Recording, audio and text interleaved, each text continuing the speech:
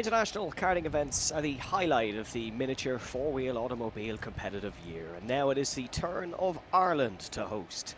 Welcome folks to the opening day of the Tillotson T4 Euro Cup Round 2, live from Kiltorcan Raceway, County Kilkenny in the Emerald Isle. My name is Evan Dalton and you are watching Alpha Live. Circuit has undergone some unbelievable renovation work ahead of the arrival of the international T4 stars and teams, with a fresh lick of paint across all the curbs, a brand new grandstand in the first corner and the tricolour proudly displayed on the surrounding walls. Stretching just over a kilometre in length with minimal elevation change, it is the perfect host for close quarter racing. Not too far from here is the stunning Kilkenny city in what's known as the sunny southeast, and it certainly is sunny here today. This weekend's competition, the T4 Euro Cup, has a record-breaking Tillotson prize pool equalling €60,000 in total. The podium placers in each category in tomorrow's final will earn themselves a ticket to the elusive T4 Nations Cup in Valencia this September and October. Looking back at the previous round before our action gets underway in a couple of moments here, folks, in Kilkenny. Round 1 took place in South Garda in Italy, and very reminiscent, beautiful sunny conditions at the Central European venue. There were winners from all corners of the world in the opening spectacle, and the same could well happen this weekend.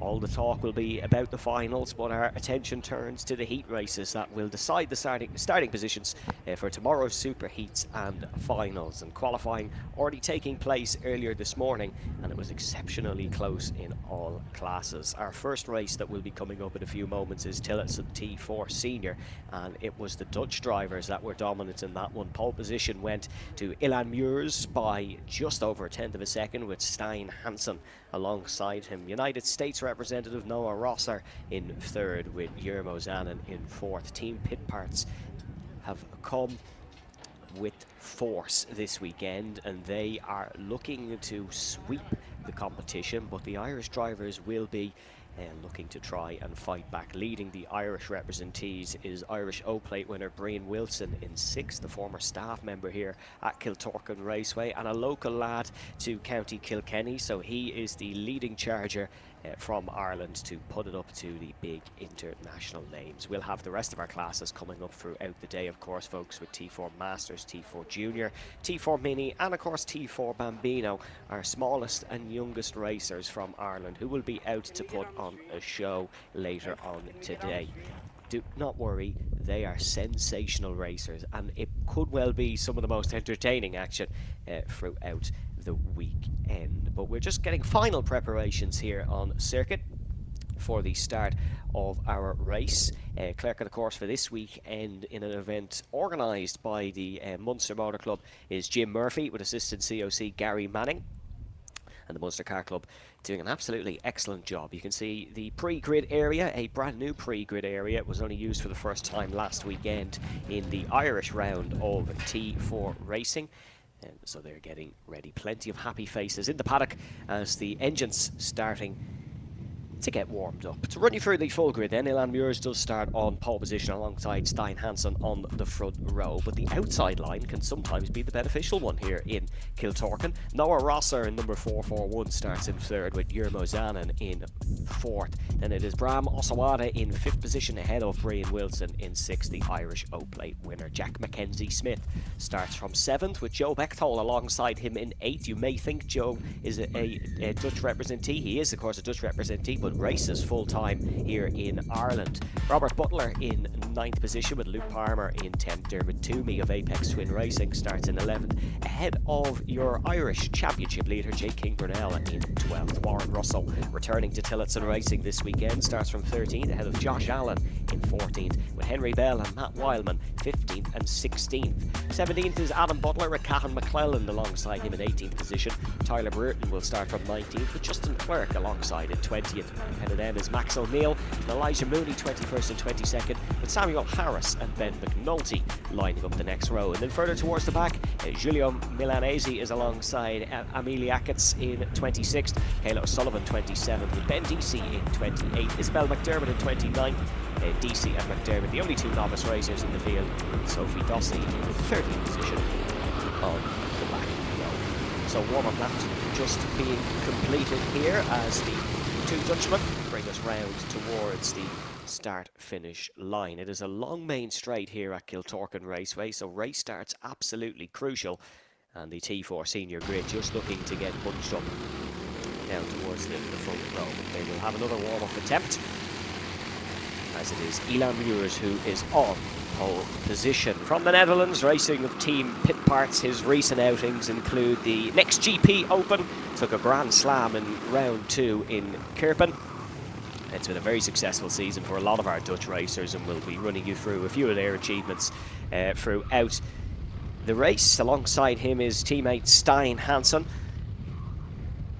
sporting the number 469 for this weekend. The 2025 Dutch T4 Senior Champion, was the top rookie in the 2024 T4 Senior Championship in the Netherlands. He was second in the most recent round of the Next Dutch Open. Ran in the Nations Cup, as did a lot of the representees here this weekend.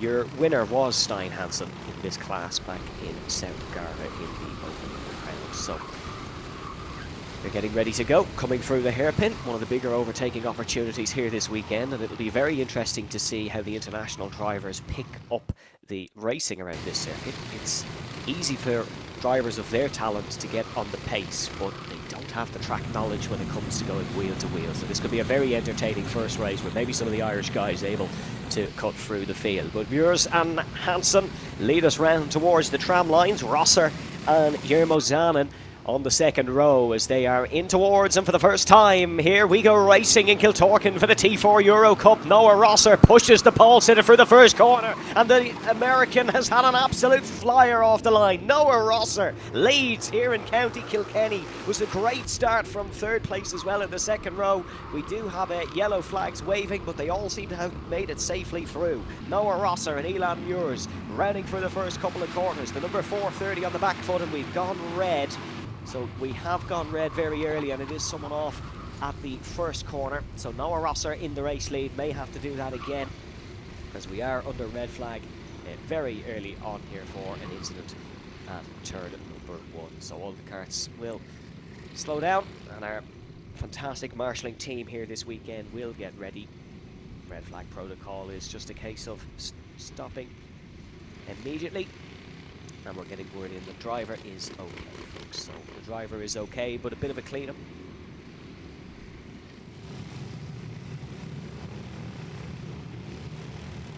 Very quick medical checks for the driver, but they are out of the kart. And he is off there.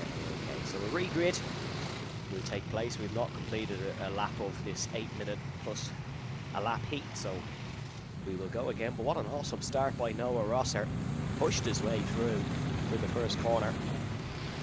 Former Nations Cup winner, of course. His biggest achievement. Now racing real cars, but returning to Tillotson action this weekend for the Euro Cup and for the international events.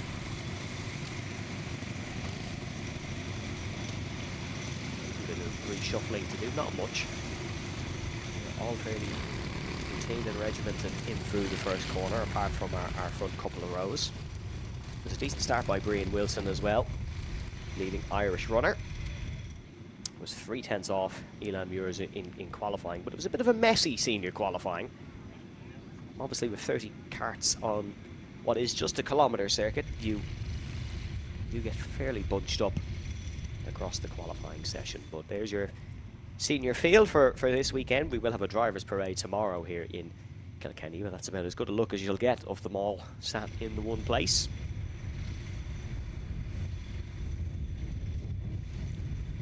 Can't imagine we would be too long waiting for this restart. Hopefully things get going fairly soon. 3 heats for senior coming up today, and then we'll have the super heat and the final tomorrow, of course.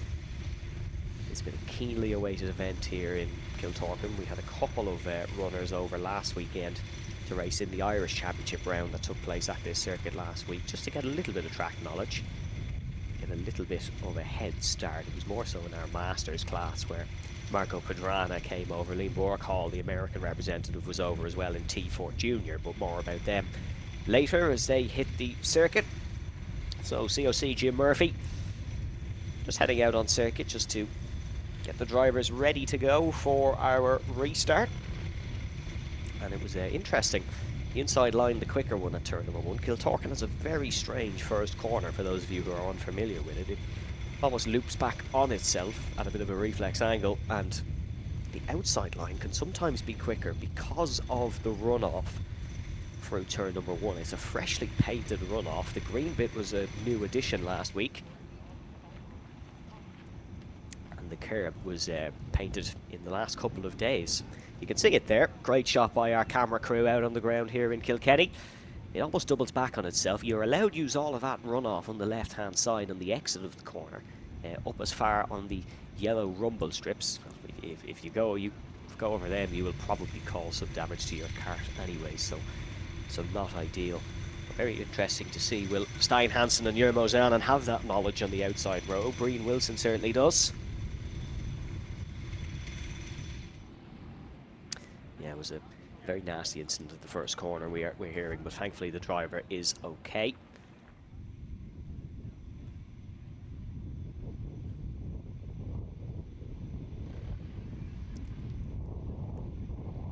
So we're getting a look at that rumble strip there.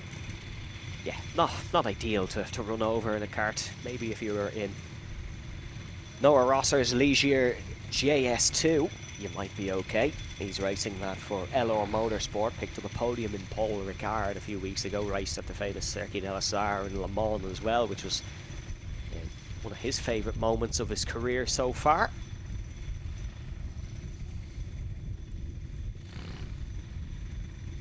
Not his first international event here on the island for Noah Rosser. Travelled to Belfast, County Antrim last year, where he raced the Irish Grand Prix. Won it, of course, to such the testament of the calibre of driver that he is. He picked up the win in T4 Senior. Then travelled down south the next week to race in one of the Irish Championship rounds in White River Park, which is another fantastic facility on the Emerald Isle. Here with Team Pit Parts this weekend, but very much running his own driver academy as well as Noah Rosser. And he manages, or coaches I should say, a couple of the drivers in this field as well, particularly those who he is teammates with in Team Pit Parts. You're getting a look at him there with the white race suit and the red yellowish coloured helmet.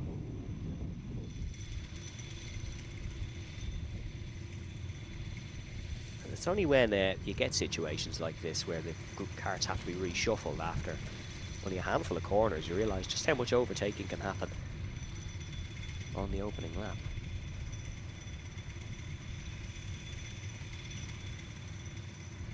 So we'll run you through the field again very quickly, just to keep you updated. It will be the same starting order that we had on the opening lap. Ilan Moores on pole, Stein Hansen in second, and Noah Rosser, Jurmo Zanen, Ram Osawarda, Brian Wilson, Jack Mackenzie Smith, Joe Bechtold, Robert Butler, Luke Palmer, Dermot Toomey, Jake Brunel.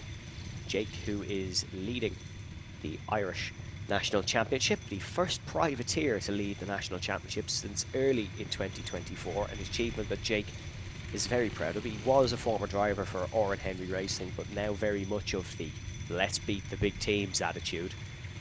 It's a real feel-good story in terms of the number 440's career so far. From County Kildare, he's top novice in 2024. Held a lap record at another Irish circuit at Boy for 2 years, but that was recently beaten at one of their club rounds. After Brunel, and joining him, or behind him I should say, on the 7th row is Warren Russell. Warren has been taking his talents to the spanners in the last few weeks. He's been on the spanners for a couple of Tillotson drivers, racing Miami this year.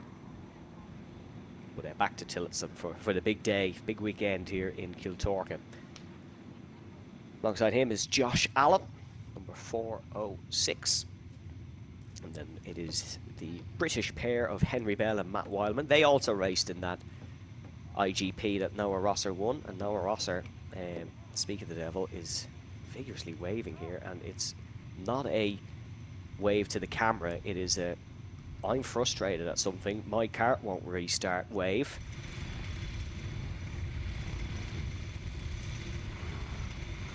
hopefully no issues for the fast starter on the original restart. We're going to be getting going hopefully very soon, folks. Track temperature is 41 degrees currently, according to the brilliant sensors from timing.ie. If you are looking for live timing, of course we will have graphics on the screen, but if you're looking for additional live timing, timing.ie is where you can find it. Paul Grogan and team do an absolute awesome job here in Ireland of all events, whether it's go-karts, racing, motorbikes, two flies going up a wall, timing.ie have you covered. And even though we had a lot warmer temperatures here for the Irish round last week, that is a higher track temperature than we experienced then. But just the final little bit of grid shuffling, that is all we are sorting out, and then we will be getting ready to go racing here for the first heat of T4 Senior at the second round of the Tillotson T4 Euro Cup.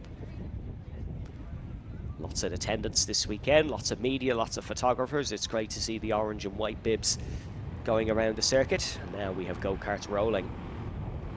Noah Rosser has got away a-okay, so we will be back in this one. They head through turn number 1. Oh, we haven't all got away safely, and one of the, it looks like one of the DMS drivers, one of the Irish representations, is not off the grid, and they are trying to get that car going. It'll only be a matter of seconds that they have to try get that going before they're hooked off the grid, and yep, they have it going. So we'll have a full field of what is left. We will get this race started. The driver having some problems was number 481, Warren Russell, who we were speaking of DMS. Another former lap record holder, but at Kiltorcan here in the rentals. Kiltorcan getting some new rentals. They were arrived on Tuesday or Wednesday, as if they didn't have enough to be doing to prepare for the Euro Cup. So if you're in the area, make sure to head to Kiltorcan Raceway for some brand new rental carts. But final tyre warming being done.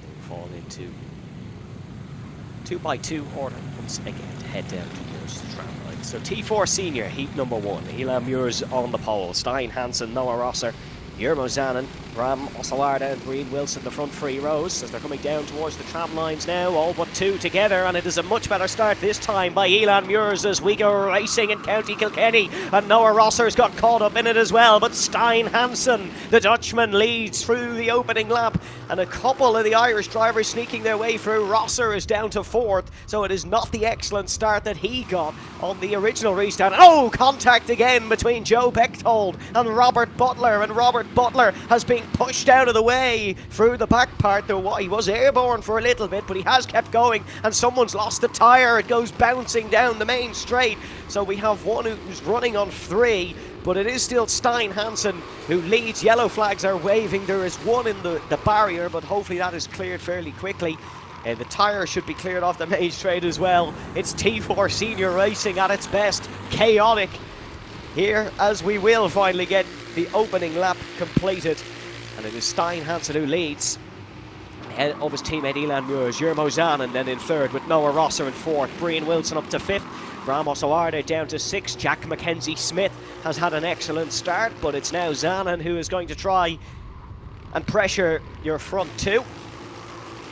Stein Hansen just right behind as they head through the triple left-hander, very reminiscent of Istanbul Park here. And the race leader pulling about a kart length of a lead, not too much. Getting a good second lap nonetheless. Elan Muirs would like to take back his rightfully earned pole position spot. These 2 hairpins will be crucial come the end of the race. That's where the big moves happen, and the wider curving allows for even bigger lunges down the inside. But with still 6 minutes to go, it's all calm for now up the front, as the 2 team pit parts members look to duel it out. Cahan McClelland up 2 spots to 10th position. The Oran Henry Racing driver has had a good start. The driver who had the tyre problem, well, we lost Justin Clerk and Samuel Harris. Sophie Dossie has dropped a lap down, so Sophie unfortunately having issues as well. As we're looking at our top 2 once again You can see there's another cart pulled off to the right-hand side, and that could well be Sophie, as it is one of our Italian representees in their pristine white Tillotson race suits. It really is some excellent branding for T4 Italy to have all the drivers in the same colours. Makes it a little bit easier to spot them out of the circuit as well. Side by side for the flat-out final corner here. In the battle for the front crew, top two going. Headed down towards turn number one. Noah Rosser falling off a little bit here, as is Yermo Zanen.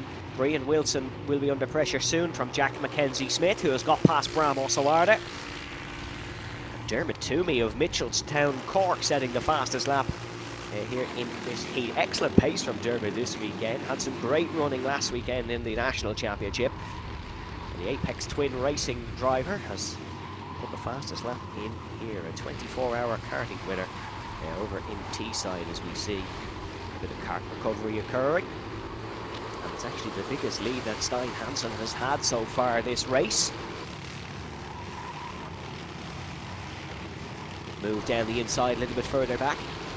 Hansen said his biggest achievement of his karting career so far was the win in round number one. If he could back it up here in Kiltorcan, it would be an excellent start, but we are a long way away from thinking of finals, and now it's all about playing it calm, playing it composed, and picking up the best result possible here in the opening heats. 4 minutes, 10 seconds plus a lap to go. Cahan McClellan with the fastest lap, so the fastest running not coming from the front crew, but McClellan in a nice spot of clean air chasing down Joe Bechtold, who he had a great fight with last week, and Joe Bechtold has just got past Bram Osoarda a little bit further back. Bram ran into the gravel, and there goes the move from Noah Rosser. The experience kicks in, and he's now up to second position and going to try chase down your race leader. Elan Muirs has been overtaken through the first of 3 hairpins through the final couple of sectors.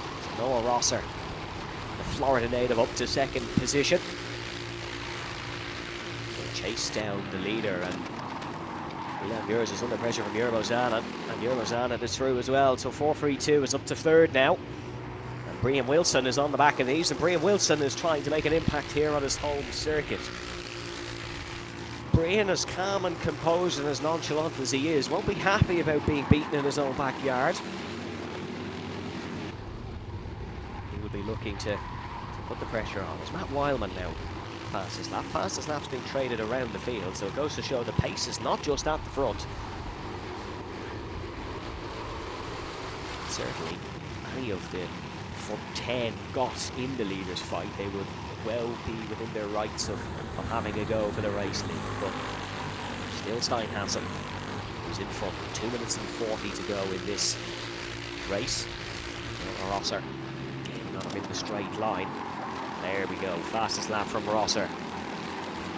Noah is starting to kick into gear here in County Kilkenny, and he's gone for it down the inside, and Noah Rosser's left the room, so he has a lunge and he is ahead, but crucially Hansen has the inside line, and oh, Noah Rosser's been forced to the outside, goes for the race lead, and he finds himself in fourth in a matter of seconds. Yermo Zanen and Elan Muirs did not need an extra invitation to sneak through, but Rosser has found his way back, and the Floridan is back up in front in third position, but it's not the race lead that he was fighting for a few moments ago.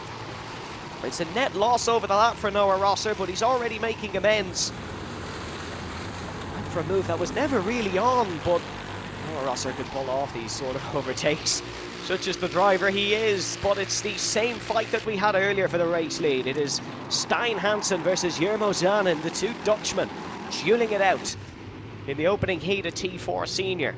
And Stein Hansen pulling out all the defensive stops so far this heat to take the race win, as Cahan McClellan improving his time once again to pip Noah Rosser's. He's chasing Jack Mackenzie-Smith, and that is in the fight for 8th position a little bit further back, but race leads well and truly not decided yet. Making their way through the chicane towards the crucial 2 hairpins. That's where Rosser made the move on the last lap, but he's not able to get in front on this lap as they fly past Marshall's post 4. Right down the order, it was a good last lap for Henry Bell. He was able to get past Max O'Neill, and Max O'Neill got past Jay King Burnell, so 2 drivers making moves further down the back of the order. Jack Mackenzie-Smith is now finally past Joe Bechtold as Noah Rosser is on the hunt once again for the triple right-hander. But Rosser, who was on the hunt, has just had the wool pull over his eyes, and that is Elan Muirs, who is back in front now of the American. Brian Wilson is just sitting there happy out, waiting for contact or a collision maybe to try and sneak a few positions. It's not the be-all and end-all if you finish one position lower than you could do here in the heats. It's all about being consistent across all three. We'll have all three live here on Alpha Live this afternoon. Crucial couple of laps here to go. Through the final corner, Noah Rosser still not happy. The race leader under pressure. Down towards turn number 1. Last lap here in Kiltorcan Raceway, and it is Stein Hansen versus Jermo Zanen for the race lead, and they've pulled up a right gap over Noah Rosser now. The two teammates, of course, will want to play safe, play fair. Can't imagine Jermo Zanen will go for something too silly, but Rosser right behind. He's under pressure from Elan Muirs and Brian Wilson, and they've all got to be careful of Wilson. Not a member of Team Pit Parts, maybe would like to be in the future. He will happily overtake them here, but it's all rather calm on the last lap. This is where a move could happen if one's going to happen. There's no big lunge down the inside. They all realise they're racing for superheat position, and in for the final corner now. It is a defensive domination from Stein Hansen on the opening lap, and he'll see the first checkered flag of the day here at Kiltorcan Raceway. And there's a slight fist pump from the yellow gloves. A great drive by Stein Hansen. It's Jermo Zanen who comes home behind him. Noah Rosser in third, and Elan Muirs in fourth, and it's Brian Wilson in fifth. Linus O'Arday in sixth, recovered a little bit from a poor start. Jack Mackenzie-Smith in seventh, out of Cahan McClelland in eighth. Great race from Cahan. Started in 18th, finished in 8th spot. Not bad going at all. And it was Matt Wileman in 9th. Joe Bechtold finishes in 10th position. Warren Russell in 11th. Luke Palmer in 12th. Josh Allen 13th. And Henry Bell making up a couple of spots late on to finish in 14th. One position ahead of where he started. 15th then goes to Max O'Neill, with Jake King-Brunel dropping to 16th. Adam Butler in 17th. Dermot Toomey, despite putting fast laps in, fell from a qualifying position of 11th to 18th. Elijah Mooney finishes 19th, ahead of Emily Ackett in 20th, and it was Julia Milanese in 21st and Ben McNulty in 22nd. Robert Butler, after that contact, just fell down the order. Very disappointing result for Robert Butler, who was happy enough with his qualifying position, but he'll have work to do in the second heats. Ben DC in 24th. And Kayla O'Sullivan, Isabel McDermott, and then 4B Racing's Tyler Breer, 2 laps down in 27th, with Sophie Dawson in 28th, and then unfortunately very early on we did lose Justin Clerk and Samuel Harris. But that is T4 Senior then, our first race of the afternoon. And what an entertaining one it was. We'll have T4 Mini coming up next, and T4 Mini, although a smaller grid of 9, will be very entertaining. Exceptionally close qualifying between our front two, Jack Harney and Harley Burton. And those two went at it in all 3 races in the National Championship last weekend, so we imagine they will be going at it once again. It was literally a carbon copy of last week's National Championship qualifying, where Harley Burton was 5/10 clear. It was a case of, Harley can do what he wants, he will be able to win this smoothly, and then Jack Harney just put in the fast laps very late on to take pole position by 0.083 of a second. Jack Harney, number 221, raced in the 2025 Miami Warrior Finals, a member of the Carrick-on-Suir Motor Club, who do some fabulous work in Irish karting and Irish motorsport in general. Very much advocates of the art of hill climbs. A T4 Mini winner in the Euro Cup. Round number 1 was Jack Harney. Took 1 win in his racing last season as well. Where did that come? Came here, Kiltorcan Raceway.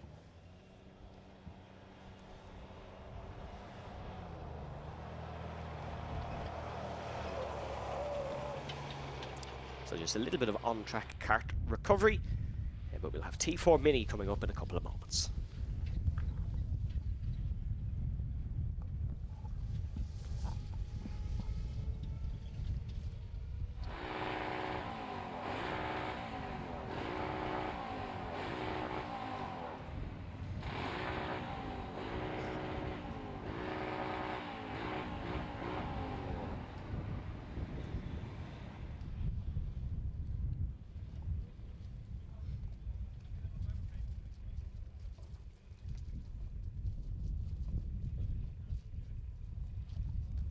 That is Sophie Dossey's kart, you can see, being recovered.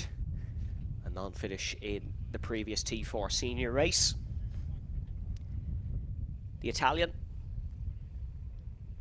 having a successful season in T4 Italy so far. A lot of experience around our previous venue, South Garda.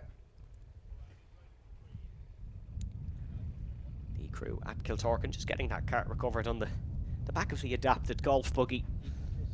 Back to the pit lane. Final prep for our mini racers.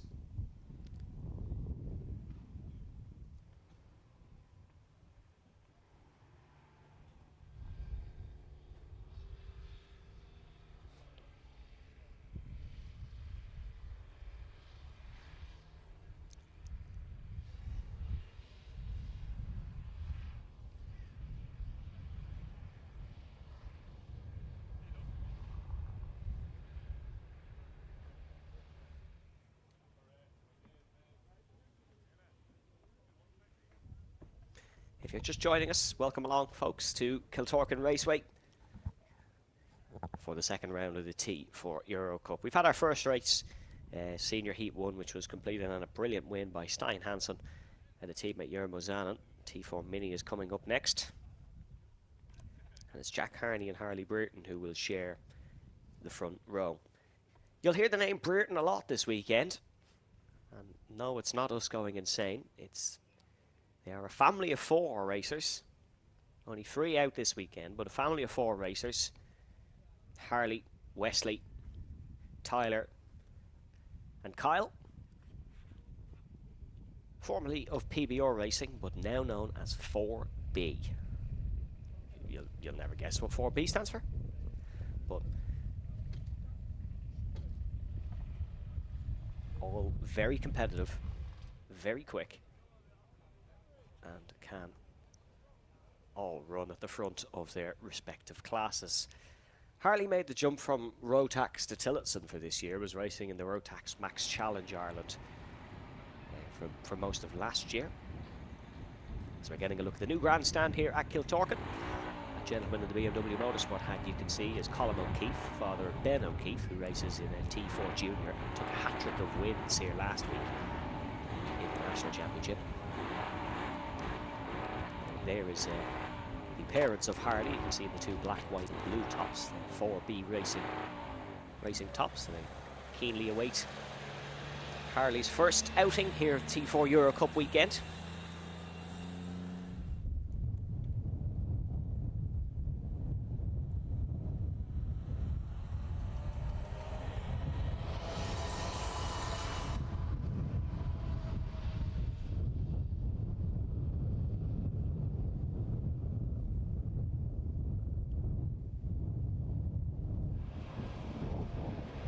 So some record speeds down the main straight. These 2 T4 seniors get recovered. Make sure you make the corner, lads. We don't have a recovery vehicle for the recovery vehicle, so that better go A1. They'll be in through the pit exit. As our T4 Mini drivers keenly await their opening heat of the day.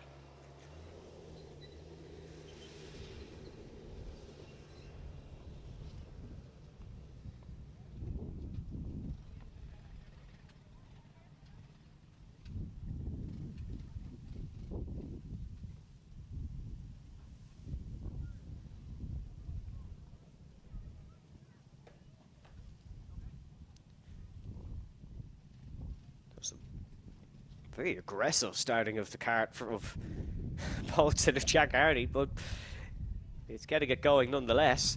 And we will be out of the dummy grid for the start of T4 Mini 1. So running through your grid very quickly, folks. Jack Harney is on pole position alongside Harley Burton in second position. Fan favourite Billy Green in third,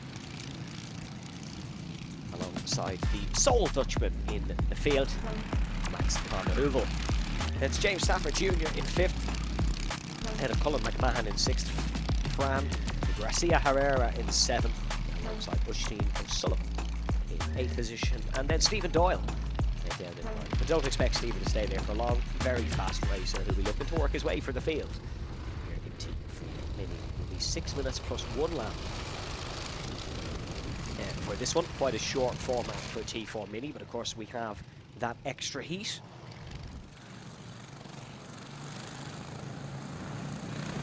Get going. After a second warm-up lap.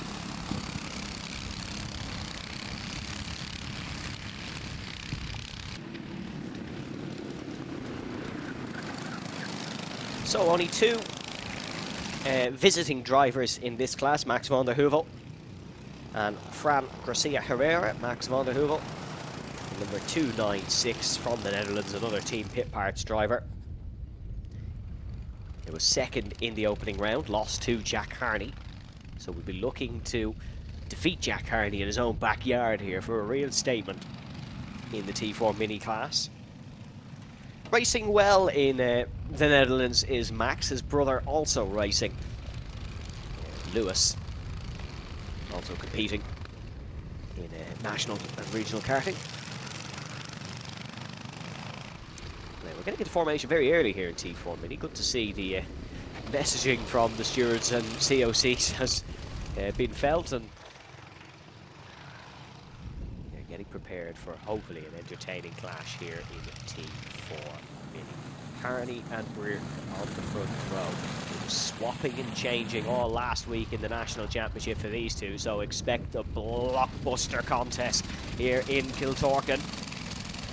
Jack Harney on the inside line, Harley Burton on the outside line as they're well in the tram lines now and accelerate towards turn number 1, and it's immediate defensive from Jack Harney in through T1. Harley Burton loves that outside line but not able to make it work. An O-Plate winner, Irish O-Plate winner Billy Green with the yellow and green helmet behind, very Ayrton Senna-esque, looking to put the pressure on. There's not a lot of movers and shakers towards the back. Stephen Doyle not able to make up too much ground yet, but he will be looking to do so throughout the race. Still Jack Harney at the front of this one, but Harley Burton immediately looking to put on the pressure. In terms of race starts, Harley Burton is very quick on the opening couple of laps, gets the tyres fired up and is able to push on very, very early.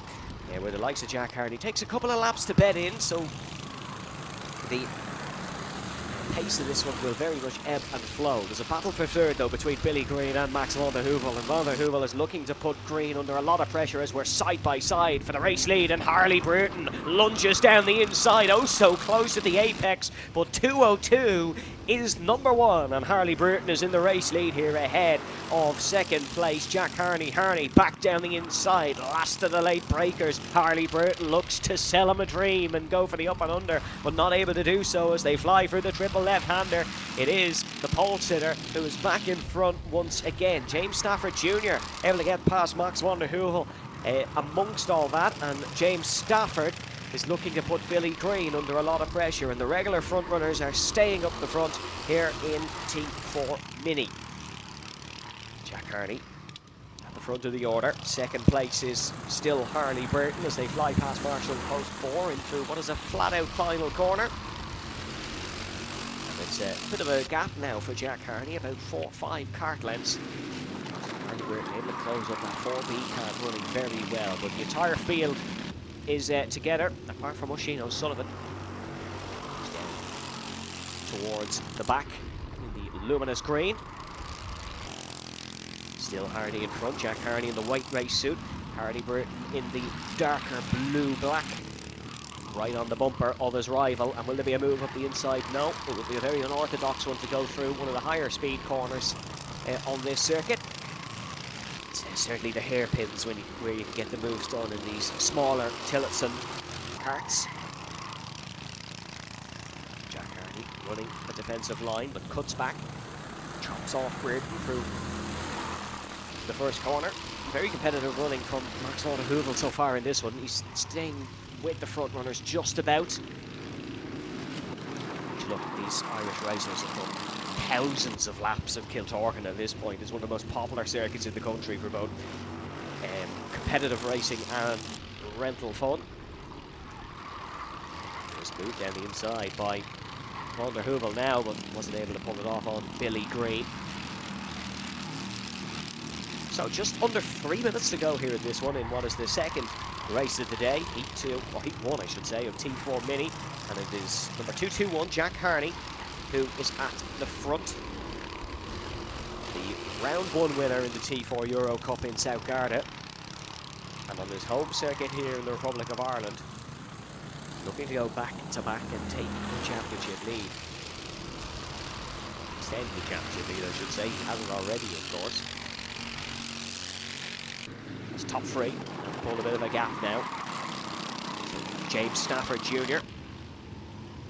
is keeping with them. A son of a rally driver, as now Harley Brereton is going for it down the inside on Jack Harney, and Brereton is able to pull it off. But as we know from race number 1, Jack Harney doesn't take being overtaken lightly, and he will be very likely to go for another overtake to retake the race lead.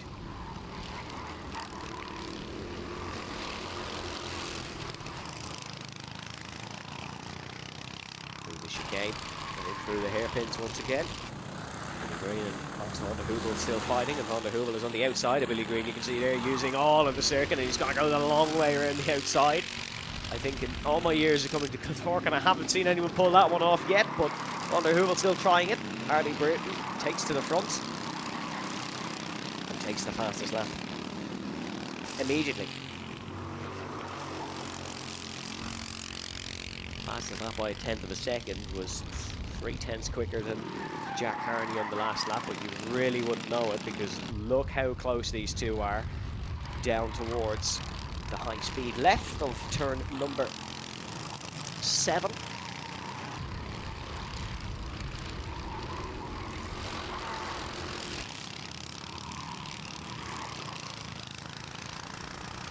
A little bit of a mistake for Harley Brereton in the race lead.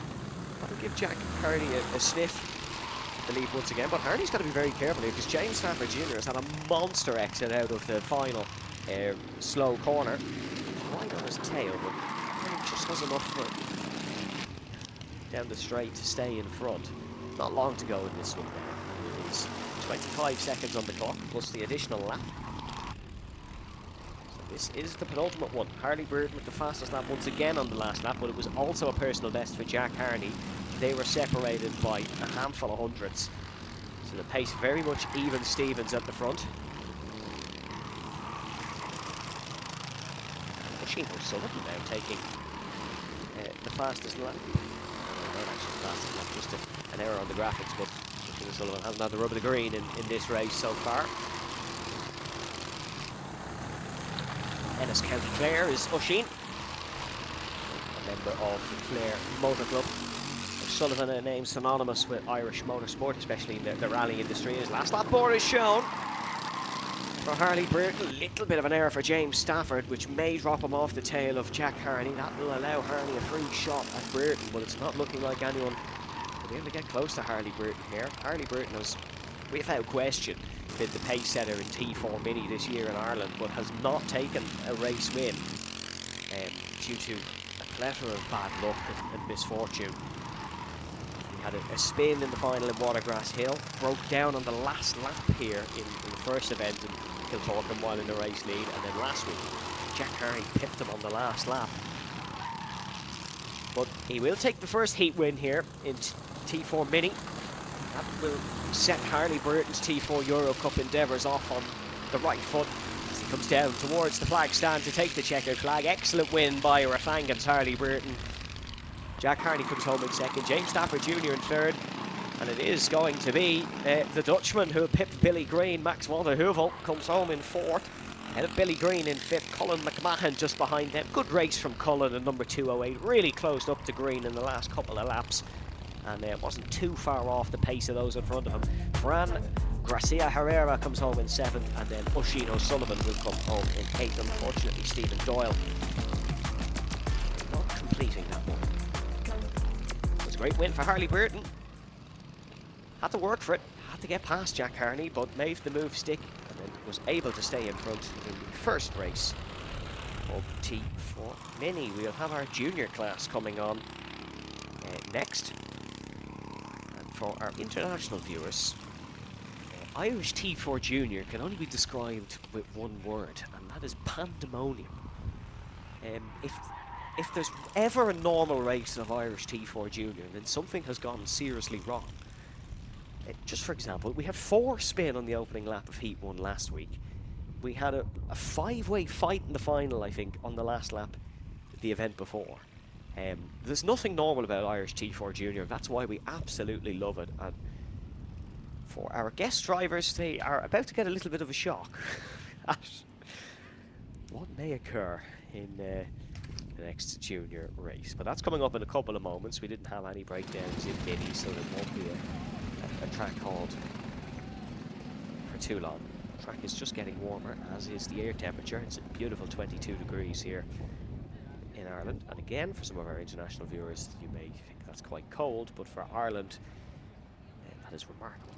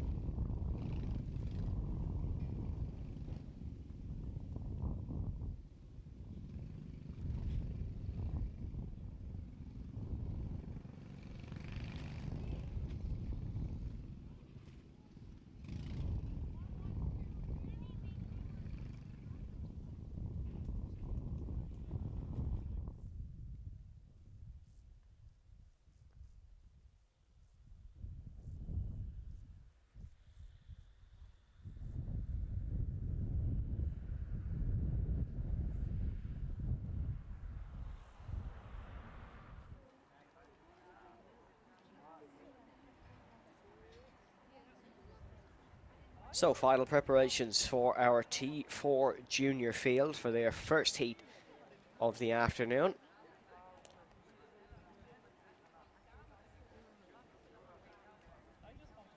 Should be a very, very entertaining one.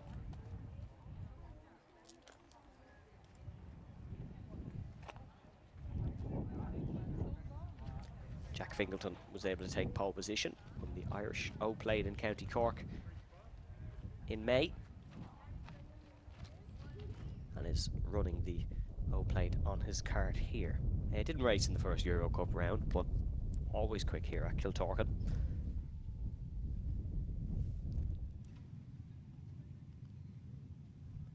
As our carts will be warming up now. Is there a bit of trouble for Fingleton? It's one element of Tillotson racing is they don't seem to be the easiest things to start. As hopefully Fingleton is able to get going here. There's a couple of concerning looks on his mechanics. Jack Fingleton racing for PBR. And now the finger swivel, the international sign for let's get going, and Jack Fingleton is able to pull away, and he will start on pole position for the first heat of T4 Junior. Alongside him, Zach Battersby in 2nd. Senna McLaughlin starts in 3rd. Ben O'Keefe in 4th position. Harry Ward, Adrian Giel, Alexander Ibrahim, and Jack Keneally. Behind Keneally, we have Ben Cosgrove ahead of Guatemalan representative Fernando Wheeler. Pablo Segura then at 11th, ahead of Wesley Burton in 12th. Lee Morghall, who raced here last week, in 13th. Tyler, the Pickle Pageant, in 14th. Roman Pullen in 15th. And Tiernan O'Connor will start in 16th position. Behind them we have Rory O'Donovan, Max Cooling, Darren McMahon, and our only novice in the field, Strad.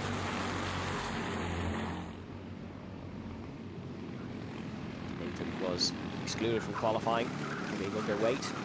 Why Nathan is down the back, unfortunately, in 20th position.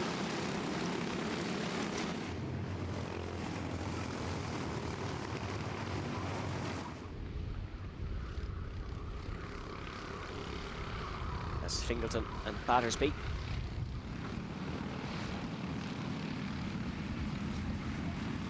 On the front row. Senna McLaughlin actually overtaking Jack Fingleton on the warm-up lap. Zach Battersby wearing his Oran Henry racing suit, whereas McLaughlin is in the luminous yellow. I was very much wondering why McLaughlin was ahead of Battersby, but no, Zach Battersby is starting on the outside of row 1 alongside Jack Fingleton. A fairly nasty crash at road tax to Zach Battersby, but A-OK. And in top form coming into this one. It's been a fantastic year of karting so far for the Battersby family. Hugo Battersby racing in Bambino. You'll see him later. He is a brilliant young racer.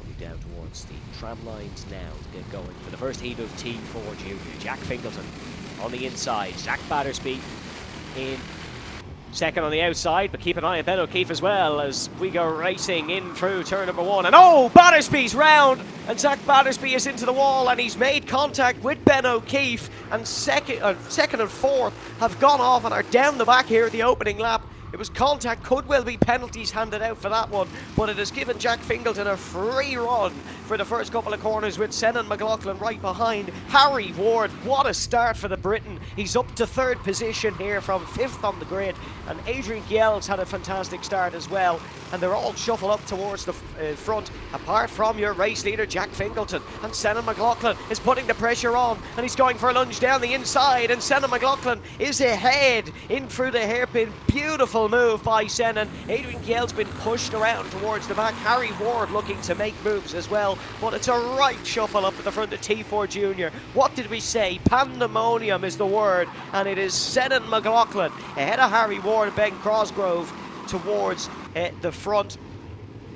A lot of shuffle ups on the opening lap as they head their way through. Big lunges down the inside as well. That's for 4th position.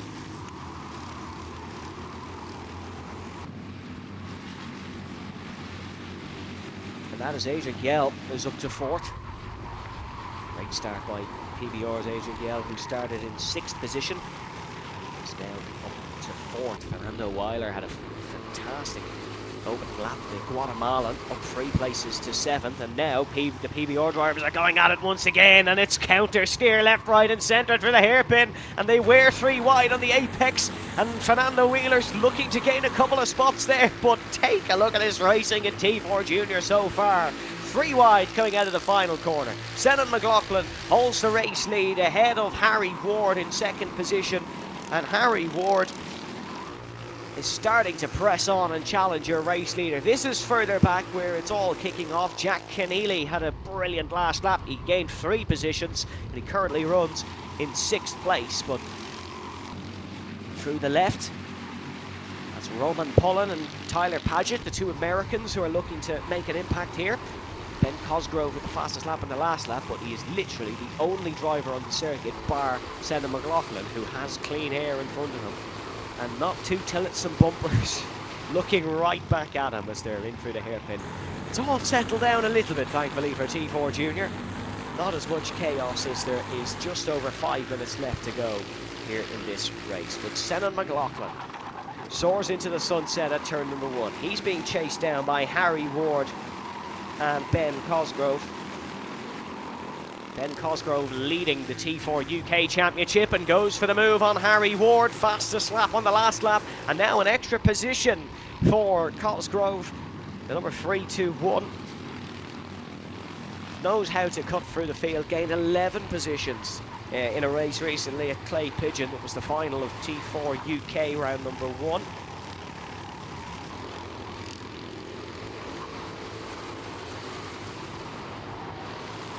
Ben Cosgrove and Harry Ward don't want to start tripping over each other too much. Because Senna McLaughlin is the target here for the pair of them. They'll be working together against McLaughlin.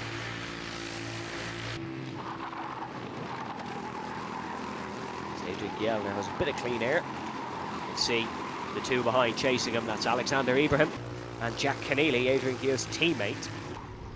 So let's see if Keneally is able to get in front and put out the block for his good friend and teammate Adrian to work his way through the order. Zach Battersby and Ben O'Keefe are both working their way through the field as well. 15th and 16th now for them. Both up a spot on the last lap as Wesley Britton with the fastest lap there. Four-race start for Tiernan O'Connor. Down to 17th, lost 2 spots to O'Keefe. And Battersby on the last lap. It's the rally crew side by side, a little bit further behind. So there we go. That is the damage of the opening lap, I imagine, as we'll keep an eye on who is missing a bumper. But Ben Cosgrove pushing on to try and catch Senna McLaughlin.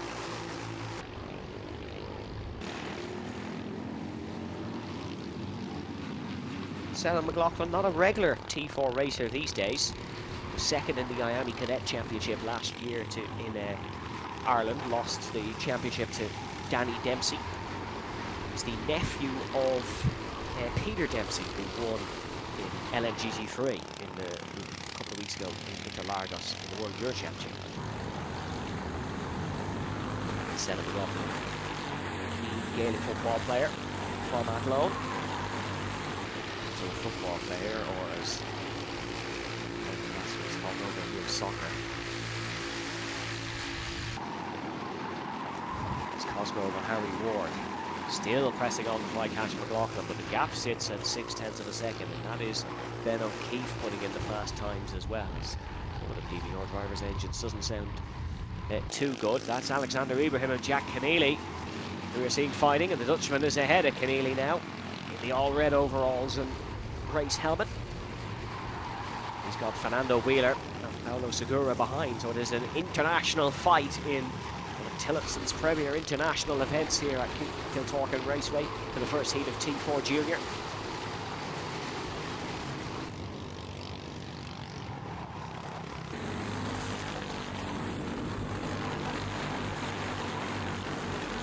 Change in the fight for the race lead. It's all fairly settled at the front, but the gap actually increasing on the last lap between McLaughlin and Cosgrove. But we are looking at Ibrahim and we are looking at Jack Keneally.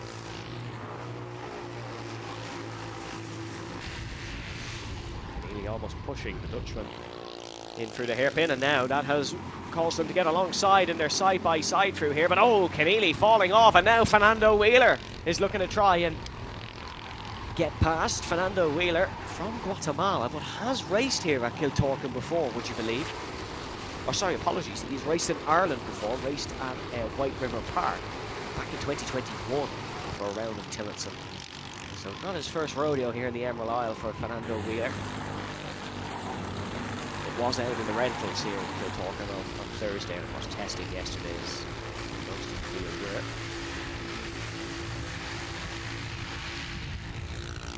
Still no change in the running order. Fernando Wheeler now side by side with Segura Borgall.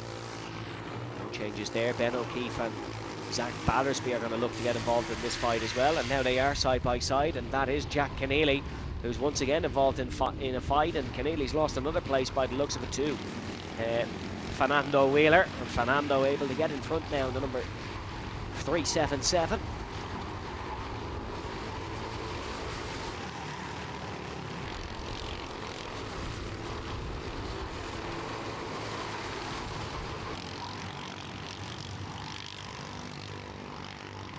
Just coming close to being 0 seconds, and yeah, we dropped to 0 seconds just before race leader Senna McLaughlin gets to the line, and he's probably thankful for that, because Ben Cosgrove and Harry Ward have really got the bit between their teeth the last couple of laps, and they have pressed on to try and take the race lead off Senna McLaughlin.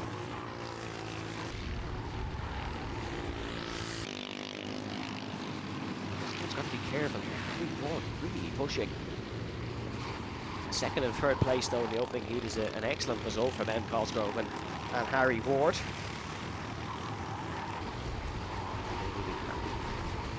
And I imagine heading back to the paddock here. Tyler Paget has had some problems on the last lap. He's dropped down 3 places.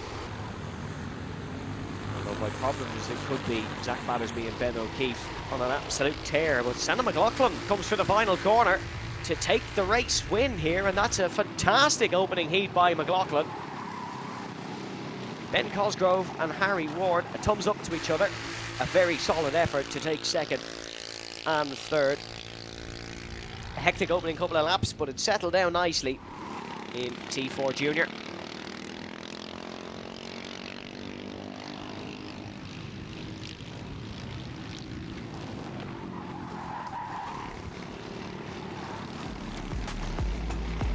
Final few runners come through to complete the grid. Senan McLaughlin of Athlone takes the race win. Ben Cosgrove in second.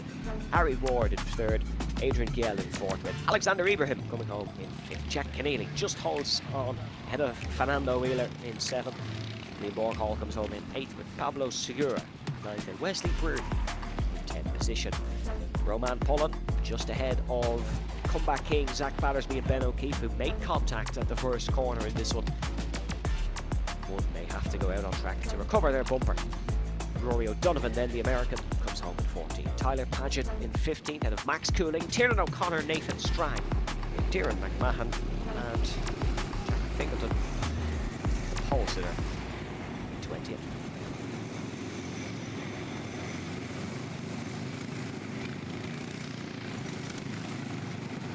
So that is it for Junior for the moment. We will have 2 more heats of T4 Junior coming up this afternoon, of course, in our opening heats of the T4 Euro Cup here in Kiltorcan Raceway. If you're enjoying the action here on Alpha Live, don't forget to pop a subscription on the YouTube channel. Let us know your thoughts in the live stream chat below.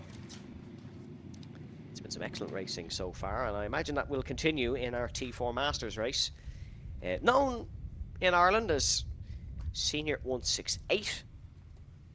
It is the heavier weight category of Tillotson T4 Senior.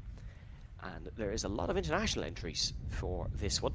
We have quite a decent number of Senior or T4 Masters runners in Ireland, but there's a decent international contingent travelling over for this weekend. A lot of Italian drivers, as they're already heading out on the circuit.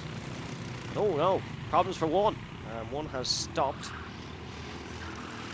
That is Antonio Yul, the Spanish driver, who has stopped just exiting the dummy grid. Not getting any support by the looks of it, so Antonio may not get going in this one, but it is Valerio Prandi on pole, and of Adrian Ortiz in second. Luke Kavanagh starts in third, ahead of Colin Munnelly in fourth.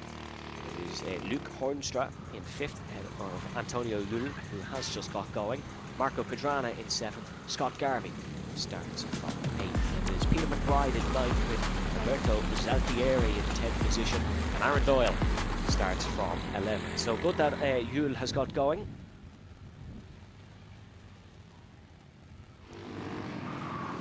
We'll have the full field, as Antonio will be able to catch up, hopefully. But Valerio Prandi, the Italian, on pole, winner in the opening round of the Euro Cup in round number 1. From Cremona, Italy. Alongside him is Adrian Ortiz, Spaniard of CT Karting Servetti Racing. It's a race to the Nations Cup last year in Valencia. Luke Kavanagh, then top Irish driver, in third. Got the on-track win in last week's national championship. It did lose it due to a 5-second penalty. But Luke transferring up to T4 Master from T4 Senior, and really making an impact very early on. Keep an eye on Luke Kavanagh. And then it's the #1 on-form driver behind, or alongside him, Colin Munnelly. Unfortunately for Antonio Yul, doesn't look like he's going to be able to catch up here, so it's first heat plagued by issues as the T4 Masters are down towards the tram lines, and it's Brandy and Ortiz on the opening row, but a great start by the Italian. Doesn't let Ortiz round the outside. Little bit of a nudge at the apex between Luke Kavanagh and Colin Munnelly, and that allows Luke Hoornstra, the Dutchman, to sneak through and into third position down towards the hairpin. But Brandy is in the race lead, and there was a little bit of contact. Colin Munnelly has got all the way to the outside of turn number 3.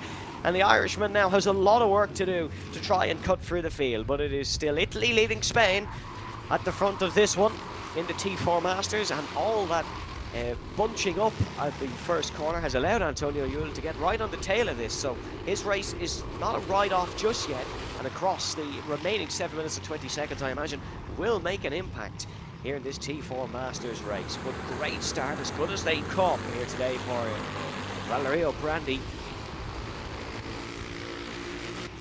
Leo 71 driver. Second position still Adrian Ortiz. Then it is Luke Hoornstra in third place, ahead of also Luke, spelled very different, in fourth. Now the Dutchman trying to attack Ortiz, and Luke Kavanagh is able to sneak through because of that. And Luke Kavanagh now finds himself in third place, about as cutthroat as you get from Luke Kavanagh. He's now in third. Will try to work his way up the order. Great start by the very experienced Roberto Zaltieri, who's up 3 positions to 7. Roberto not going to like me saying this fact, but the oldest driver in the field.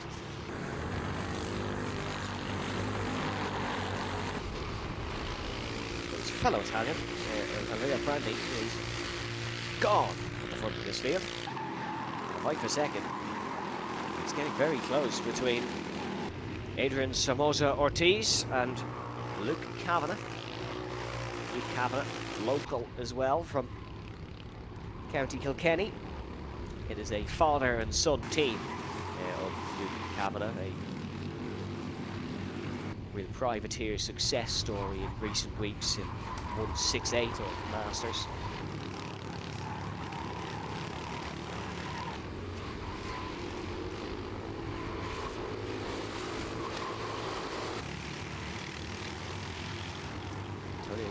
Has gained 2 positions. There's problems on the last lap for Roberto Zaltieri because he dropped down the order. He's now 9th ahead of Aaron Doyle.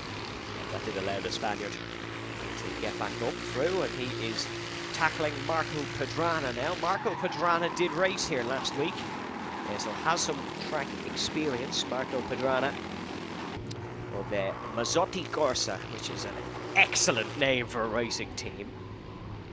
As oblivious as I am, no idea what it means, but it just sounds cool, and that's enough sometimes. What sounds cool for Luke Kavanagh is second position, and he's on the tail of Adrian Ortiz down towards the long left-hander.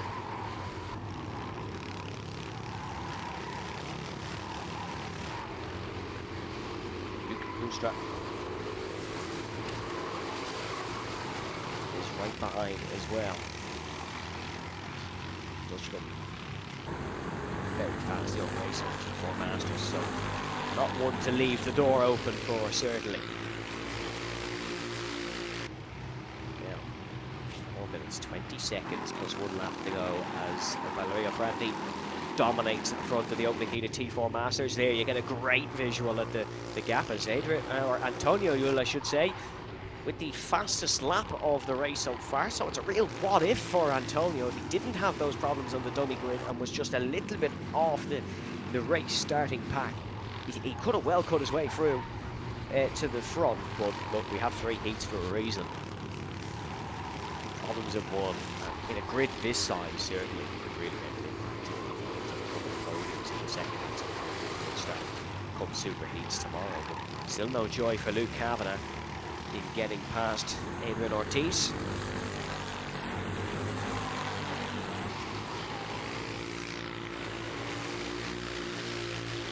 And he's right on the bumper. Looking for the move into the first corner. No, can't quite get it done. As Valerio Brandy responds to the fastest lap attacks, and it is a 53.6 for Brandy. Really wouldn't be out of place in a senior race. And now there is a battle kicking off for second, and Luke Hoornstra is looking to try and overtake the Irishman in front of him. Loop squared on the tail of Adrian Ortiz, but he's holding on well. Has not glanced over his shoulder once, which goes to show how confident he is in his own defensive abilities. Yeah, the Spaniard in second, really not minding. He was behind him. Okay, there was the little glance. It wasn't quite over the shoulder, but definitely not. Stay head through the hairpin.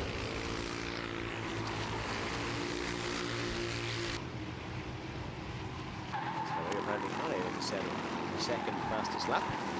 Certainly pulling away from his top two. Gap now sits at over 2 seconds, which would make it the biggest win of the day so far here at the T4 Euro Cup. Luke Kavanagh goes for the outside of Ortiz, and he's going to try the classic Kiltorcan up and under, which is by far and away the best move to pull off here for this section of track. Certainly it's a lunge down the inside into the last sector. A real racer's move. No, Luke Kavanagh not able to get past the Spaniard, running number 3.26. 19th in the Nations Cup final last year was Adrian Ortiz. I was going to say he'll be looking for a little bit better this weekend. Even if he doesn't start the final, he will finish better than 19th. Certainly he's looking for silverware. Luke Kavanagh is one of the drivers looking to take that off him. He's not able to get past just yet. Ironically for Luke Kavanagh, this is the exact situation he found himself in last week in the National Championship, but reversed. He was defending from Anthony Holland. Anthony Holland, track owner here at Kiltorcan Raceway and managing director of Kiltorcan Raceway. And the man responsible for the success of this circuit, and the man responsible for the fantastic facility you can see on your screens now. But he also races in the Senior 168 Championship, and was the one to take the win off Luke Kavanagh last week. Just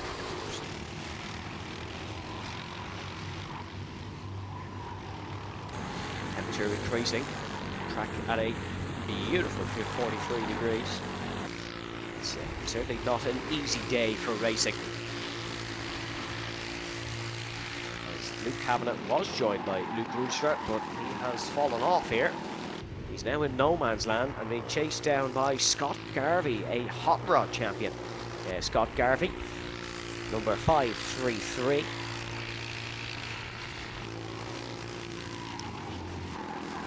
Driver of the Irish Senior 168 team, pretty much all the 168 or Masters drivers in Ireland race for the one team. FBR, Fat Boys Racing. It's a fantastic community of 168 drivers, Scott, a part of that, of course. But when they get to the circuit, nobody is friends. Friendly off the track, certainly not friends on it.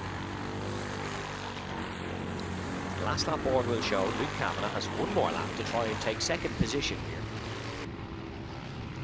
This Masters heat number 1.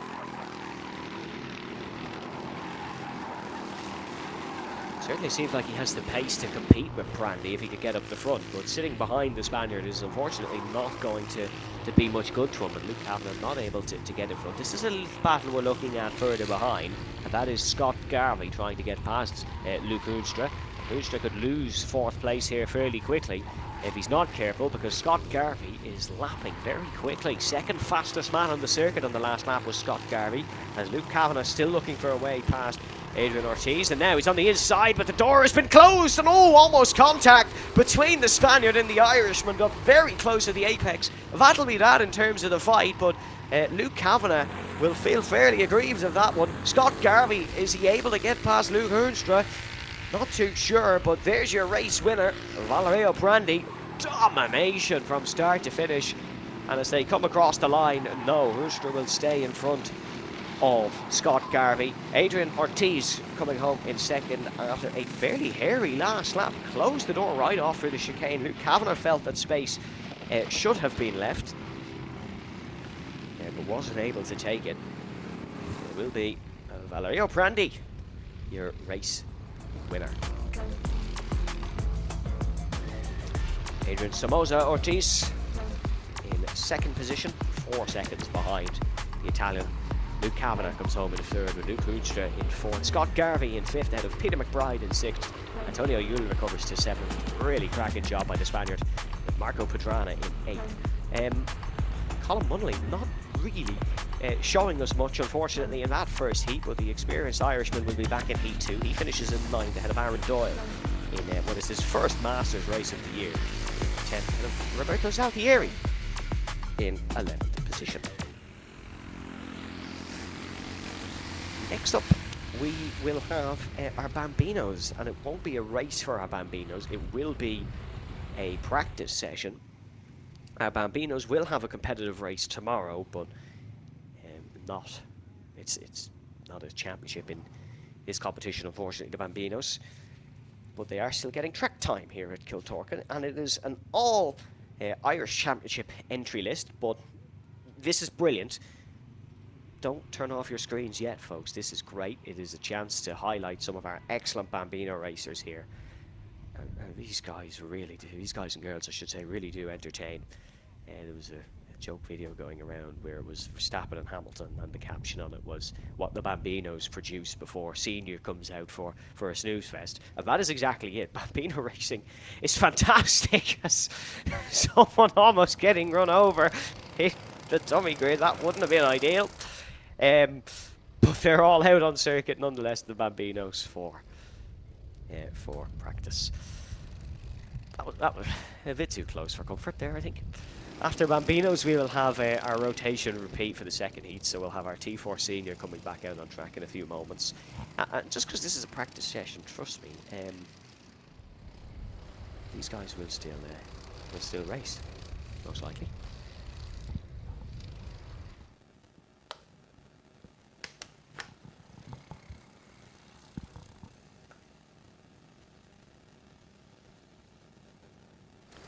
It's a little bit of calm before the storm. When T4 Senior returns, it will be a hectic race once again. It was a really busy opening one. This will be a 10-minute practice session for Bambinos. A chance for some track time before we get our T4 Senior competitives returning. The beauty of Bambinos is the standing starts. Absolutely excellent. We'll have an example of it tomorrow during our finals, where the Bambinos will race.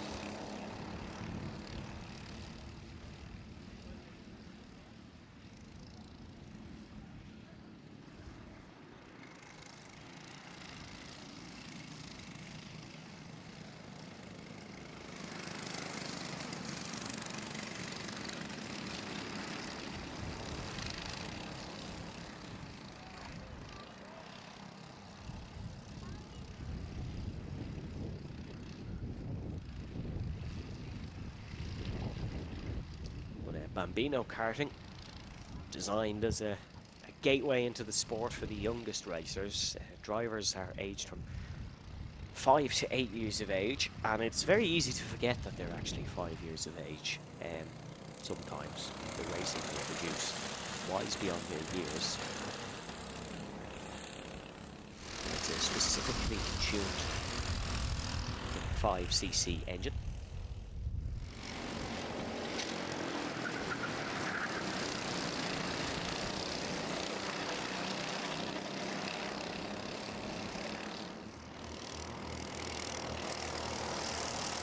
Tillotson Bambino model, the most popular around the world by far. See, the drivers all running fairly close. They're led by Hugo Battersby, luminous yellow race suit heading through the left-hander. Hugo Battersby, in his first year of karting, in his first karting weekend, won the Irish O-Plate in Watergrass Hill. Rather humorously, still has to run his novice plates, despite obviously winning on debut, but that's the beauty of karting.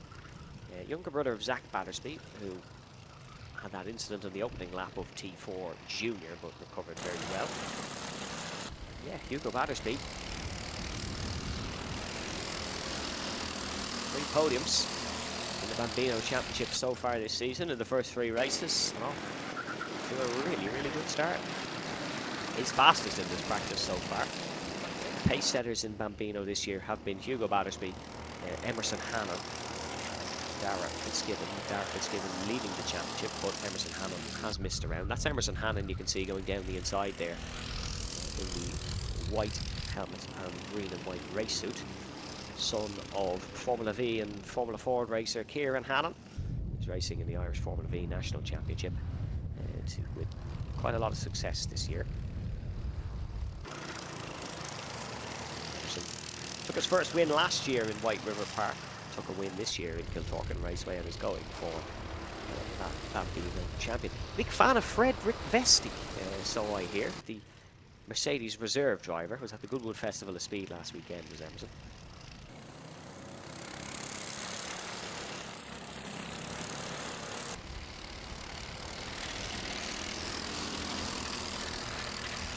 The death stare Hugo Battersby there for his rifle heading through into the first corner. That's Georgie Greer, who he's battling with, and Georgie had a best ever Bambino weekend last weekend and was so fortunate to miss out on the win. It was a last lap, a masterclass from Dara Fitzgibbon to take the Bambino win in the Irish National Championship last week. Dara Fitzgibbon went from third to first in the last lap, and unfortunately just stripped Georgie Greer of a phenomenal win, also on novice plates, as you can see, the novice black plates. Georgie Greer racing under the Northern Irish flag as they battle their way through. 6 minutes and 50 seconds left in this Bambino practice session. We have our senior racing coming up very shortly.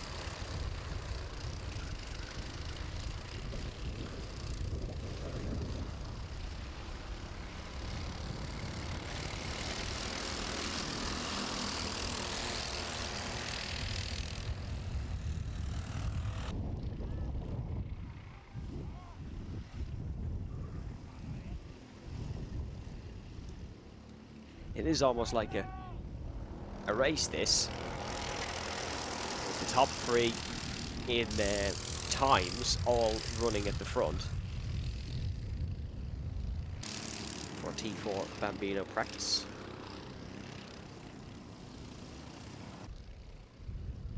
They will have intermittent practice sessions throughout the day, and then the final race tomorrow. Still a prize for Bambino, as same as the other classes.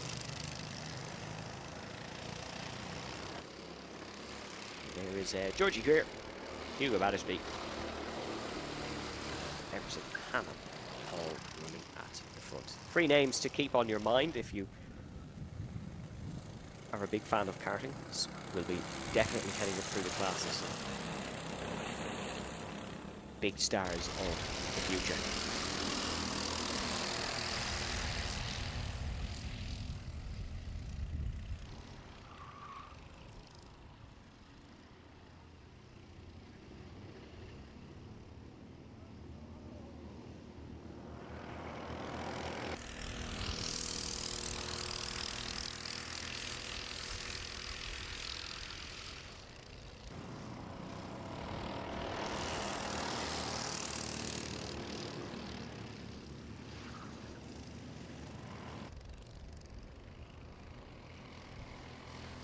So in good news for all the other classes, seems to be no penalties for the first few races, or at least so far. Stewards may be deciding a couple of verdicts, but for the most part it was relatively clean, with a couple of opening up incidents. But when you have fields of this size, you can kind of expect that into what is a very tight first corner.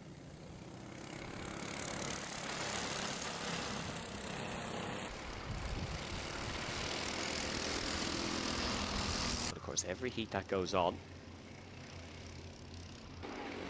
the more contested they will be. Because if you've had a bad heat 1 and heat 2, the likelihood is you've got to absolutely send it for heat 3 to try and get a good super heat starting position tomorrow. Super heats taking place in the morning, and then the finals in the afternoon. A driver's parade as well for those here at the circuit tomorrow morning.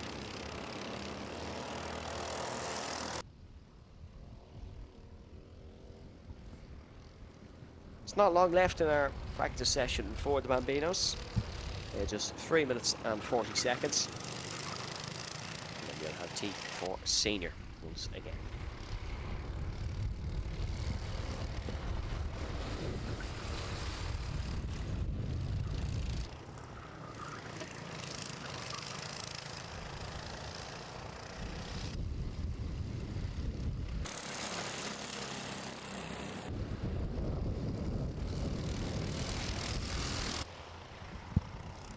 It's a good little taster of this for who will have the pace tomorrow in the Bambinos, because Bambino racers, that's really rare, the art of sandbagging, the art of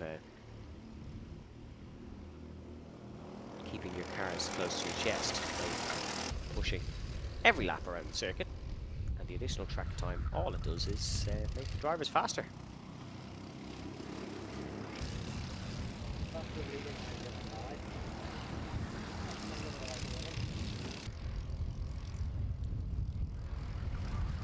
These Bambino racers, although at such a young age, very aware of how the kart handles, how the kart reacts.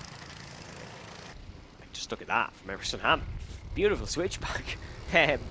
Perfectly placed on Georgie Greer. Realised that, okay, I'm quicker than the kart in front. Went for the overtake. It's the principles of karting. It's the principles of motor racing. These young drivers understand that. That's the beauty of Bambino karting. There's a lot of benefits to a young racer karting in the motorsport world and in the real world. And it's also insanely fun. What kid doesn't want a go-kart?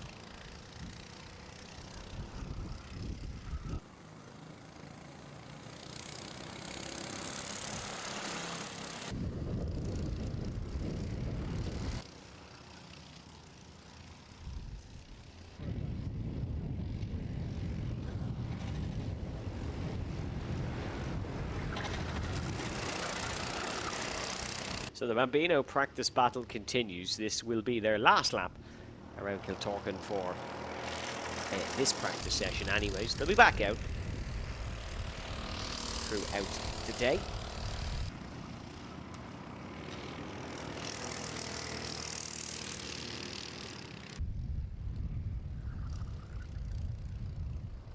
And it is one more practice session for the Bambinos today, to be precise, and then on to tomorrow's action. But checkered flag will be out this time. We have T4 Senior coming up next. If you missed the opening T4 Senior race, well, it was red flagged after one corner for an opening lap incident, but thankfully driver A-OK. We had a bit of a regrid. Noah Rosser was the fast starter on the original restart, but kind of got bundled up into the first corner on the second one. And it was Ilan Mures, Jan and Stein Hansen and Noah Rosser who fought for it at the front, but Stein Hansen was the victor. So checker flag for the Bambinos. Darragh Fitzgibbon ends practice quickest, although you can take that at your own will.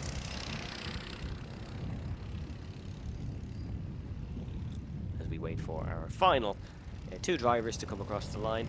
That is Ollie Keneally and Elijah Hartensberg, who will cross the checker now for our field of 6 in the T4 Bambinos. Race control to all users, checker flag in this session. We will recommence shortly with road tax.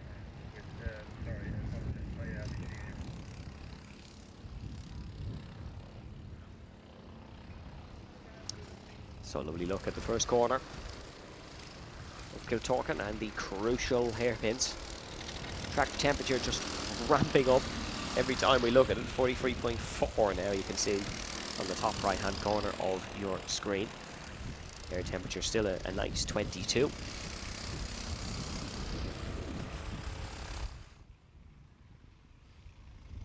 So there is T4 Seniors dummy grid. That's where the Bambino racers look to get someday, as Noah Rosser sitting in his car, and engines Engine cords being ripped high in the air once again, as Ilan Meurs will have another go from pole with Stein Hansen alongside him. It'll be interesting to see how they play this race now. They've had one race of experience here at Kiltorcan. They might not, the visiting drivers might not fully understand the overtaking places just yet, because there wasn't an awful lot of it at the front. But it didn't really matter, because the Irish runners not really able to get close to them. But Ilan Meurs pulls out to start on pole position here for the second heat of Tillotson T4 Senior, and Stein Hansen in second. Noah Rosser and Yermo Zanen start on the second row. Then Bram Osoade, who'll be looking for a much better second heat here, starts from 5th alongside Irish Oplate winner Brian Wilson in 6th position. Jack Mackenzie Smith and Joe Bechtold will line up on row 4. Then it's Robert Butler, who starts alongside Luke Palmer in 9th and 10th. Robert with a collision at the race start in heat number 1, so fell down the order. Dermot Toomey and Jake King-Brunel start 11th and 12th ahead of Warren Russell and Josh Allen in 14th place. Henry Bell and Matt Wildman leading the British efforts here in 15th and 16th. Adam Butler and Cahan McClellan start 17th and 18th, and just ahead of Tyler Brereton and Justin Clerk. It is Max O'Neill, Elijah Mooney, Samuel Harris and Ben McNulty 23rd and 24th. 25th then is Julia Milanese, ahead of Amelie Ackett in 26th. Kayla O'Sullivan in 27th, ahead of Ben Deasy, Isabel McDermott and Sophie Dossie in 30th. Sophie with a problem in the last heat. So that's your starting order then, as our warm-up laps just being completed.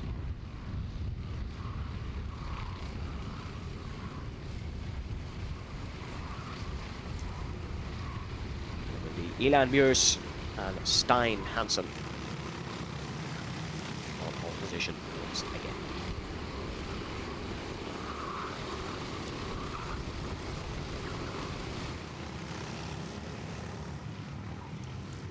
It was a very busy opening heat for the front runners. They're looking to calm it down a touch, get a very steady result. Put themselves in a good position come heat 3 for tomorrow. Said racers never. Let's get ready for a scrap at the front. Ilan Meurs and Stein Hansen on the front row. Noah Rosser and Yermo Zanen. Row 2 is down the tram lines they go as we go racing, and Noah Rosser tries his tactic and lunging it up the inside to no success, and Ilan Meurs is under pressure from your heat 1 winner Hansen, as we've two tangled together towards the back. And that is number 431 who's got into some trouble as they head through the hairpin. That was Ben Deasy who got caught up, but it is still Ilan Meurs in the race lead.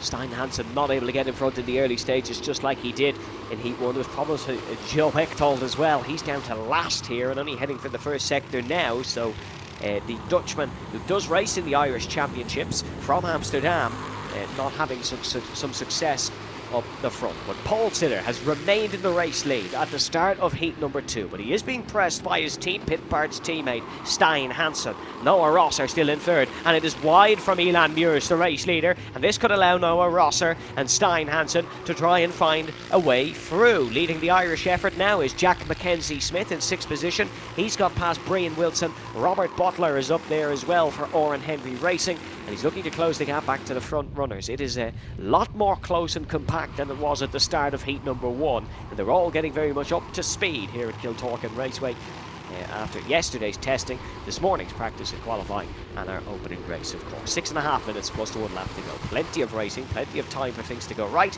plenty of times for things to go wrong. It's going right so far for Noah Rosser, who's now up to 2nd position behind Ilan Meurs, your pole sitter, and he will be chasing after the Pitpart's driver, his fellow Pitpart's driver I should say, at the front of this race. Further back, good lap for Josh Allen, who is up to 2nd, and oh no, we've problems towards the back. And hopefully that driver is okay bundling over the barrier. And we have local yellows in that zone. There is a front bit of bodywork there, and it seemed to be a collision towards the back of the field. That is Bram Osuarde, who is gone from this one down the back. Bram didn't look too hot there, so hopefully he's okay. As the race will continue on, we're still under green flag, but local yellows are in place, so no overtaking through the final sector. Front runners do remain the same. Still Bjers, who leads Rosser, who leads Hansen. Then it is Jurmo Zanen ahead of Jack Mackenzie Smith. And oh, there's a crash, and oh no, there's a terrible incident at the first corner. And all okay, Robert Butler flipped and went, the kart landed on top of him, but he's up, he's out, he's walking. And this will be red flagged with immediate effect. Josh Allen was involved in it as well. And that's Robert Butler's second time going airborne today, but this one was a lot worse. Robert hopped straight up off the ground, but is in a serious bit of bother here, so it will be red flagged at the second heat of T4 Senior.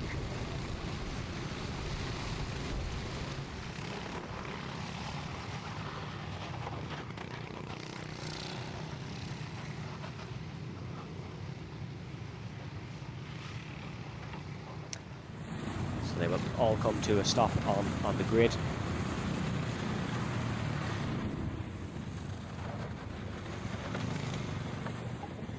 Robert Butler is receiving some medical attention. Bram Osuarde is also receiving some attention towards the back part of the circuit in what seemed to be an earlier incident.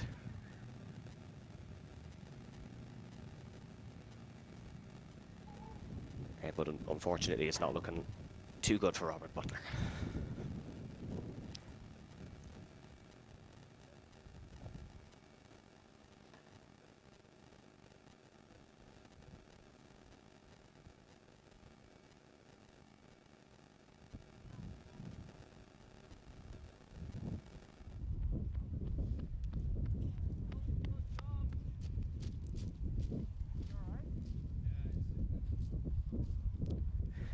There is Bram Osuarde, so helmet off and sitting upright chatting to one of our officials and Noah Rosser, so good to see Bram is okay. Robert Butler, it's looking a lot better than it was a couple of seconds ago. He is on his 2 feet now and talking to the officials.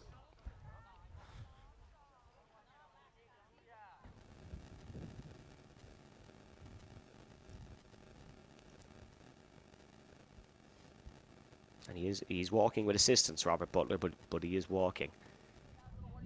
So positive signs.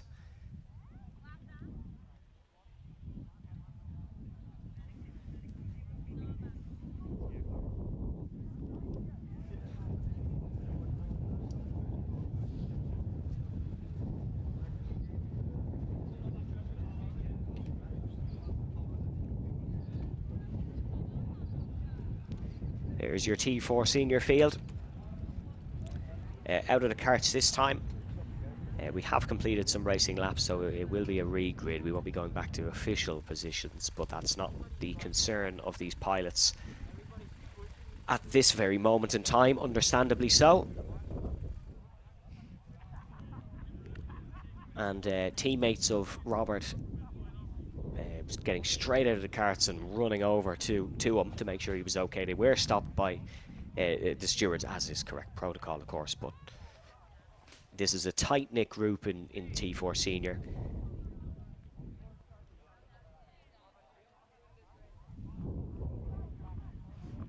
Josh Allen was also involved in the opening lap crash, but was kind of a third party to it. He's perfectly fine, but is just checking his kart to see if he could continue, more importantly. He's talking with assistant clerk of the course Gary Manning at the first corner. As Robert Butler has been taken from the scene to receive some further medical treatment.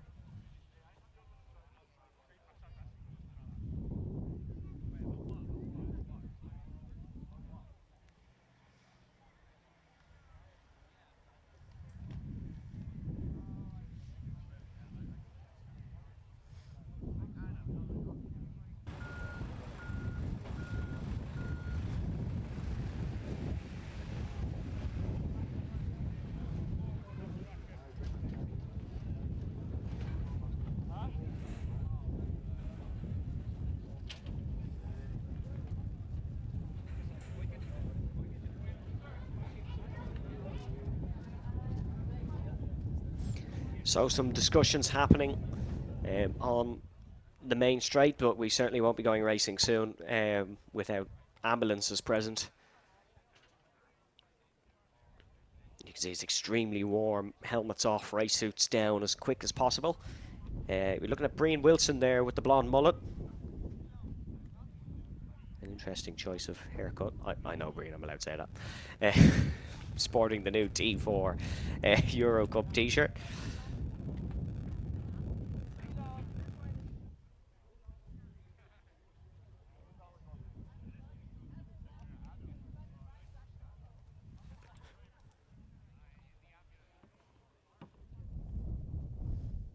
Some discussions ongoing.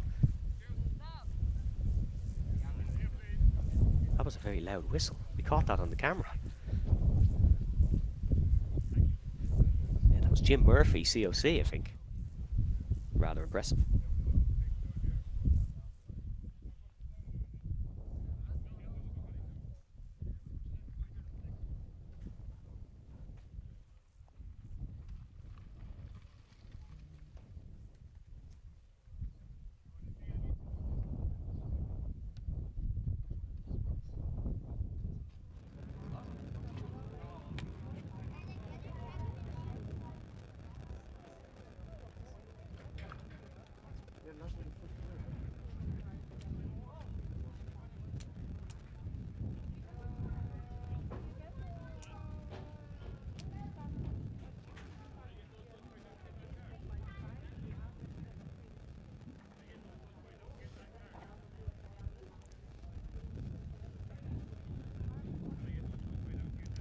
So still discussions happening on the grid.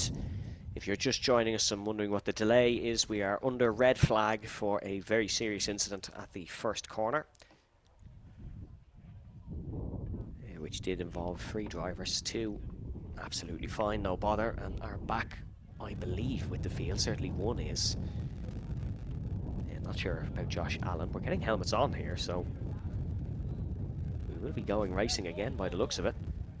The other driver involved was Robert Butler, who has been taken off to receive medical attention, but he was straight up out of the off the ground, unfortunately. Yeah, are we getting a regrid? One kart is being pushed away, so someone unfortunately won't be able to continue. We can see our fantastic Kiltorcan staff there working very hard on this hot summer's day for Saturday of the T4 Euro Cup Round 2.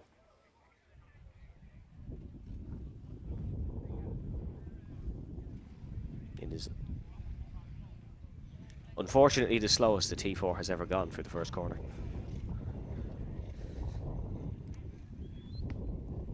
Yeah, but it is Bram Usawarde's kart from Breda, the Netherlands. Bram was involved in an incident as well. We didn't quite see it, but he pulled off at the final corner and just fell over the barriers. But Bram he's totally fine. We saw him talking to his teammate Noah Rosser a few moments ago, but won't be playing any further part in this one. He is about 3 or 4 laps down at this point anyways. So, some information for you. We will have a restart in a few moments. As you can see, the drivers getting ready in their karts. It will be 5 minutes plus 1 lap. If you are looking at our timetable online, we're about 25 minutes behind where we should be. But of course, if you stick with us here on Alpha Live, we will be bringing you all of the heats. That's not a kart being pushed to pit lane. That is Stein Hansen pushing his kart into position, so he will be staying going racing. There's Ilan Mears, who remain at the front.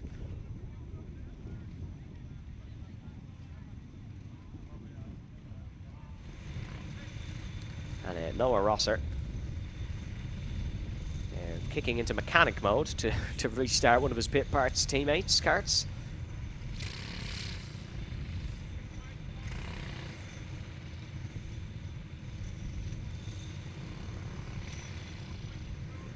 Team Pit Parts, probably the biggest team here this weekend, because of the Irish efforts would be Oran Henry Racing, and unfortunately when it's rained it's poured today, in terms of bad luck for OHR.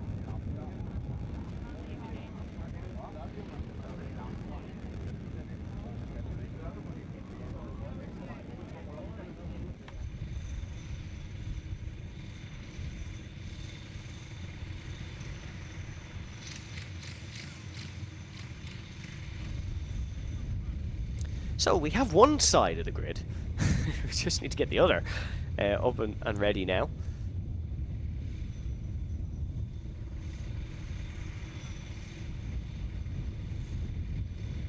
Noah Rosser once again out of the kart. Not a man for sitting. Is the 2023 Tillotson T4 Nations Cup winner, the IGP winner in Nuts Corner, County Antrim. A superstar from Palmetto, Florida. There would be a lot of similarities between his home circuit, Anderson Park, and Kiltorcan Raceway. Both world-class facilities.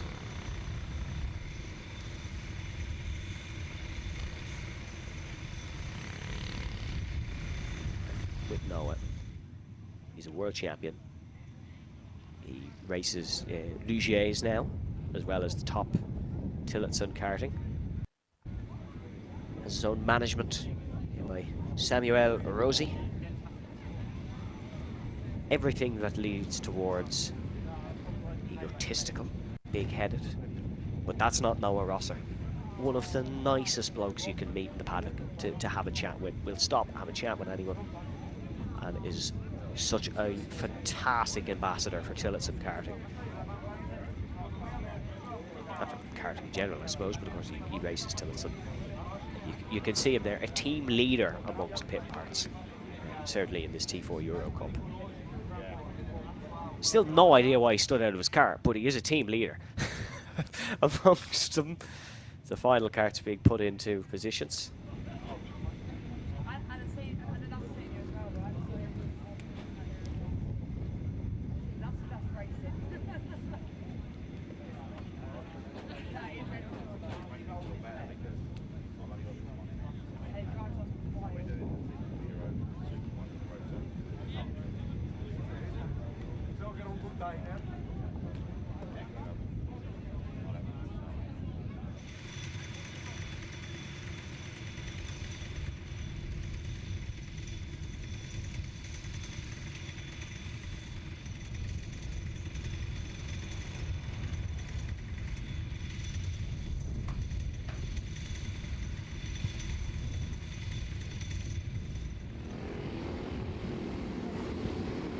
We're rolling.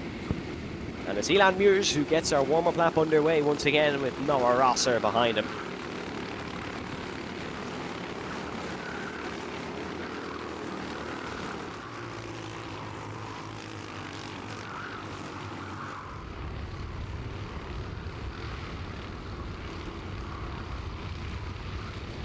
So the order is Elan Muirs, Noah Rosser, Stein Hansen, Yermo Zanen, Jack Mackenzie Smith. Robert Butler was running in 6th, of course won't be taking the restart. Neither will Josh Allen as far as I'm aware, so that puts Brian Wilson back up behind Mackenzie Smith.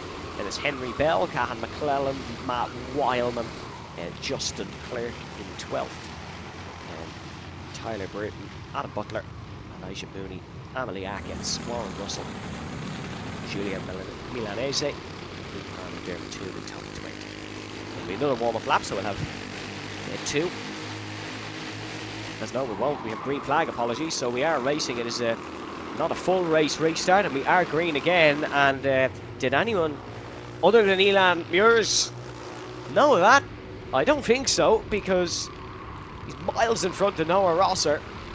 It was also in front of Stein Hansen. Yermo Zanen is under pressure from Jack Mackenzie Smith. And it is a shuffle up T4 senior order here on the restart. A little bit of fighting behind, but race start about as good as they come for Team Pit Parts Elan Muirs. A Grand Slam in Kirpen. Next GP Open, back at home in the Netherlands. There won't be a Grand Slam here, unfortunately. Kiltorcan didn't take the first race win, but he's leading here. Noah Rosser second. A great restart for Cahan McClellan, who's got ahead of Matt Wileman and Justin Clerk. Tyler Burton is behind Matt Wileman then. That's Samuel Harris getting ahead of Dermot Toomey as well. So Samuel Harris, who had some trouble in the opening heat. It's going a lot smoother for Harris.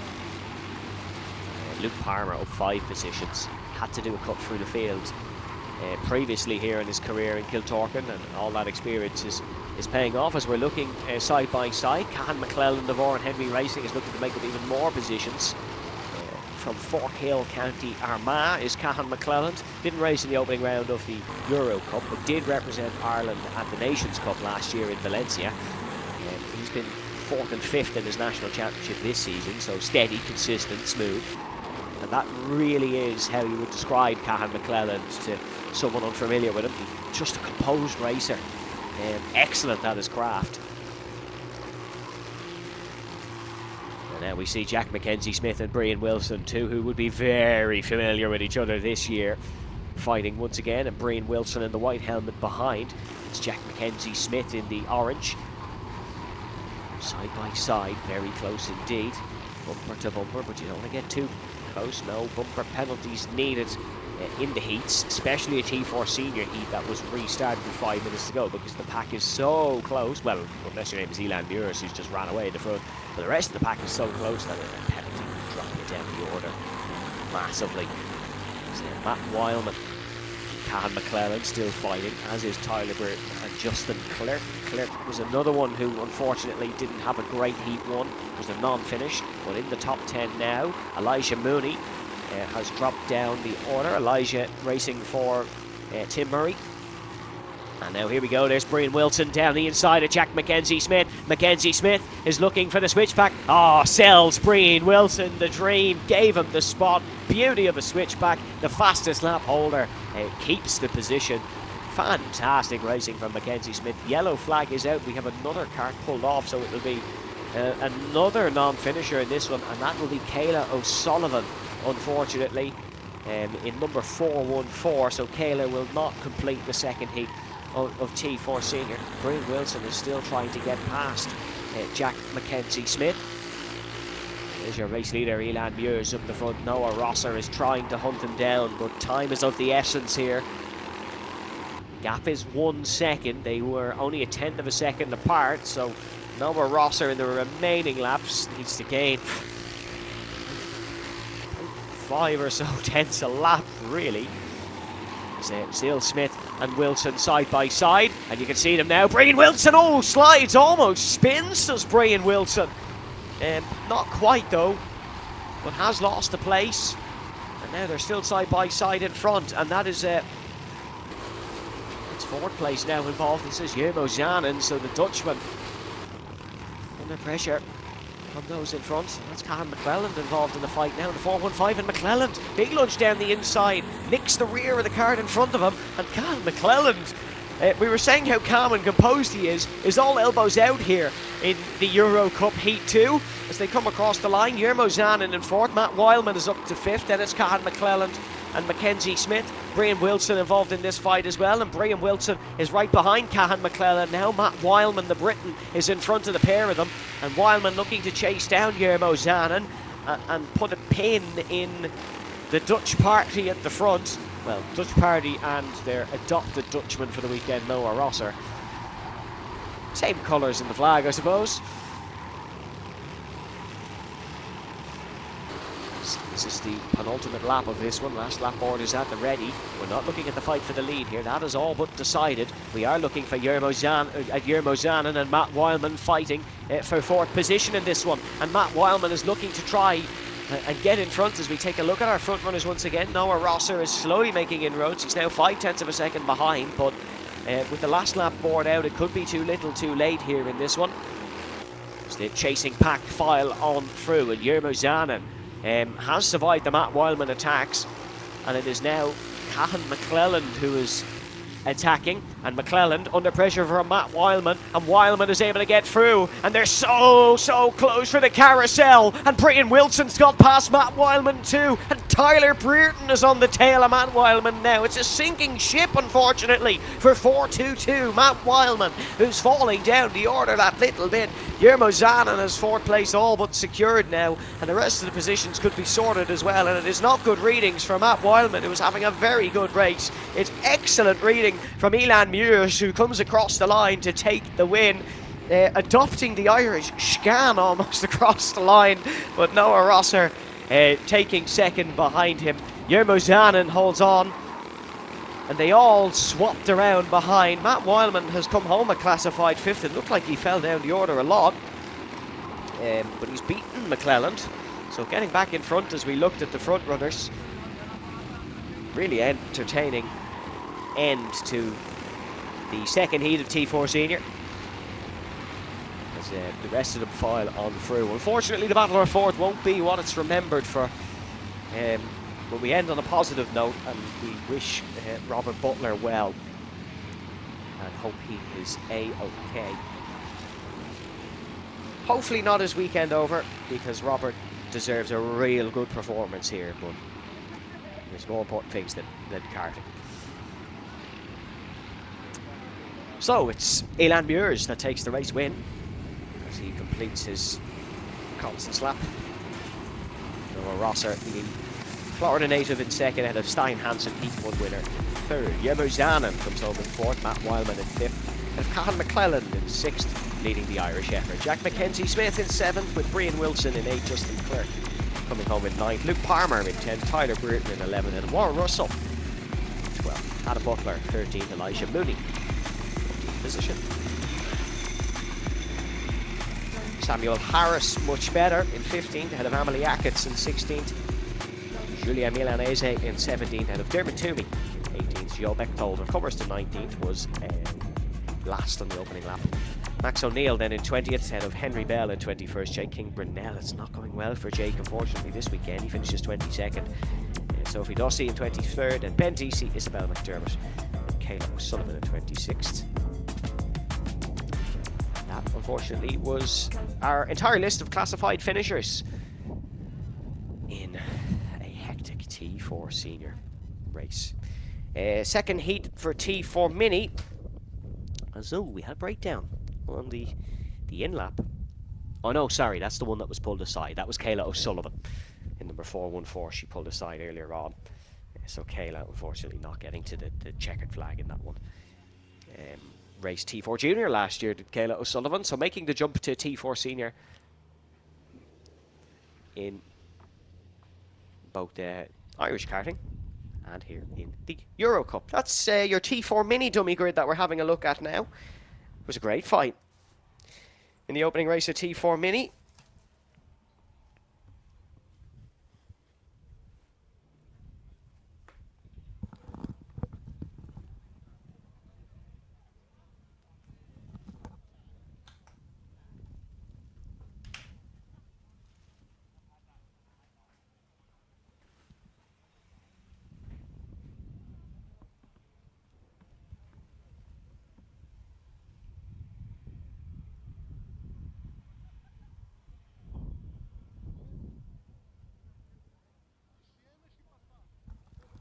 Harley Burton took the win in this class earlier on this morning.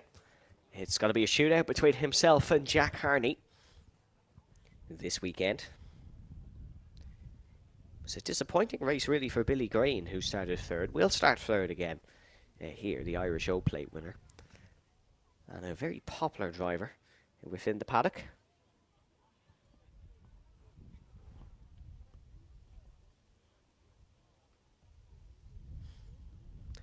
Max van der Heuvel, the Dutch representee in this class.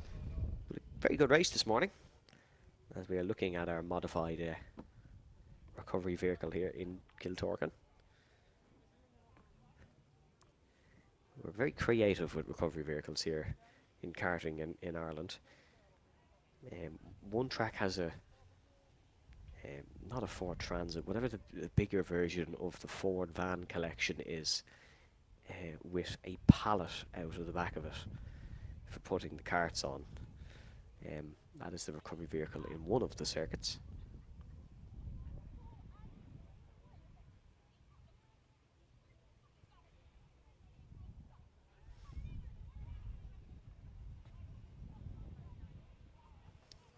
Hopefully you're enjoying the action here on Saturday afternoon, folks, on Alpha Live. We are live from Kiltorcan Raceway, County Kilkenny. to see you all tuning in, watching along for the opening day of the second round of the T4 Euro Cup, the competition with the biggest prize in Tillotson karting history, €60,000. The top three in each class will be at the elusive T4 Nations Cup. The winner of every class across the campaign getting a brand new T4 package to race, which will be well appreciated, I'm sure.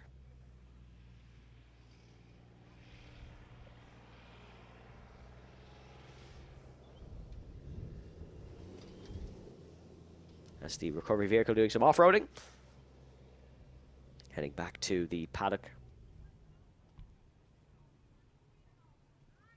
An extended paddock here in Kiltorcan as part of the renovations. A lot of teams setting up on the new bit, which is further away from the entrance gate. So if you drive into Kiltorcan, it looks like there's absolutely no one here. But trust me, there is some big teams here this weekend. The likes of PBR that you could just see in the background of that shot. Oran Henry Racing are here as well, as is Team Pit Parts, one of the biggest karting outfits in the world, and certainly the most successful coming from the Netherlands.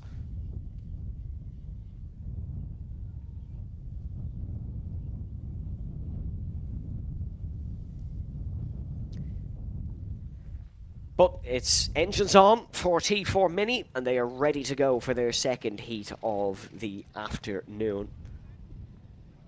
And Jack Harney will start on pole once again.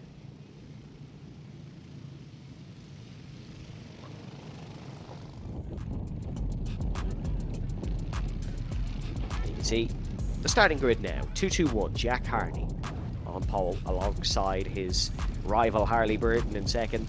Billy Green in third ahead of Max van der Heuvel in fourth. And it is James Stafford Jr. in fifth ahead of Colin McMahon in sixth. Fran Garcia Herrera in seventh with Oisin O'Sullivan in eighth position. And unfortunately, only one on page two, and that is Stephen Doyle, who starts from ninth. So it should be an entertaining one. This one certainly was in T4 Mini. As Jack Harney and Harley Bruton fought it out. Harley with the better pace in the first heat, but both very close to each other when it comes to wheel-to-wheel racing.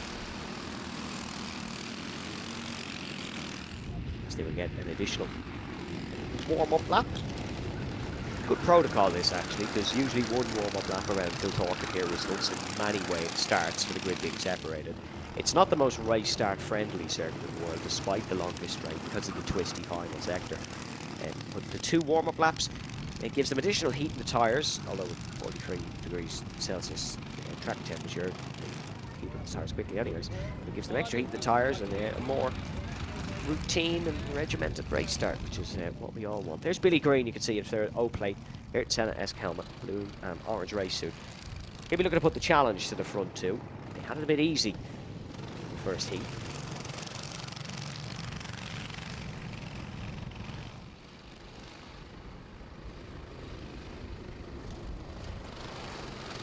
We didn't see any running from Stephen Doyle in the first race. Doesn't look like he's out there again, because we only have 8 on track there, 2x2 in Noah's Ark formation, where Stephen Doyle would be the 9th. Through the final corner then, in towards the tram lines, and now Jack Harney accelerates in through T1, and we go racing in T4 Mini, and that is a perfect right start for Jack Harney to box off Harley Bruton. But Bruton has got a good exit out of the first corner and is looking to make a move through the carousel. Great start for Van der Heuvel as well, off the second row, who's gone round the outside of Billy Green, and Billy Green now finds himself in 4th position. But it is Jack Harney who remains in the race lead, and Harley Bruton is in 2nd position. Green flags are waving, 8 drivers are racing, and we're all good on the opening lap here in Kiltorcan Raceway. Harley Bruton, look how close he is on the tail of Jack Harney. He is very patient when it comes to making his overtake stick, is very much aware that he's got 6 minutes plus a lap to produce the race winning move.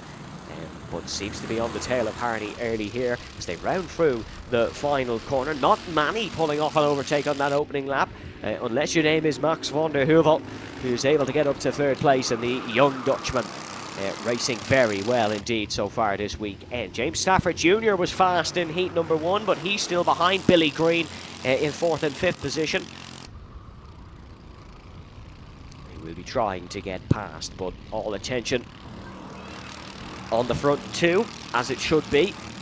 Two of the fastest mini racers in the world. And Jack Harney was on the podium in the Nations Cup last year and is your championship leader in the mini Euro Cup standings after the win in South Garda.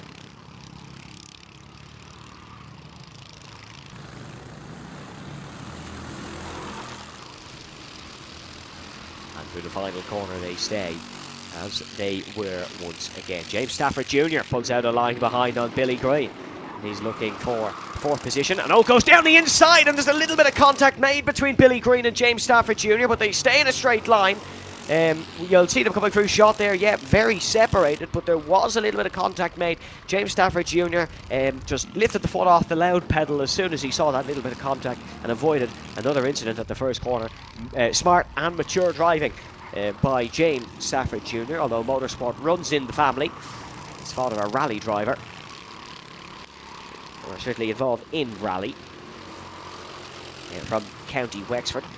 James Stafford with 1 win in the Mini Championship in 2026 was able to take the win in Watergrass Hill.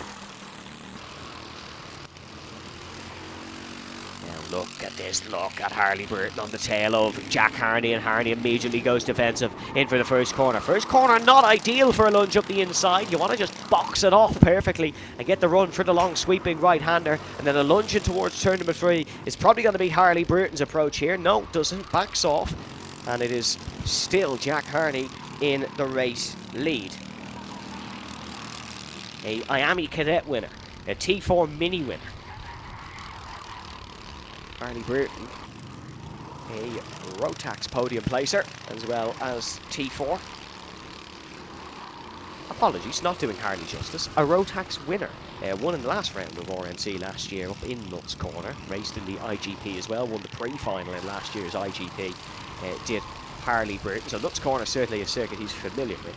I imagine we'll be heading back up north to the IGP later on this year as well. But all attention turns now to the T4 Euro Cup, where Jack Harney is just controlling this one from the front so far. But this is the exact scenario we had earlier on today, where Jack Harney defended, and then Harley Burton, boom, picked his moment, job done. So that's what he'll be looking to do here again. Further down the order, as they run, it's Burton, van der Heuvel, as Harley Burton down the inside. No, not quite. Now on the outside of the next right-hander, but again, as I said at the top of the race, Harley is so patient and will wait for the right opportunity to pick his moment, and he's doing that so far. But as they run, it's van der Heuvel in 3rd, Billy Green, James Stafford, Colin McMahon, Fran Garcia Herrera and Oisin O'Sullivan. Stephen Doyle not out on the circuit.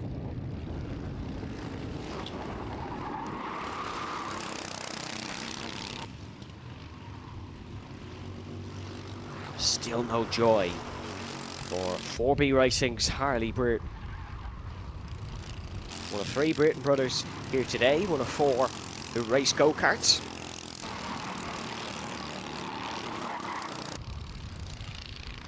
This is the corner where he tried it on the last lap. Won't go for it again though.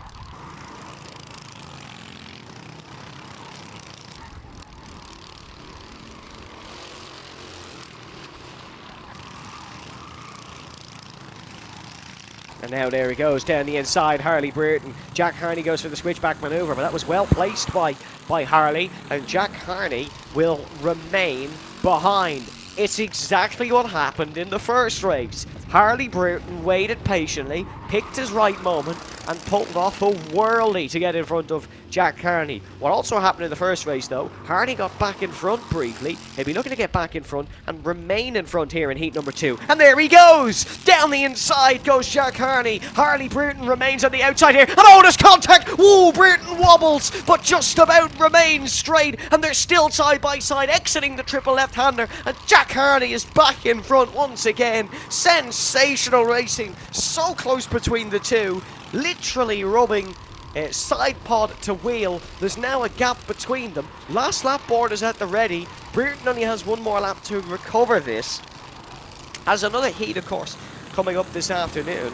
So it may well be enough to still take pole for the super heats. But wow, how close can you get to disaster without anything really happening? As Jack Carney leads us onto the last lap of this race. Harley Bruton in second, thought he was good as golden, but then Jack Carney with a monster lunge down the inside in towards turn number 3. And it's looking like he will remain in front here. So they'll split the spoils in the opening 2 heats. Max van der Heuvel is a lot closer to them than he was in the last heat. So that's a promising sign for the young Dutchman here. Second in the opening round to Jack Carney. Harley Bruton not racing in South Garda. Sorry, he did, but it was typical Harley Bruton bad luck, unfortunately, as Jack Carney comes round to take the win in heat number 2. Harley Bruton in second, T4 Mini once again a cracker. Max van der Heuvel in third, then it's James Stafford Jr. in fourth, Billy Green in fifth, Cullen McMahon in sixth. Fran Garcia Herrera comes home in 7th. And then it'll be Oisin O'Sullivan in 8th, with no running, unfortunately, for Stephen Doyle. Yeah, that was a brilliant one in T4 Mini. Once again, the second youngest grade of karters here in Kiltorcan, providing us with some action. Next up on the dummy grid is T4 Junior. They'll be heading back out to the circuit shortly, and it was a good race in Junior once again earlier. Good race by the international drivers. It was Senna McLaughlin who took the win, but Ben Cosgrove and Harry Ward were very much on the pace. Expect them to be close once again.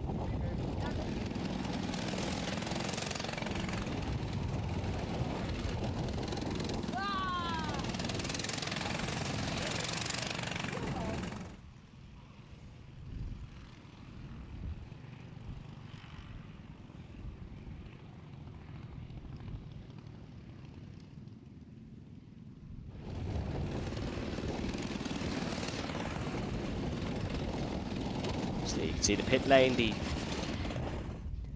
T4 Mini racers coming in. And it's a wave in the air, and our junior grid heads to the circuit, led by O-Plate winner Jack Fingleton. As we'll run you through the order now. So front row of Jack Fingleton and Zach Battersby. Battersby and Ben O'Keefe, who starts 4th, making contact on the opening lap in heat number 1. Senna McLaughlin splits them and starts 3rd. Harry Ward starting in 5th ahead of Adrian Giel in 6th. Then it's Alexander Ibrahim in 7th with Jack Kennedy, who starts in 8th position. 9th place then Ben Cosgrove. Phenomenal race from him in heat 1 with Fernando Wheeler starting in 10th. Then it is Pablo Segura in 11th ahead of Wesley Bruton in 12th. Liam Borkall starts in 13th with Tyler the Pickle Paget in 14th. Saw some rooting for him earlier in the Alpha Live stream chat. Then it's further down the order, Rory O'Donovan in 17th, Max Cooling, Darren McMahon, and Nathan Strack.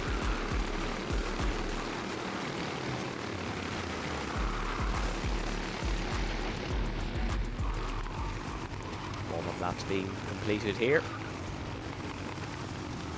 Senna McLaughlin once again has overtaken Zach Battersby on the warm-up lap. What sort of mind games is this? As Senna McLaughlin is starting in 3rd, he's very aware of the fact he's starting in 3rd because at the exact same point on the circuit, he has he's overtaken, or he's let Battersby back through. But Senna McLaughlin, his father used to race road cars as well back in the Phoenix Park races days. An Miami racer nowadays is Senna McLaughlin. Graduated from Mini and Cadet last year, racing in Junior Miami, and now obviously Junior Tillotson. Yeah, the mind games, the tactics in T4 Junior are coming out as they head down towards the tram lines. Fingleton on the inside, but keep an eye on that outside row. They made contact on the opening lap, but it's McLaughlin who pushes his way through now, and once again there's contact, and I don't believe it. It's Ben O'Keefe and Zach Battersby who are in the wall again. Who would have thought? There's two more who have gone off right in front of us here in the pit building. It is 371 that's gone off, as well as 308, and Alexander Ibrahim is one who's gone off. Ben O'Keefe able to rejoin here, but wow, and that's Harry Ward. His day is done.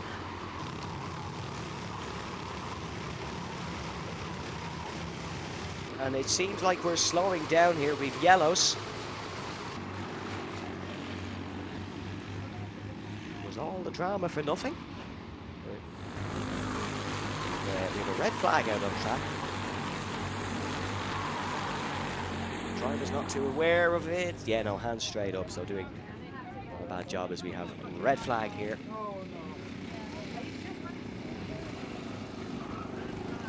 Race leader Senna McLaughlin totally unaware of that fact.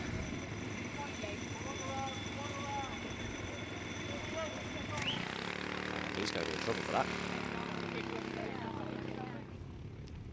Mental madness. Zach Battersby and Ben O'Keefe into the wall at the first corner again. This time to absolutely no fault of their own, but it was just the two drivers that got picked up. That's Harry Ward's kart that you're looking at. Harry was involved in a collision as well. It was another, he got lifted on the rear and it bounced back down. But Harry and his team seem to think that he can continue. Races for X-Kart, but representing pit parts here this weekend is Harry Ward. And now that kart is being wheeled in now. Zach Battersby's race is done as well.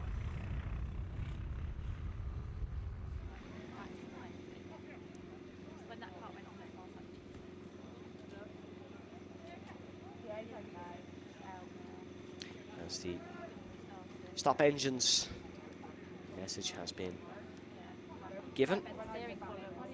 Under a red flag once again here at Kiltorcan Raceway for round 2 of the T4 Euro Cup.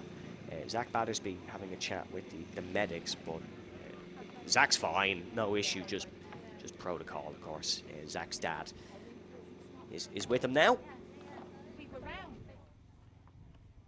I still can't believe Zach Battersby and Ben O'Keefe into the wall at the first corner. O'Keefe was able to continue crucially, so he's still in the running here. But yeah, what are the odds of that happening twice?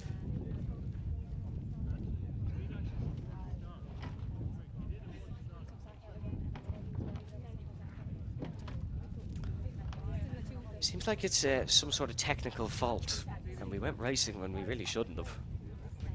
And when I say we, I mean the junior field, who are so eager to go at any time. If you weren't with us at the top of the broadcast, my description of T4 Junior Ireland is that it's pandemonium. And you can put all the international drivers in the field that you'd like. It's still going to be absolute pandemonium. That's what we've had today.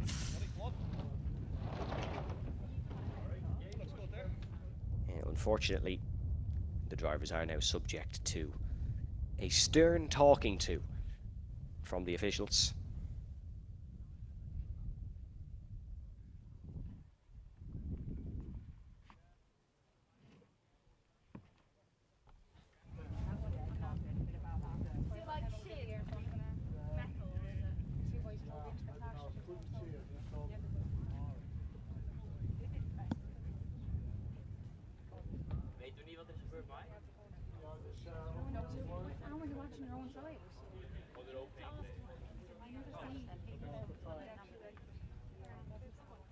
This will be the longest few minutes of the driver's lives, unfortunately. As much as there's our media men, Paul Morgan and Shane Burke. to our broadcast director, Stuart. Thank you very much for showing that shot, because that is slagging material for the rest of the weekend for our other media members. Paul, who is lying on the ground sunbathing, is our videographer, and Shane doing the photos. Paul absolutely loves sunbathing at racetracks.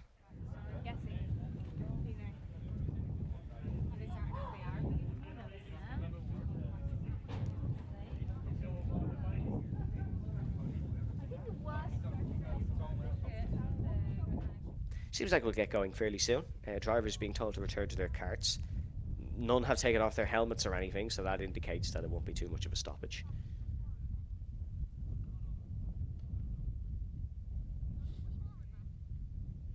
Crazy race start once again.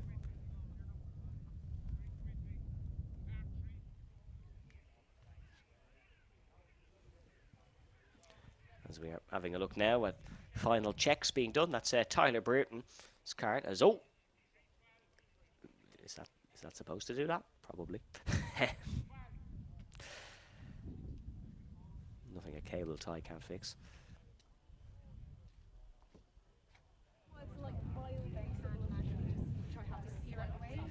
The blue suit you can see is of a PBR team here in Ireland. PBR greater than one. A lot of drivers in T4 Junior.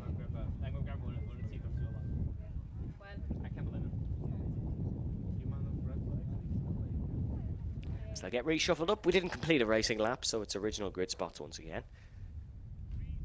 As there's assistant COC, Gary Manning, in the shorts and the orange high-vis. Gary responsible for the Bishop's Court motor races that happens once a year at the famous Bishop's Court racing circuit up north. Gary is the man behind all the magic there. And assistant COC for the Munster Car Club here this weekend.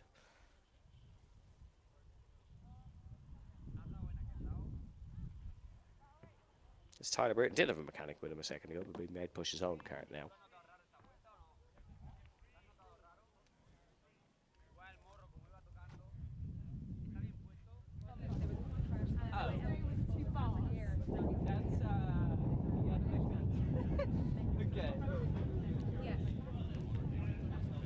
Stennan McLaughlin stood at the front there in the high-vis.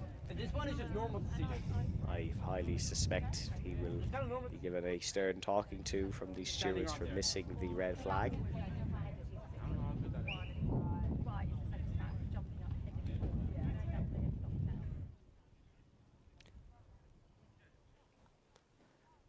As we get another look at the mechanics and parents eagerly awaiting the start. That's the dummy grid, so that cart not supposed to be being, or maybe it is supposed to be in action, but it's not anyways.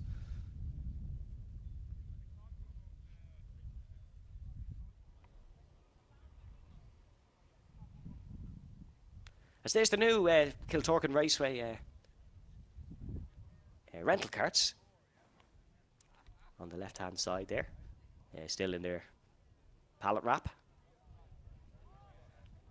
same as the old ones. Sodies. So if you are in Ireland or planning a holiday to Ireland, make sure to check out the rental karting here at Kiltorcan Raceway. It's a really good track, really fun to drive, and the battling is great, even in the rentals. They do add a chicane on the main straight. I mean, the karts would just be maxing out come turn one, and you'd have that horrible revving noise that scares the life out of anyone if they didn't, but the chicane's quite fun. Reminiscent of La Piscine, the swimming pool at the Monte Carlo Grand Prix circuit. Sure, you can watch a hot lap or two during the red flags. We're not going anywhere here on Alpha Live. We'll have the rest of the heats broadcast today, as well as our super heats and final tomorrow. And it's good to see Paul Morgan has actually sat up off the ground at Marshall's Post 4. Oh, now standing up.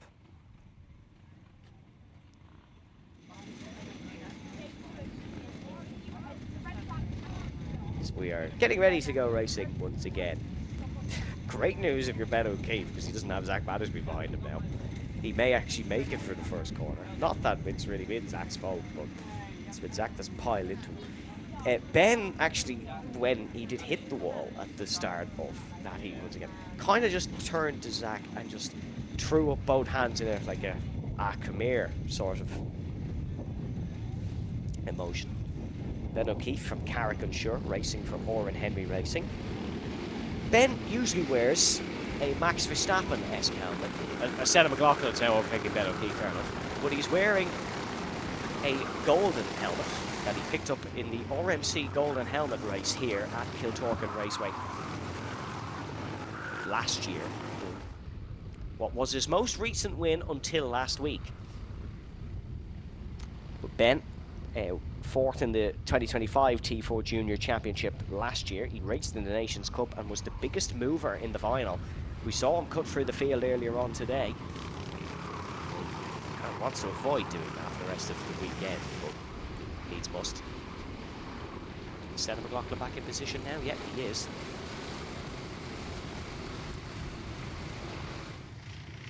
So we're still going to get the full race, 8 minutes plus 1 lap.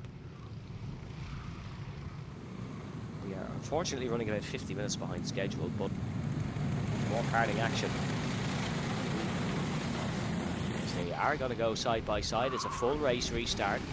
So we are back into the tram lines, and it will be Jack Fingleton and Ben O'Keefe once again down towards the first corner. Senna McLaughlin pushing Fingleton, contact, and it is Ibrahim who hits the back of Senna McLaughlin. Ben O'Keefe's made it through. Miracles do happen, but he is down to 4th position, and Senna McLaughlin is looking for the race lead. Senna did hit the rear bumper of Jack Fingleton and almost went up on top of it, but they are both A-OK.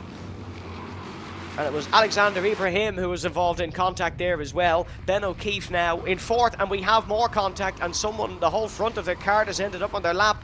One of the PBR racers, and he's trying to get that fixed and get back restarted. And that is Nathan Strang, who is the PBR man involved in that. Someone else down towards the back as well. Good problems, but we continue on, and Nathan Strang will play no further part in this, unfortunately. Senna McLaughlin and Jack Fingleton will, though, and Jack Fingleton leads in towards turn number 1, but McLaughlin in 2nd. Nathan Strang still trying to get that kart re-going, but does need to get out of that zone, unfortunately. Local yellows are in place. It's Fingleton, McLaughlin, Ibrahim, O'Keefe, your running order. Then it's Fernando Wheeler, the savvy Guatemalan who has worked his way up 5 places to 5th, ahead of Adrian Gale, although Gale's lost a spot now to Ben Cosgrove, who's also a fast racer through the field. So Adrian Gale is behind Ben Cosgrove now.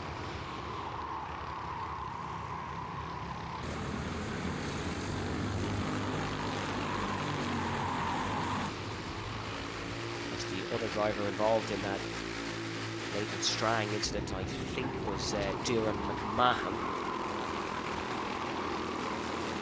Still no change at the front, though. Side by side, that's Cosgrove and Yell, and the 2 PBR teammates working their way through.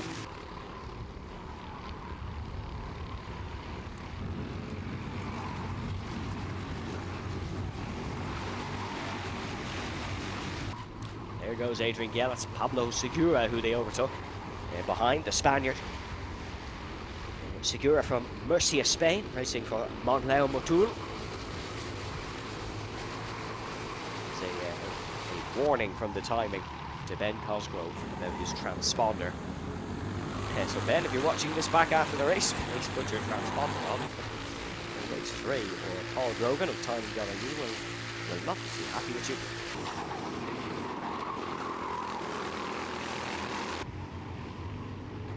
All single file into the first corner this time round for the first time, really, and it is a snake that heads all the way back to Rory O'Donovan in his 16th. Rory, with arguably the most Irish name in the field, but is representing the United States here.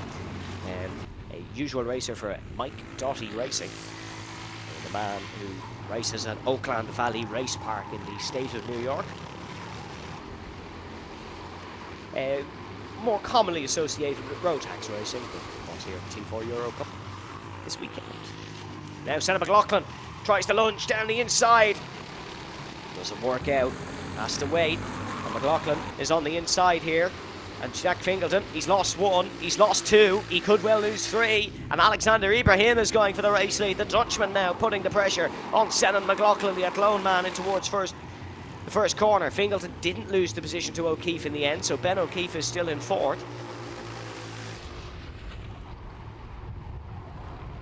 And now Jack Fingleton once again trying to get past Alexander Ibrahim. Feels he has the pace for a race win here in the remaining 4 minutes plus 1 lap, but not able to get past number 308 of Alexander. Of Hengelo, the Netherlands, racing here for Team Pit Parts. Was 2nd in the opening round of this competition.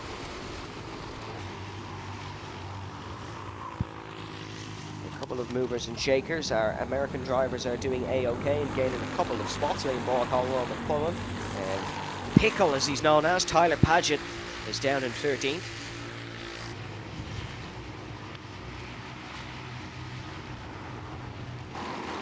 Tyler Greer, who is under a lot of pressure from the kart behind. That is Liam Borkall, another one of our United States drivers.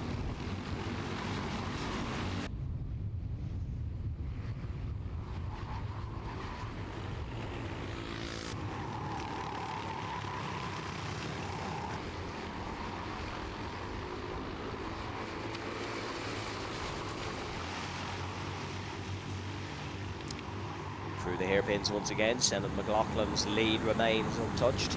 He won the opening heat here, but he had the 2 British drivers behind him, Ben Cosgrove and Harry Ward. Ward out of this one, so a strong race needed in heat 3 for Ben, or for Harry, sorry. Will be in the mid-pack likely in the super heats when it all sort of averages out. Messy T4 junior heat so far, so there's still a lot of opportunities, but Senan McLaughlin is doing exactly what he has to start up the front come tomorrow. And Cosgrove, fastest lap in this race as well. There's still monster pace from the T4 junior UK championship leader.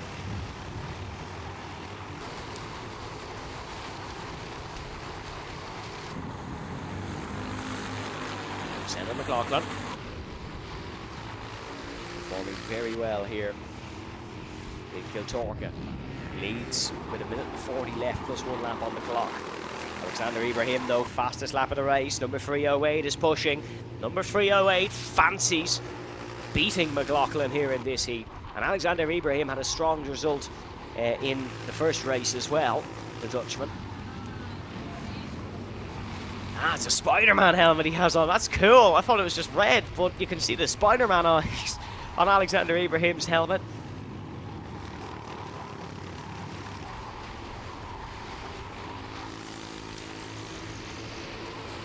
As it has been a marvellous weekend for him so far. I don't even know if Spider-Man is Marvel, but I'm sure some people find that funny. As 3rd place, Jack Fingleton is still with these top 3. Ibrahim and McLaughlin start fighting. That could allow Fingleton back into this one. Jack Fingleton from County Kildare, PBR Racing. 2 wins last year in the T4 Mini Championship. So this is the battle behind. It's the battle for 4th between Ben O'Keefe and Ben Cosgrove. 2 Bens. O'Keefe in front, Cosgrove in 2nd. In that fight, 4th and 5th overall.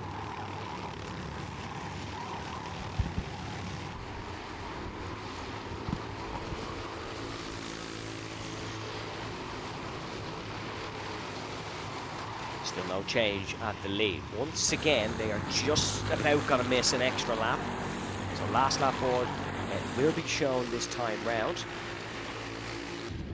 Senan McLaughlin just has to remain in front for 1 more, and he will take 2nd in this one. That's a great run out of the first corner for Alexander Ibrahim and for Jack Fingleton. Fingleton's more likely to take 2nd here than the Dutchman is to take 1st.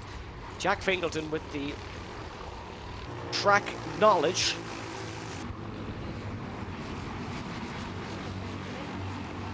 They try to remain in front, but Senna McLaughlin defends in through the left-hander. And Spider-Man Ibrahim behind. Launch a move down the inside. For the hairpins anyways. Ben Cosgrove, can he get past Ben O'Keefe? No, he can't quite.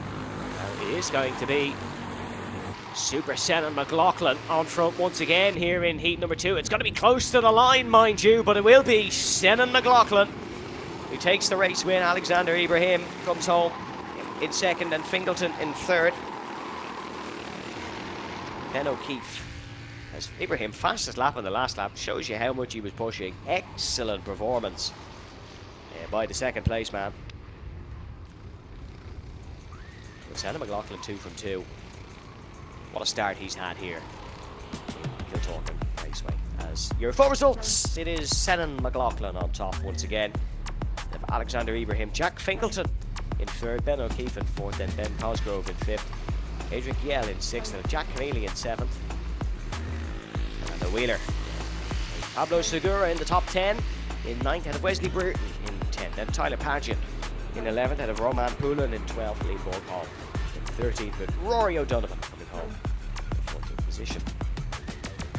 Tiernan O'Connor in 15th, Max Cooling and Deireadh McMahon. Unfortunately, we lost Nathan Strang, Zach Battersby and Harry Ward in that one. So up next is more racing action from Kiltorcan Raceway in the T4 Euro Cup. And it is our T4 Masters, or 166.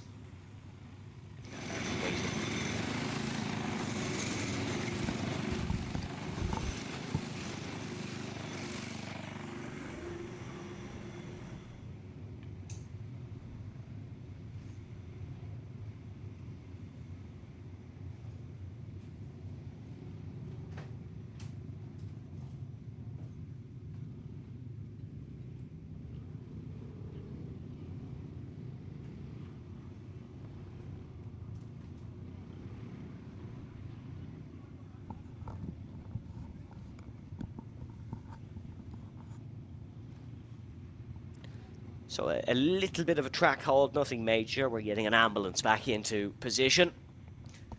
Then we'll go racing once again. Still lots to come here at Kiltorcan for the second round of the T4 Euro Cup, including our live stream here on Alpha Live tomorrow. You do not want to miss that one.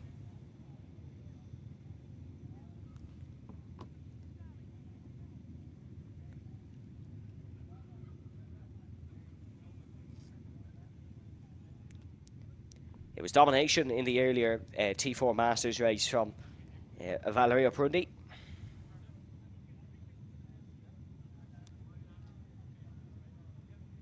As they're going to get going now.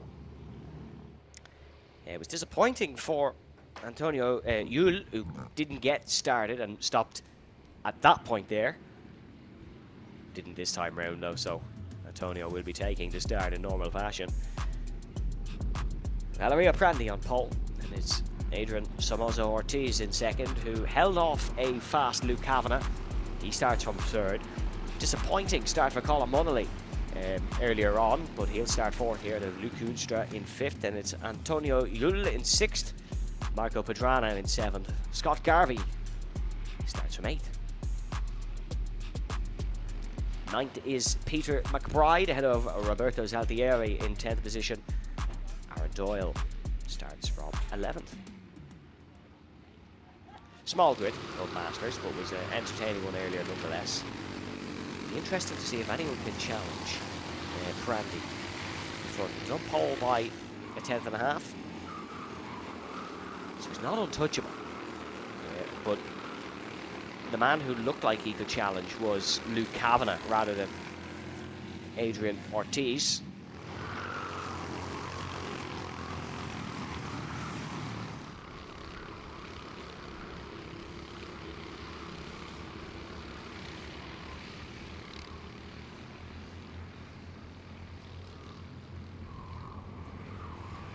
Start rounding through the final corners.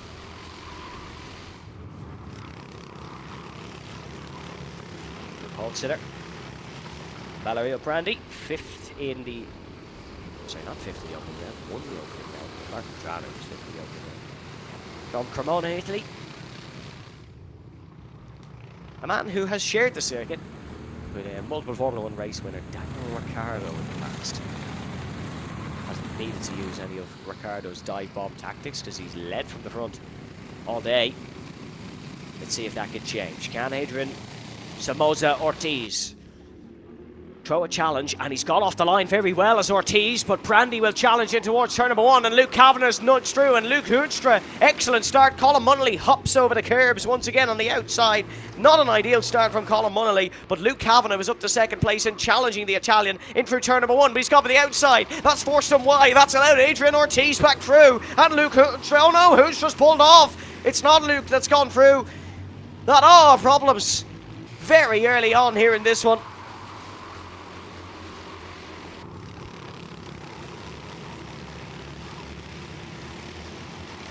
As green flag still waving, we're still racing. Luke Kavanagh under pressure from behind, and it is Adrian Ortiz who's with Brandi. And oh, big dive down the inside, contact made. That's a massive lunge. Huge one by Marco Pedrana, the Mazzotti Corsa team driver.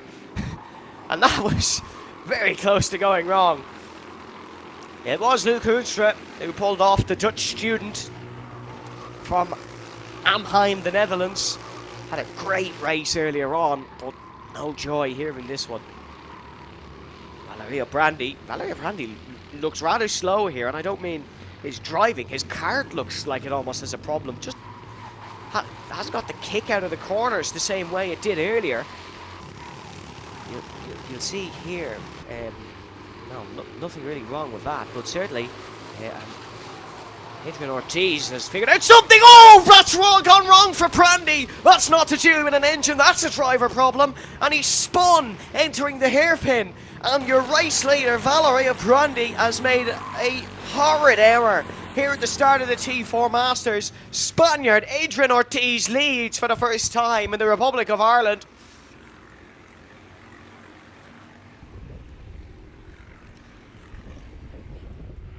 And there is Roberto Zaltieri, who is picking his kart out of the wall. Not a good lap for the Italians, as Adrian Ortiz leads ahead of Luke Kavanagh in second. Marco Pedrana, big lunge down the inside. How did that pay off? Well, he's up to third. Pedrana was right on the pace of the Irish guys come the final last week when he raced in the National Championship. He's quicker than all of them but Luke Kavanagh this week, in Heat 2, it seems. Although Colin Munnelly just hasn't gone up to the pace that he's shown here in the past. Colin Munnelly with one of the most impressive championship wins in Irish T4 Senior 168 last season. Was trailing Niall Hurson in the standings, came into the final weekend, won all heats and the final, and took fastest lap at pole and took all the points, maximum sweep, won the championship, went to Valencia, podium in the Nations Cup, bish bash bosh. What a season it was for Colin Munnelly, but he's got work on his hands to do here because he is behind Marco Pedrana in heat number 2, and there he is. There's Colin Munnelly, and Colin Munnelly is still in 4th as a black and orange flag is being shown for that's Valerio Brandi. So it gets even worse for the round 1 winner and for the heat 1 winner, the Leo 71 driver. And oh, there's someone in the wall, and that's a big dent in the wall. And that is the exact point at where Zaltieri had to pick his kart out of the barrier. And that was Aaron Doyle who went off, I think. Or was it Colin Munnelly? Sorry, timing screen jumping around a little bit. It was Colin Munnelly who went off. Number 501. This is a rare off weekend for Colin Munnelly, it seems, so far, but he's got a lot of time to turn it around. Maybe not in this heat, but certainly come heat 3 and the finals. But here's your race leader, Adrian Ortiz, who is under pressure from Luke Kavanagh, just like he was in heat number 1. The difference now is they're fighting for the win. It was for second place, it was for best of the rest, as Valerio Brandi looked untamable in heat number 1, but tamed himself, unfortunately, in this one with the spin at the turn 11 hairpin down towards the first corner. Luke Kavanagh not able to make a move. New to the Masters 168 scene is Luke Kavanagh after racing in the senior class. And the father and son team really want to win this weekend. Felt they were aggrieved of a win. So there's Prandy coming into the pit lane, and terrible heat 2 for Valeria Prandy. It's a fall from grace, unfortunately. Luke Kavanagh on the bumper. Very hard to overtake in the Masters class in Kiltorcan. That was a horrid racing line from Luke Kavanagh, unfortunately, and ran very wide. So that invites Marco Pedrana back into the picture. And Marco Pedrana having a great heat 2 here. 2.5 minutes plus 1 lap to go. But when you're as close as this, it can all change in the blink of an eye.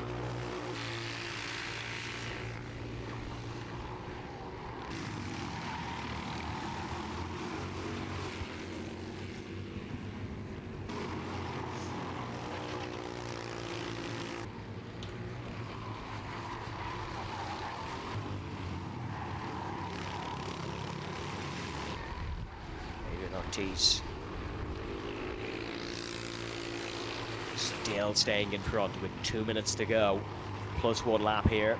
And Luke Kavanagh still doing everything that he can to try and find a way through. What a battle it's been between these two all day. I imagine it'll continue throughout the weekend. Luke Kavanagh's got a good run on him, pushing him almost through the first corner. Can't quite get in front. 11th in the senior class in Ireland last season it was for Luke Kavanagh. He was 3rd in junior in 2024. He's raced the new class for the last 3 years, but he's taken to it like a duck to water. He's podiumed before at the KT Cup, which is the Kiltorcan Cup here at Kiltorcan Raceway, a season opener event, if you will, which features Tillotson racing.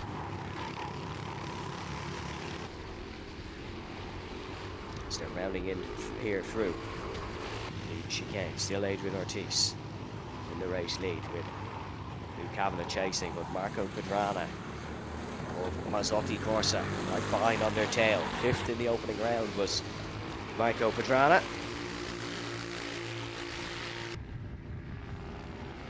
The opening round of the championship, that is, had a strong heat 1.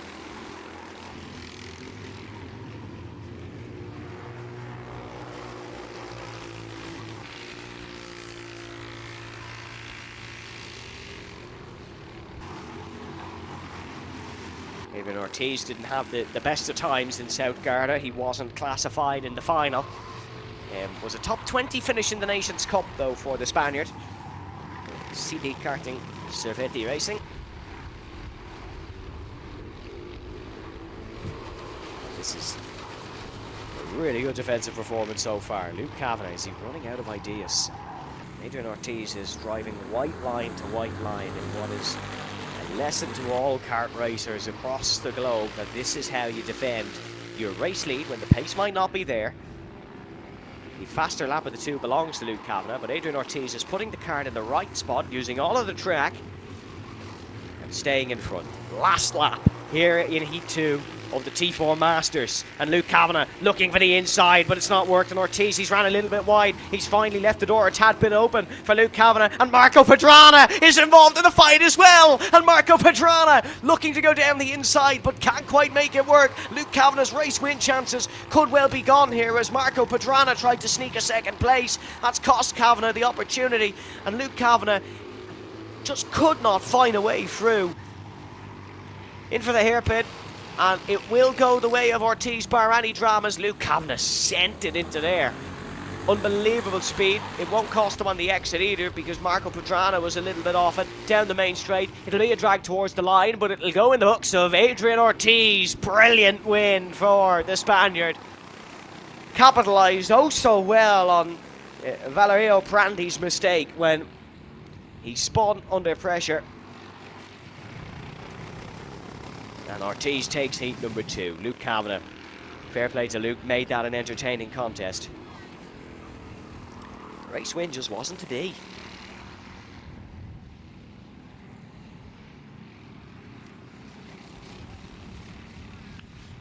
So it will be Adrian Somoza Ortiz who takes the race win,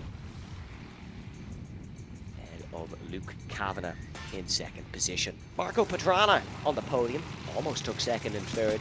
Antonio Yul, a drama-free heat, which is just what the karting doctor ordered in fourth. Scott Garvey in fifth, Peter McBride in sixth, Colin Munnelly in seventh, Aaron Doyle in eighth, ahead of Roberto Zaltieri in ninth.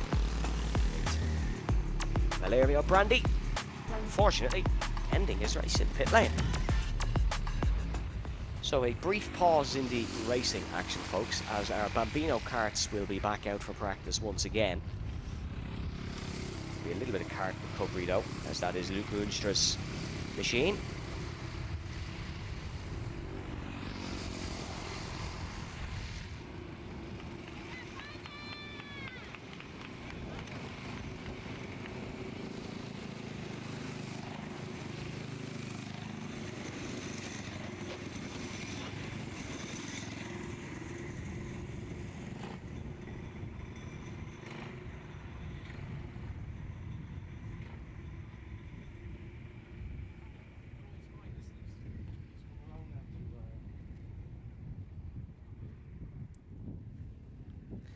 A lovely look once again at sunny Kiltorcan Raceway, as we are just waiting on our last driver to come into the pit lane.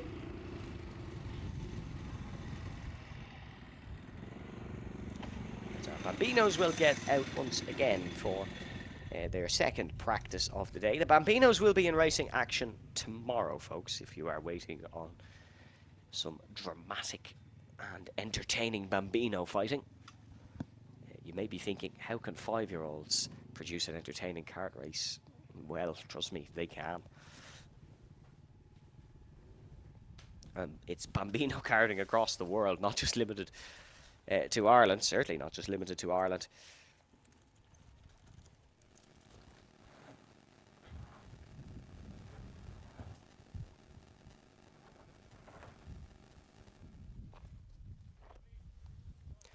So track repairs at Marshall Post 4, which is turn 12 hairpin.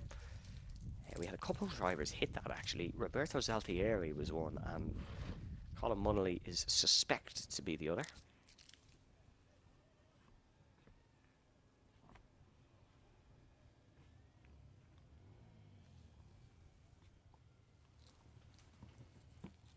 Having a look at the parents of the Bambino racers. The gentleman in the McLaren shirt is Kieran Hannon and Emerson Hannon's dad.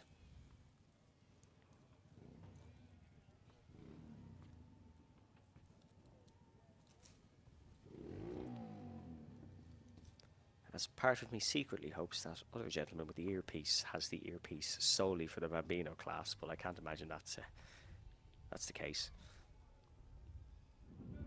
It would be quite funny if it was, but I can't imagine that is the case. Tillotson Racing, of course, in partnership with Maxxis Racing, the tire providers.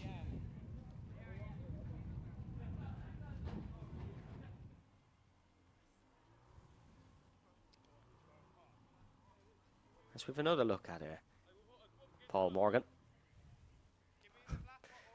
who definitely isn't appreciating this camera time. Absolutely no idea he is on the broadcast. There's no music playing.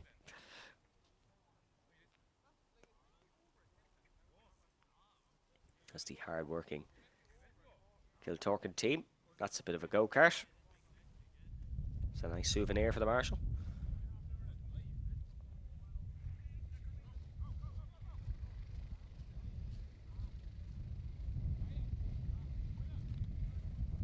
And now you can hear the faint noise of the Tillotson engine grumble. And that means the Bambinos are back out on circuit, led by Hugo Battersby and Darragh Fitzgibbon. This is a 10-minute practice session, folks, so no racing. Well, no planned racing. They could well still go side by side a few times. 10-minute practice session for the Bambinos to get some running on the circuit. They will be racing tomorrow, so fear not, we will get some Bambino action tomorrow.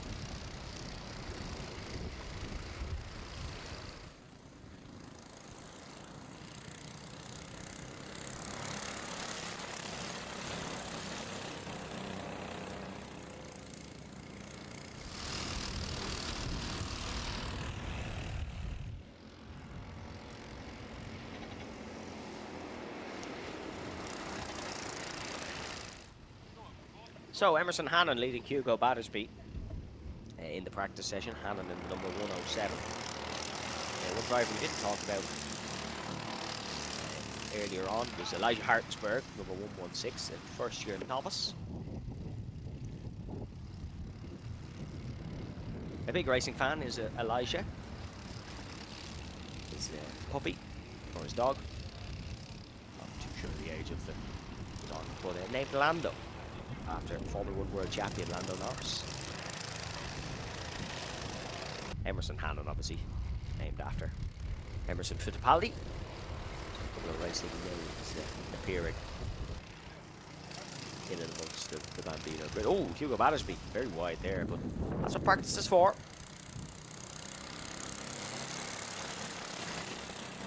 It's the 10 minutes. Will start when they cross the line this time round.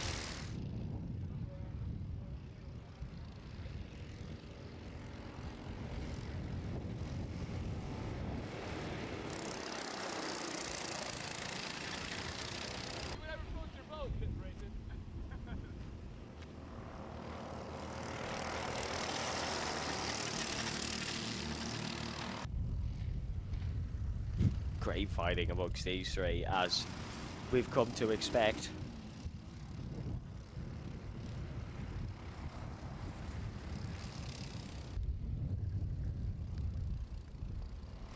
But, 9 minutes to go here in this practice for the team for Bambinos. Then we'll have senior and the rest of the rotation crew for their third heat. So this is the last of the Bambino action for the day. And we've got some entertainment action coming up soon here on Alpha Live. Tillotson T4 Euro Cup.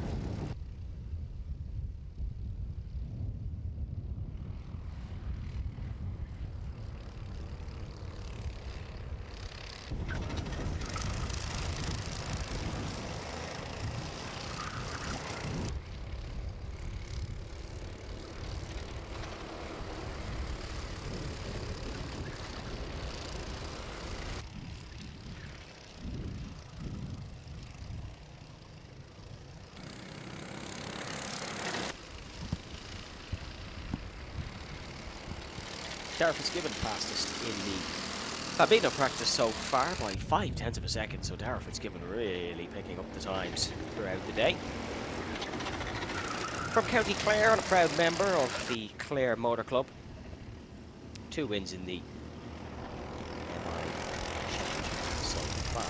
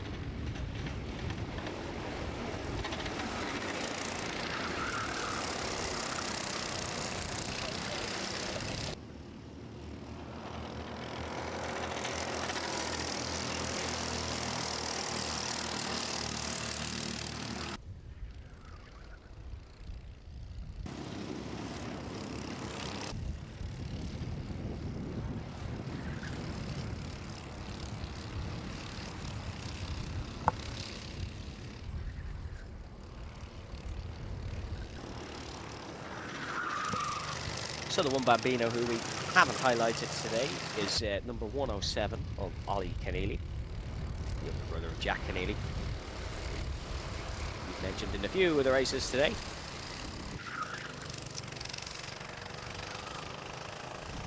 Has had a win this year in the Boy Karting Championship, the Boy Karting Circuit here in the Republic of Ireland.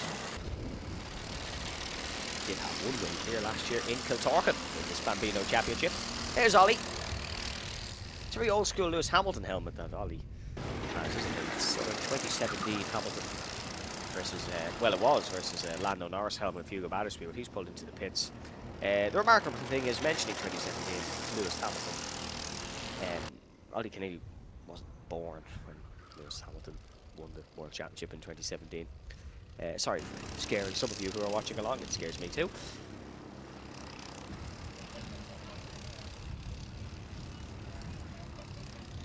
Great look at Ollie's racing lines now. No pressure, Ollie, on the big screen.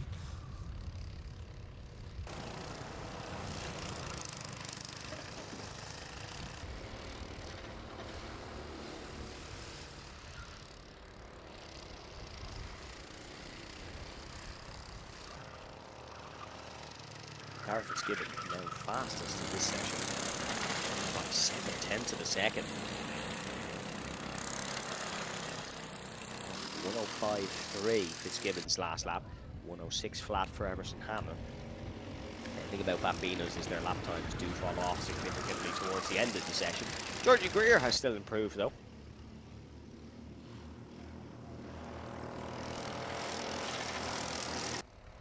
The track usage has slightly changed here, of course, with the addition of the extra runoffs on the curbs. Those green bits that you can see weren't here a few weeks ago. They were a new addition for event 6 of the Motorsport Ireland Kart Championships, and of course for today's and tomorrow's T4 Euro Cup event. A lot of work has gone into the Kiltorcan circuit here, which is fantastic, excellent. It is a brilliant advertisement for Irish karting so far this weekend, and for European karting. A lot of these stars you will see at the Nations Cup come the end of the year. Emerson Hannon had a bit of an unfortunate Nations Cup. He actually fractured his wrist during the competition. It was disappointing, the young Tim Murray racer.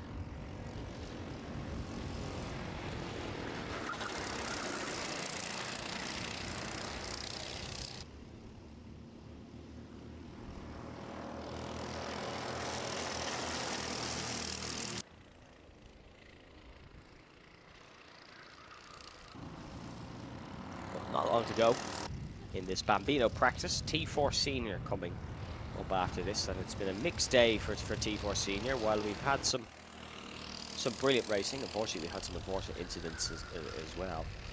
So hopefully a clean heat 3 to bring us to the super heats tomorrow.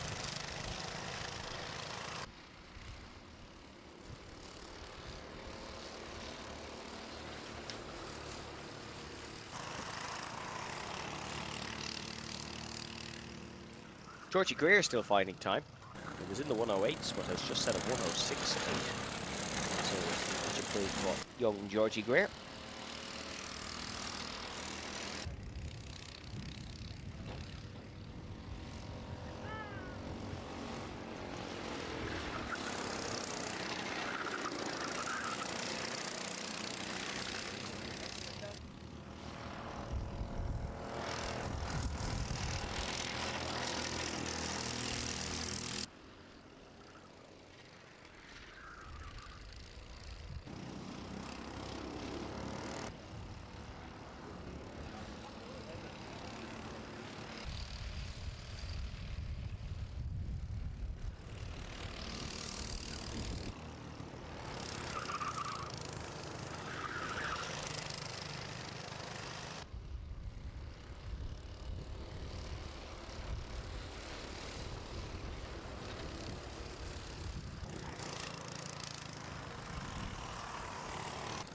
So, checkered flag is out for the Bambinos. This will be their last lap before we return to our racing heats and heat 3 of each of our respective classes.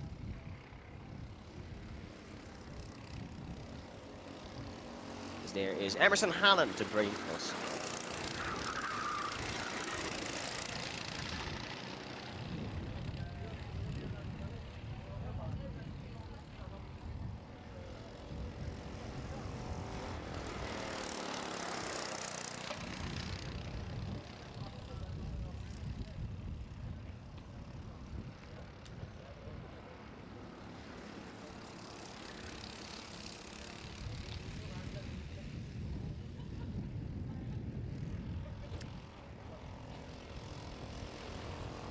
So, a lovely little picture there, and you might be thinking, ooh, what's going on? There's already a talking to for the next race up. It's been T4 flight school, unfortunately, in the senior class. A race without incident. Yes, please. Be just what the doctor ordered. So, a stern warning. Big shot across the bows of the T4 Senior drivers.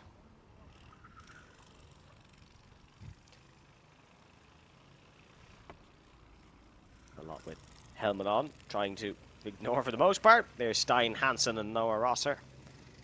On the left-hand side, Tyler Bruton there in the blue with what looks very FIA coloured suit, but that is the new scheme of 4B racing.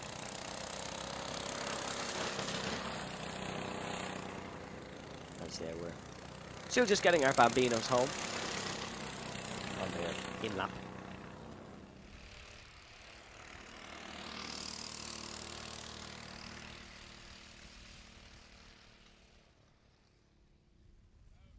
As I was going to say no one stopped, but it's a bottle of water run. If they want to drop one by the commentary box, they're more than welcome. But a bottle of water run on what is a very hot day. Once again, I have to reiterate, by Irish standards, if you are Spanish or Italian watching along, we are very much aware that this is nothing for you, but we are not a people that are used to the hot weather. Certainly if you're Noah Rosser, this is absolutely nothing. Growing up racing in Florida.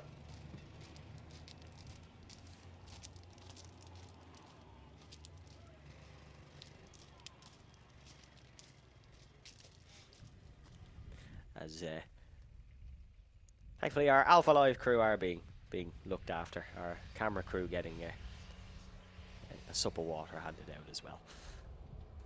It's a great crew here at Kiltorcan. The track ran by the Holland family for the last 30 years. With Anthony Holland at the helm now, a racer himself.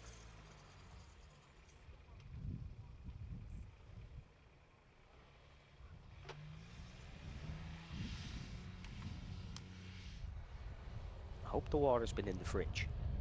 Be very warm otherwise.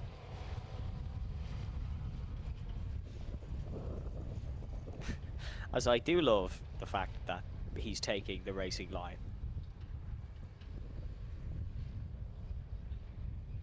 Like, that's an apex. We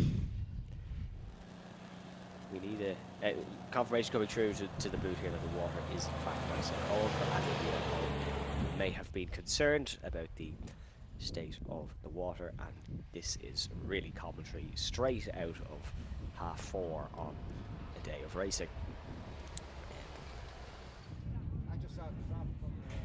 We will have senior action coming up very shortly here in Kiltorcan.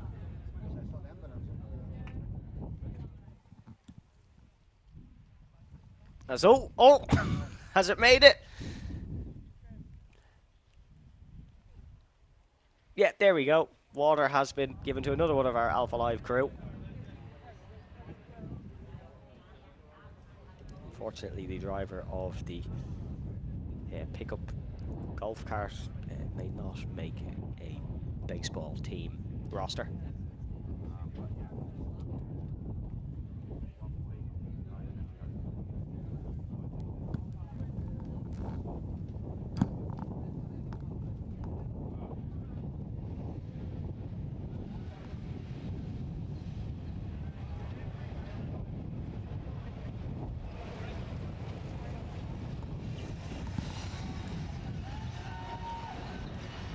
As a round of applause being given to our Kiltorcan crew as the medical truck completes its hot lap, or cold lap.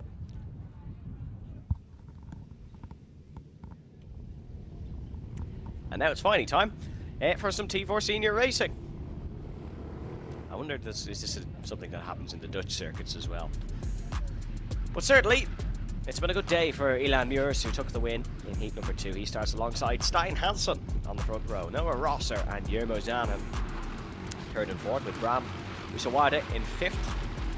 Brian Wilson will start from 6th position, with Jack Mackenzie Smith in 7th and Joe Bechtold in 8th. 9th goes to Robert Butler. Luke Palmer then in 10th, and Dermot Toomey in 11th. Jake King Brunel in 12th, with Warren Russell in 13th. Josh Allen 14th, Henry Bell in 15th, and Matt Wileman in 16th place. Adam Butler in 17th, and Cahan McClellan, Tyler Bruton, Justin Clerk, Max O'Neill, Elijah Mooney, Samuel Harris, and Ben McNulty. And finally, Julia Milanese, Amelie Ackett, Kayla O'Sullivan, Ben Deasy, Isabella McDermott, and Sophie Dossey.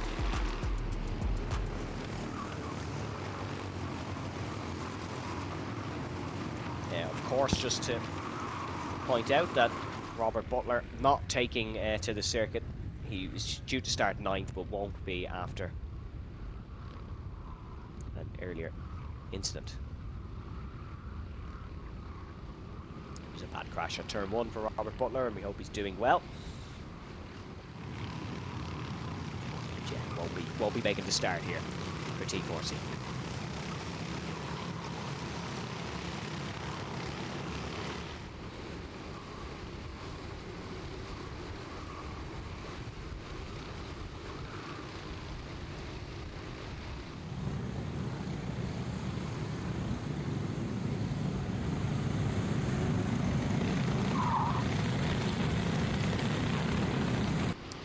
So we're rounding in towards the tram lines for our 3rd T4 senior heat of the day. It is Ilan Meurs and Stein Hansen on the front row, but can Noah Rosser have the start of dreams that he got in heat number 1 as we go racing in senior once again? And it is a cracking start from Florida's Noah Rosser in through turn number 1, and Ilan Meurs is under pressure already. Mackenzie Smith gets past Brian Wilson in the fight for 5th as they head down towards the hairpin. No moves being made by the front pack, but it is Ilan Meurs who leads the Dutchman, and it is Noah Rosser in 2nd position. Stein Hansen from 2nd down to 3rd, and then it is Yermo Zanen, I should say, behind. And hop over the curb for Mackenzie Smith, and that's sorry, apologies. Yeah, it is for Mackenzie Smith. And Jack Mackenzie Smith, I think, has just overtaken one of our Dutch racers, but we'll get confirmation at the timing screen.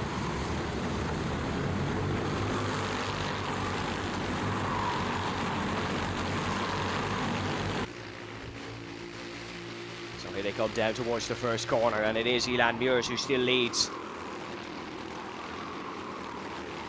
Noah Rosser in second position, and then they're all bunched up further down the pack.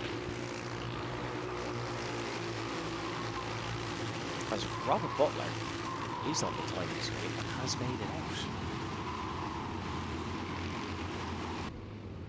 As though we've someone down at the hairpin.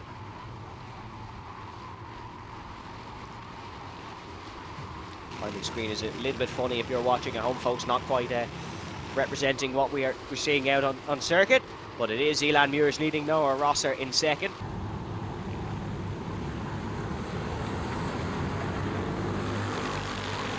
Now heading through, and that's Noah Rosser in front, I believe.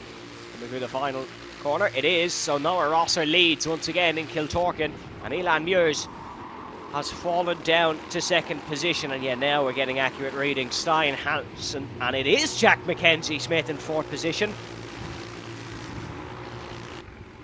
And Robert Butler is in fifth. Robert Butler landed head first about an hour ago. Well, a little bit more, about 2 hours ago. He landed head first, had a go-kart on top of him, and his leg was at a 90-degree angle. He's in fifth. He's ahead of Brian Wilson, the up-plate winner. What a remarkable young man. Luke Palmer in seventh, Joe Bechtold in eighth position. Noah Rosser still in the race lead though, and now they're heading through, and that's Brian Wilson on the tail of his Irish Championship rival. And it's Rosser who leads Muirs, who leads Hansen in through the first corner. Oh, Noah Rosser under a lot of pressure now from the pole sitter Elan Muirs in for the right-hander, not able to make the move just yet. The number 441 staying in front.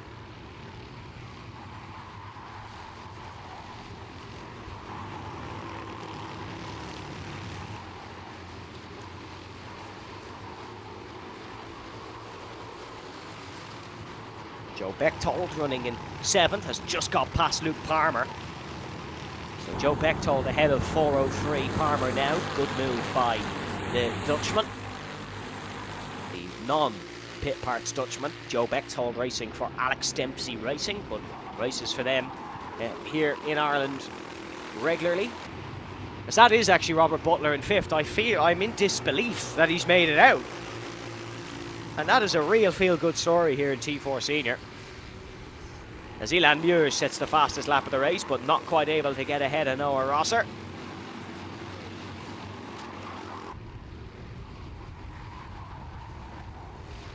Here's Brian Wilson, you're looking at pristine white helmet.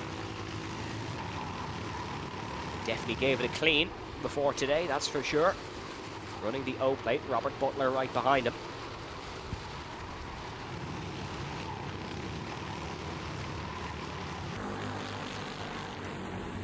Robert Butler, one race this win. One race this win. One race win this season. A man who started out racing on his PlayStation on the Assetto Corsa game. Loved it. Thought he was quick at it. Decided, I'm going to give the real thing a go. And started Tillotson karting, and now absolutely is a warrior.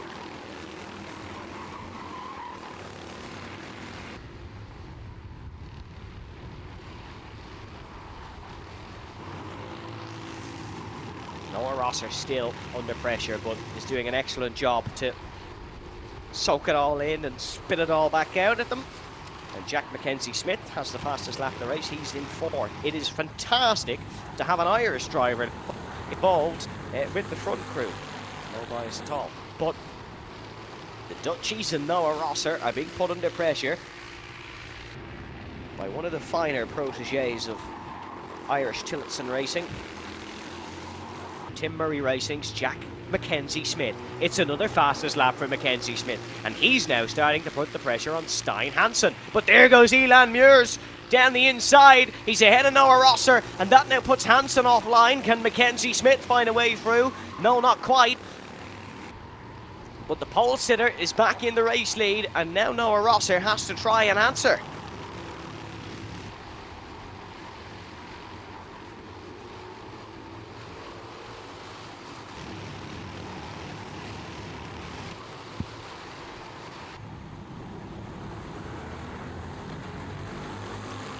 Four at the front of this final heat of T4 Senior for today. In fifth is Brian Wilson. He's fighting with Robert Butler and Luke Palmer, two drivers who he will be very familiar with.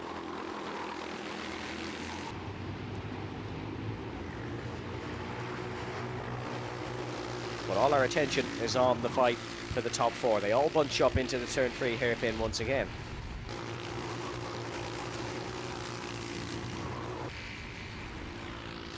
One of the incidents involved Jermo Zanen, who started on the front row because he has just set the fastest lap, but he is down in 22nd position. So not a good race, unfortunately, for Jermo Zanen. Matt Wildman is down in 9th as well, but he's ahead of Warren Russell, who he was fighting with a few moments ago. They snake their way through the final hairpin, the final real exit. It's been a decent race for Giulia Milanese as well. She's up to 20th place, the Italian racer from Verona, Italy. Usually races Sodis rather than Tillotsons, but having a decent weekend here so far in Kilkenny. Stein Hansen responds with the fastest lap. He's in the third place runner in this one. It's Elan Muirs in front, Noah Rosser, Stein Hansen, and then Kildare's Jack Mackenzie Smith. It's the beauty of international karting, isn't it? Race leader Elan Muirs from the Netherlands. Noah Rosser grew up in Florida. And then you have a lad from the Sticks down in fourth.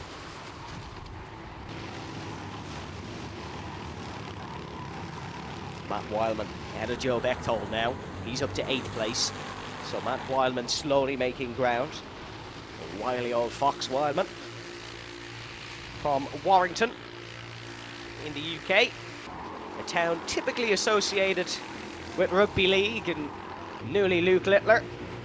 But as we head on to the last lap, it could well become known for Matt Wildman and his karting success. Elan Muirs is doing an excellent job at the front of this one, but you just feel like Noah Rosser hasn't had his say yet, and he will try to here on the final lap. It's a brilliant exit down towards the hairpin. Rosser will know that he's got a fantastic starting position in his back pocket for the superheats tomorrow.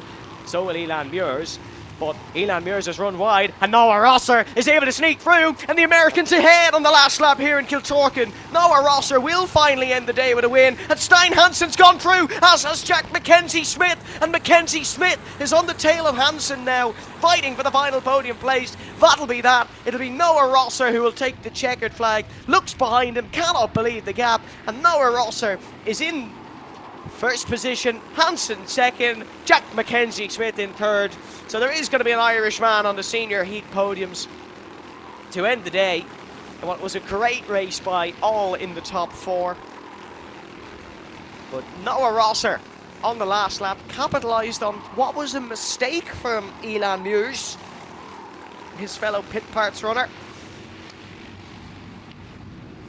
As our final drivers just coming home now. First T4 senior race of the day without a red flag, thankfully. And it was won by the ace, Noah Rosser. Stein Hansen comes home in second, Jack Mackenzie Smith in third, Elan Muirs in fourth, Brian Wilson in fifth, Robert Butler in sixth, Luke Palmer in seventh, and Matt Wildman in eighth, Warren Russell in ninth, Joe Bechtold in 10th, Cam McClellan comes home in 11th, Henry Bell in 12th, and Max O'Neill and Justin Clerk in 13th and 14th.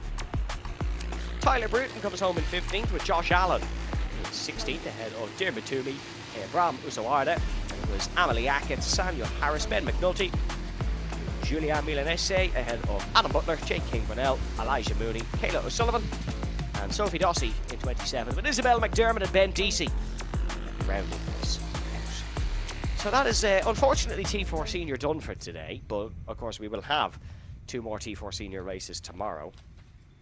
I think it's wide open, folks. I don't know about you, but I really couldn't put a name to the favourite position. 3 different winners today. Excellent.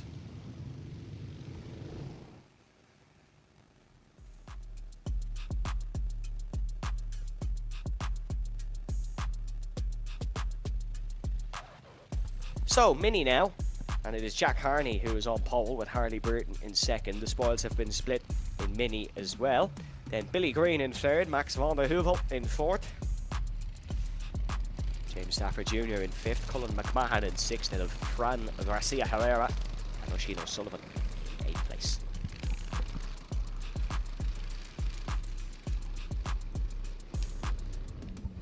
Stephen Doyle, suspected to start in 9th. I believe he will start this race. No, maybe not. Yeah, we only have 8 out on track, so no Stephen Doyle, unfortunately, once again.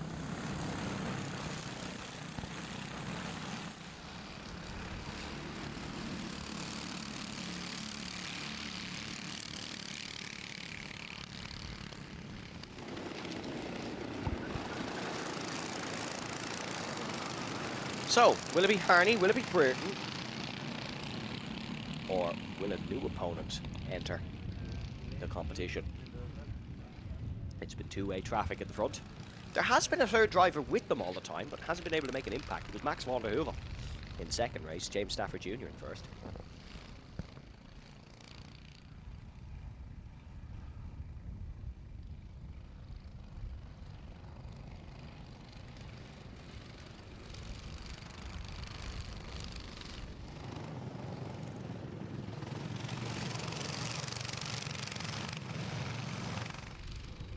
Once again, the award for quickest to your grid formation definitely goes to T4 Mini, who have always been in formation before the chicane at turn 9 and 10.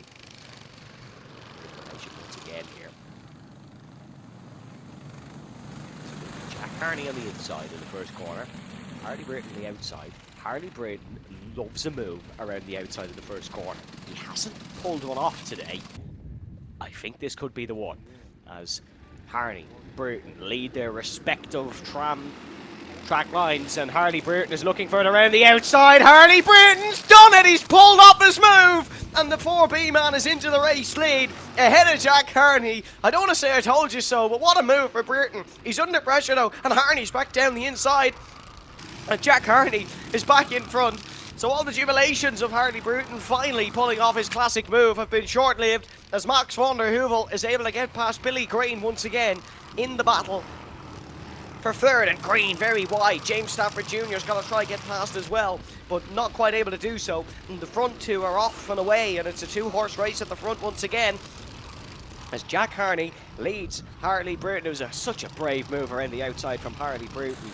The outside curves that we were speaking about at the top of the broadcast, if you were with us, are almost the size of a T4 mini kart, and he just pointed it at them, went for them, and just about stayed on. But it matters not, because Jack Harney still leads here in T4 Mini.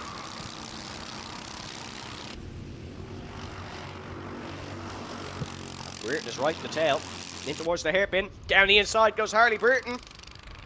Jack Harney tries to pull the switchback. He's gone the long way around the outside for the triple left-hander, and Harley Burton just about holds on. It's such a difficult move to pull off, the one that Harney was trying to do so, and just unfortunately wasn't able to do it. But Harley Burton is in the lead here, and Harley Burton, it's a lot more animated Harley Burton in terms of the way he's driving the go-kart. Just wants to get this one done, no hanging about. Get a second win on the board today, and you'll have a really good starting spot for tomorrow.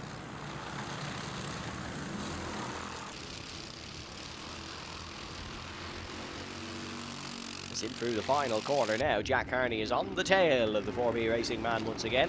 Behind, Billy Green and James Stafford are keeping up with Max van der Heuvel, but Billy Green has ran wide for the first corner, and James Stafford Jr. is trying to go the long way about it.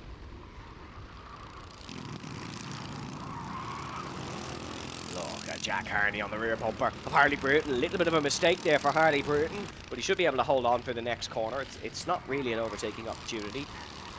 Yes, there's people who say every corner is an overtaking corner, but there's somewhere it's just unrealistic to pull it off. You'd be better off staying behind.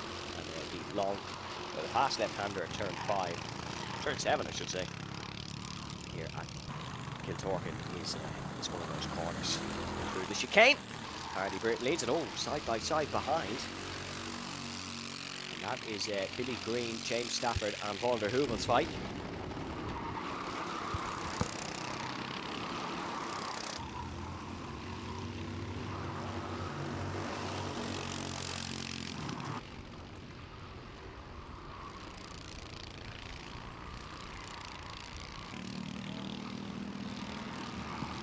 So it was the second place man with the fastest lap on the last lap. Jack Harney. Still no changes in position around the field. Behind Stafford is McMahon, Herrera and Oisin O'Sullivan.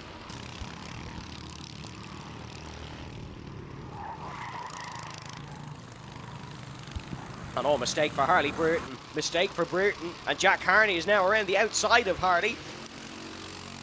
And it's Harney versus Harley down towards the first corner.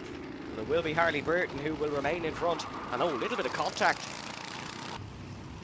A little bit of contact at the apex. And that has spread open the gap a little bit. So Harley Brereton now has a little bit of breathing room for the first time today, really.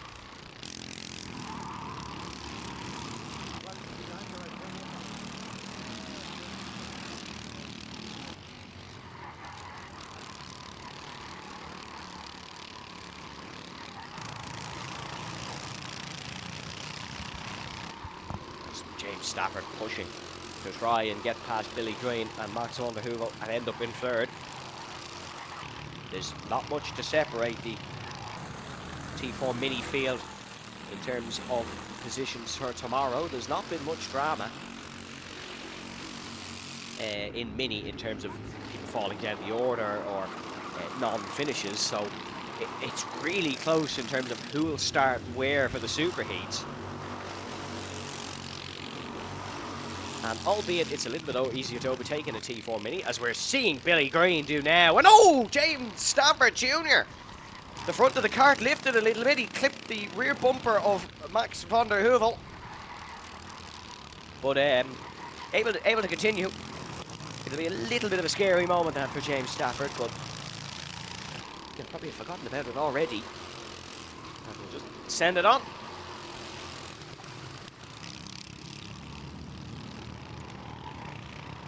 And there we go, Stafford back on the inside of Max van der Heuvel. So, wasn't thinking about that incident for long, was James Stafford Jr. Able to get in from top two, still as close as they were. Jack Harney has just set the fastest lap of this race so far. There's not long left in this one. 20 seconds plus one lap, meaning we are on the penultimate one. Will it be Harley heartbreak again in terms of losing another race on the last lap? Or will the Brereton brilliance remain? Oh, Jack Harney's a problem. Jack Harney is a problem. It's going to be Harney heartbreak as he's pulled off. And we said there's been not much drama in T4 Mini. There you go. Commentator's curse. Jack Harney has pulled off on the second final lap of heat number 3. And he will be dropped well and truly down the order for the superheats.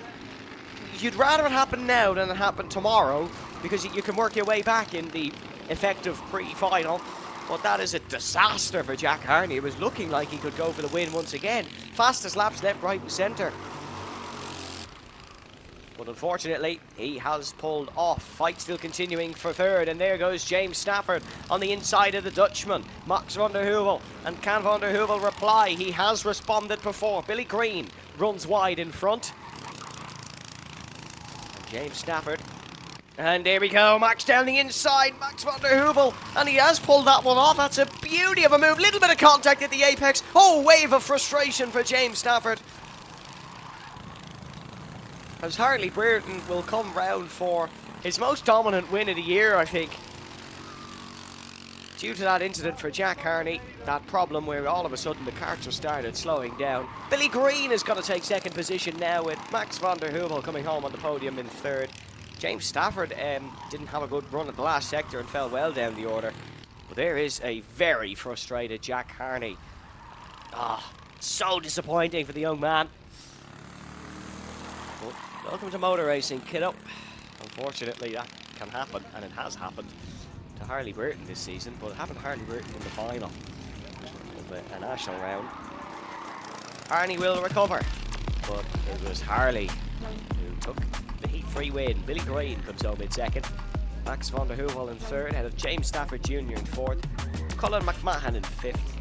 Fran Garcia Herrera in sixth, ahead of Oisin O'Sullivan. Jack Harney will get a classified finish 8th non-start for Stephen.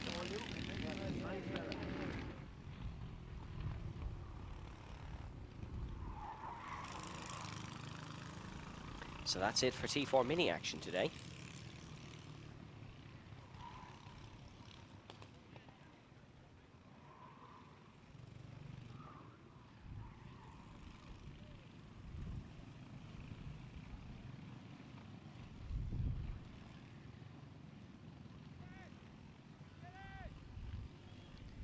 That's our T4 junior grid, and all arriving a little bit late.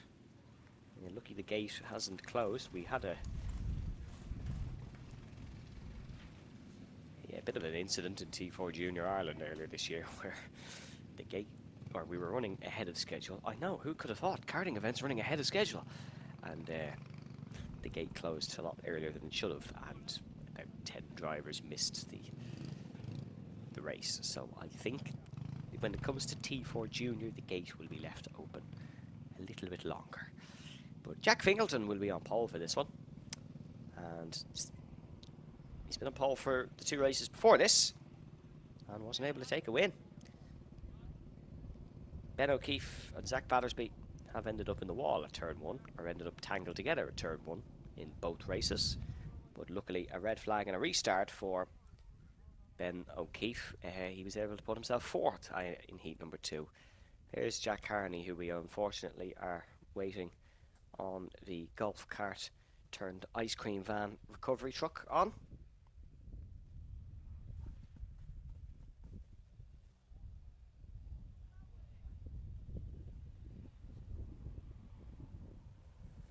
And the golf cart milling across the gravel at turn number 1 to get to Jack Carney as quick as possible.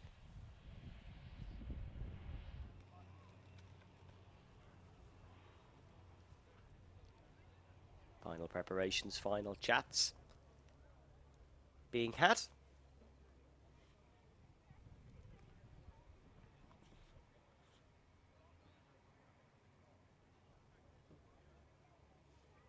See there the white and black Kiltorcan Raceway hoodies if you're at the track. I believe there's a cheeky discount going on them if you fancy getting one yourself. Anthony gave me an ice cream, so it's only fair I plug his merchandise.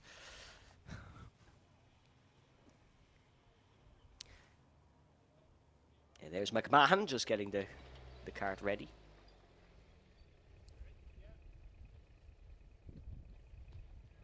As unfortunately it is the long trip back for Jack Carney. Even if it is a couple of minutes, it's still a long trip to see what unfortunately was the problem that caused you to retire from the race.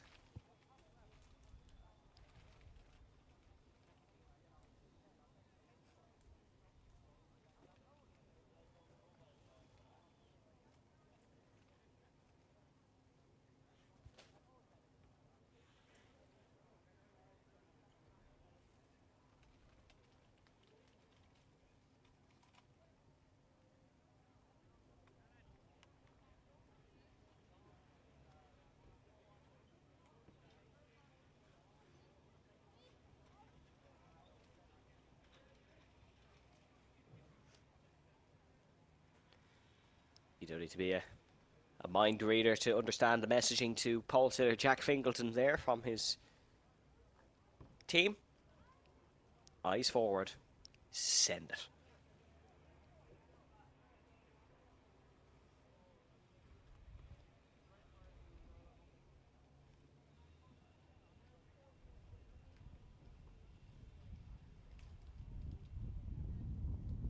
If you are just joining us or you've just stumbled across us, welcome to Kiltorcan Raceway, County Kilkenny, in the sunny southeast of the Republic of Ireland. It's a county most known for the game of hurling. Black and amber team, Black Cats as they are as,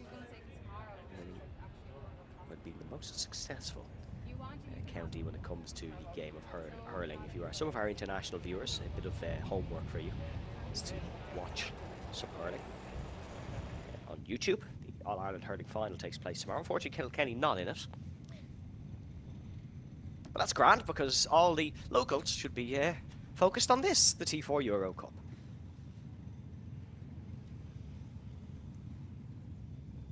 But some beautiful local sites in Kilkenny City, Kilkenny Castle.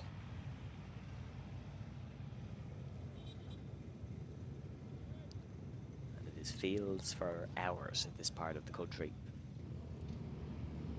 In Kiltorcan. Now we have karts on the go. For those of you who are not interested in a geography lesson, we're going to return to motorsport. And on pole position is Jack Fingleton, with Zach Battersby starting alongside him. Senna McLaughlin in third, with Ben O'Keefe in fourth. Harry Ward in fifth, ahead of Adric Yell in sixth position. Alexander Ibrahim in seventh, with Jack Keneally alongside in eighth. Then on row 5 is Ben Cosgrove and Fernando Wheeler, ahead of Pablo Segura and Wesley Brereton.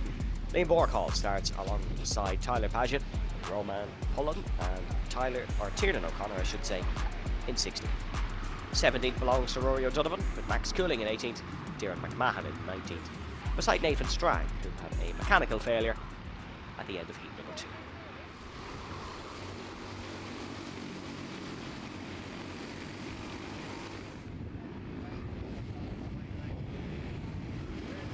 Jack Fingleton on pole position from County Kildare.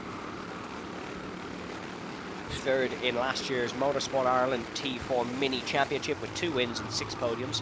He is the 2026 O-Plate winner.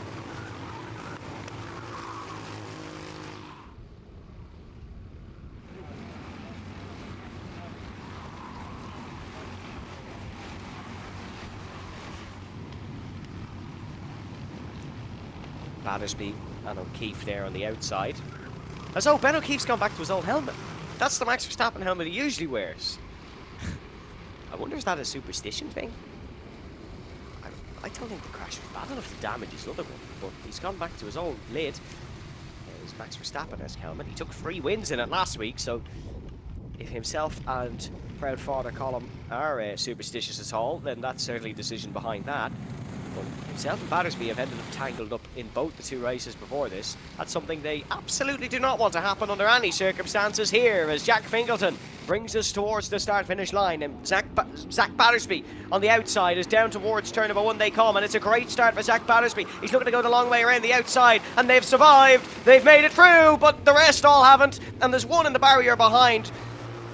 That was Harry Ward once again, who crashed at the start of heat number 2, but he has got going, no major damage involved in that one. Jack Fingleton leads, ahead of Senna McLaughlin in second position. It's another fabulous start for Senna McLaughlin as they're scrapping all the way back. Tyler Brereton gaining places over Wesley Brereton, I should say, gaining places over Pablo Segura, who he was fighting with, and you can see there Wesley Brereton on the outside, but Senna McLaughlin pressuring Fingleton for the race lead. Big lunge down the inside, massive lunge by Senna McLaughlin, and he's up and ahead, and that allows Zach Battersby to sneak his way through. Zach Battersby hasn't made it this far on the opening lap up the front yet, and now he's fighting for the race lead here in heat number 3. The Oran Henry Racing man, who has not had the best of luck in 2026, is finally running up the front here in a T4 Junior race, and number 347 is starting to put the pressure on Senna McLaughlin, who has been untouchable at the front of this class, I should say, today. All are side by side behind, and that's Alexander Ibrahim, the Dutchman, who's got past Fingleton. Beautiful move from him. And the pit parts man from Hengelo in the Netherlands is up to 3rd place. Fernando Wheeler is behind Ben O'Keefe. Ben O'Keefe is down to 5th position now, and he's under pressure from the Guatemalan behind. It's Guatemala versus Carrick on shore in the fight for 5th position. Neither a go-karting stronghold, to paraphrase the great Mihalo Muraku. It is McLaughlin still in the race lead. Zach Battersby pressuring. Zach Battersby, Dubliner from OHR. Spent time rental karting in Spain last year, and he feels that helped enhance his craft. A former racer for SR36. Race Rotax and novice in last year, focusing his efforts on... Oh, sorry, he's racing both again this year, but has focused his efforts on Tillotson, I think, a little bit. He's had a little bit more success in it, a couple of podiums. But certainly racing both. A nasty whack in White River Park a couple of weeks ago. And now we look behind. This is not the battle for the lead, but this is a hotly contested affair. That's Rory O'Donovan, who's got ahead of Pablo Segura, and Rory O'Donovan started way down the order in 17th position. He's up to 12th, so it's a 5-position gain for O'Donovan. On the other hand, Pablo Segura started 11th. He hasn't made much progress because he sits in 13th, so he hasn't made any progress. It's a net loss for Pablo Segura, unfortunately.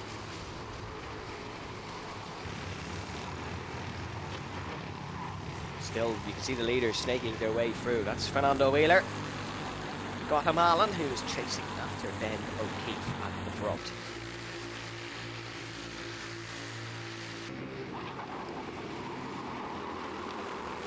So in the front four fight, at the lead is Senan McLaughlin from Athlone. Zach Battersby of Oran Henry Racing is behind, and it's the Dutchman Alexander Ibrahim, followed by Jack Fingleton. That's an overtake. That is Ben Cosgrove getting past Fernando Wheeler, and Tyler Padgett is involved in this fight as well. Tyler Padgett, third in the T4 America's Cup, was first in the Florida Karting Championship. A keen drummer is Tyler Padgett. Certainly he's getting into a rhythm here in heat number 3 behind Ben Cosgrove. Fighting with Fernando Wheeler as well. McLaughlin has pulled out a kart length on Zach Battersby, but that's nothing to write home about. Still very much under pressure, as it's Cosgrove, Wheeler, Padgett. So Tyler Padgett not able to get past Fernando Wheeler just yet. Disappointing race for Adrian Gill, who started 6th, finds himself in 14th. Not been too successful of a race, unfortunately, for him.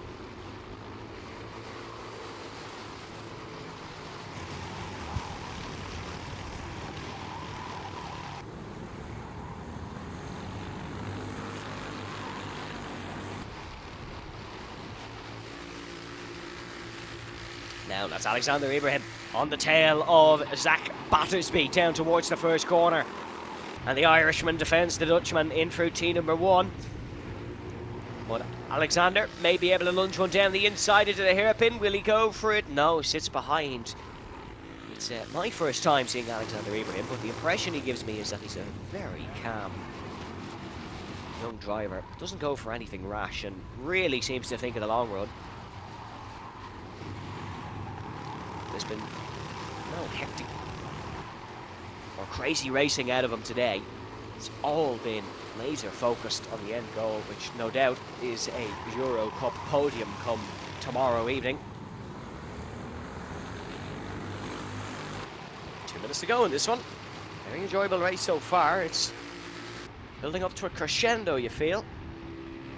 Something big could happen. Will it be Battersby getting the win off Senan McLaughlin? And what's been a horrid day for him. There's the fastest lap. So when Battersby was put under pressure, that's how he responds, by going purple. And now big move down the inside. This is Ben O'Keefe, who's fighting with Ben Cosgrove. And oh, that's Brereton. That is Wesley Brereton, unfortunately, of 4B, who has gone round. Look how close Battersby is to McLaughlin. Look at the track usage of the juniors. I don't even think seniors use that much track on the outside, but chucking it through the hairpin is the T4 juniors.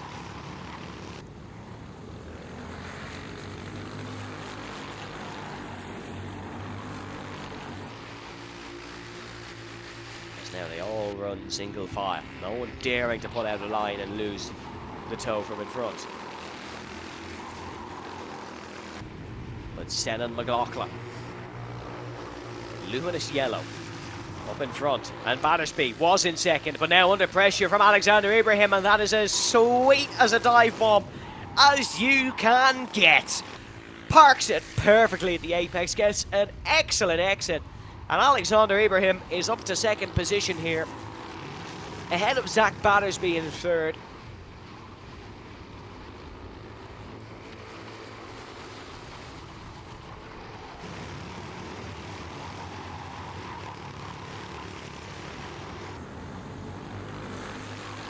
So now it's Ibrahim's time to try and pressure Senna McLaughlin into a mistake. Last lap board is shown. There's a lot of work to do if Alexander Ibrahim wants to try and win this one. Battersby just looks a little bit far off to redeem second place. It's a two-horse race up the front. The Dutchman's got a monster run out of turn number one. He could be close enough for a lunge here. Senna McLaughlin defends. Very smart decision from McLaughlin in front to go defensive. Through the left-hander. Ibrahim's got to send it through here. Hope he's close enough for the chicane or the hairpin. There's Ben O'Keefe and Cosgrove fighting, but the battle for the lead continues on. In for the hairpin. Battersby is on the tail of this as well. One of them's got to go for an overtake. Who dares wins? Is it Alexander Ibrahim? McLaughlin goes defensive. It's very difficult to overtake when the driver in front can run such a tight defensive line out like that. And Battersby is side by side with the Dutchman for the final corner. Senna McLaughlin has the hat-trick in his back pocket, but who takes second? Who takes third? Zach Battersby is going to come home in second, and who takes third position? It will be Alexander Ibrahim by 0.038 of a second, ahead of Jack Fingleton, PBR's Jack Fingleton, in fourth position.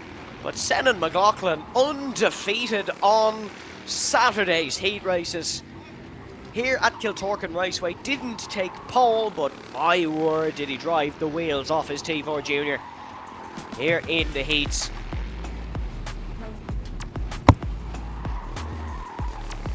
As confirmation of the win, Zach Battersby did sneak second, ahead of Alexander Ibrahim in the third, Jack Fingleton in fourth, Ben Cosgrove in fifth, Ben O'Keefe in sixth, so Cosgrove getting past his fellow namesake on the last lap. Fernando Wheeler comes home in seventh, ahead of Tyler Paget in eighth, Roman Pullen in ninth, Adrian Yell recovering to 10th, Rory O'Donovan, great drive into 11th, Jack Keneally, Harry Ward and Tiernan O'Connor. 15th then went to Pablo Segura, Max Cooling in 16th, Nathan Strang 17th, Liam Borcall. It was Wesley Weird that was involved in an incident himself. And Darren McMahon, unfortunately, off the group. So it's one to go in Kiltorcan for Saturday's action. T4 Masters coming up in a few moments' time, and it was drama in Heat 2 of the Masters as well. The pace setter,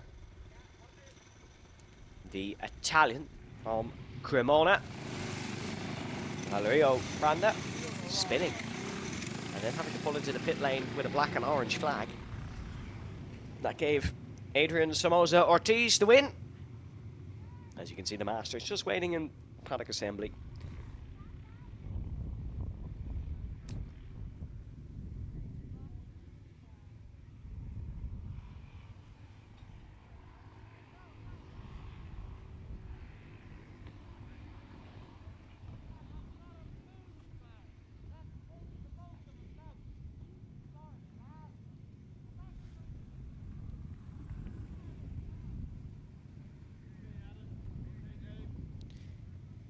So final engine startup of the day, and the pole sitter Prandy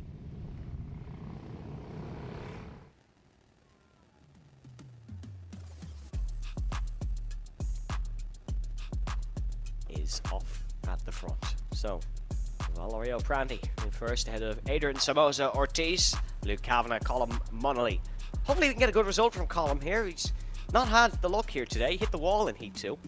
Luke Kuhnstra pulled off with a mechanical on the second lap as well in that heat. Antonio Yul in sixth, ahead of Marco Pedrana on the podium last time out from seventh. Scott Garvey, the hot rod champion, starts in eighth.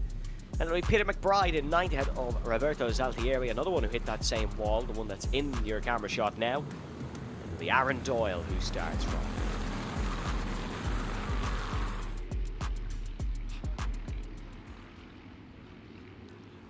So that's your grid for the final race of the day in T4 Masters. It is Valerio Brandi from Cremona, Italy for Leo 71, who is out in front. A family of competitors, but in very different aspects. Valerio racing go-karts, and his partner Silvia Palma competing in beauty pageants, was voted Miss Mama Italy a few years ago. There's your random tidbit of the day about our poleman Valerio Brandi. He's a race winner in Ormax, a race winner in endurance karting as well back in 2023, and heat winner here at Kiltorcan Raceway. What can he do though in the third heat? Will there be a fight between himself and Adrian Ortiz? One of them make a mistake, like they did in Heat 1 and Heat 3.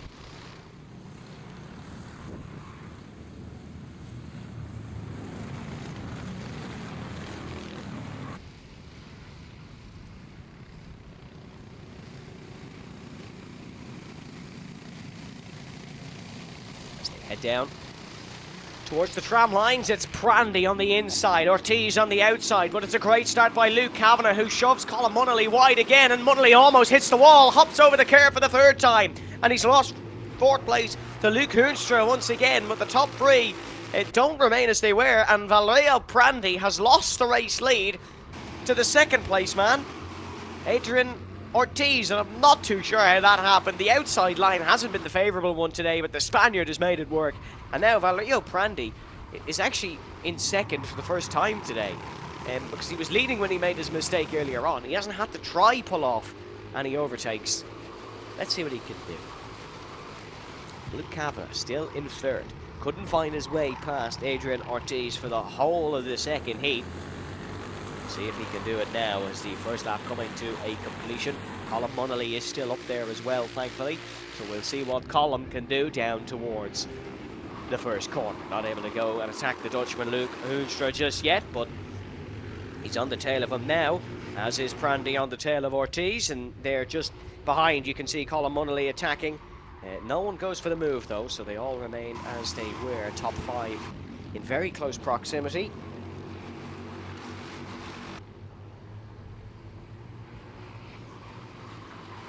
Is the Spaniard who remains in front.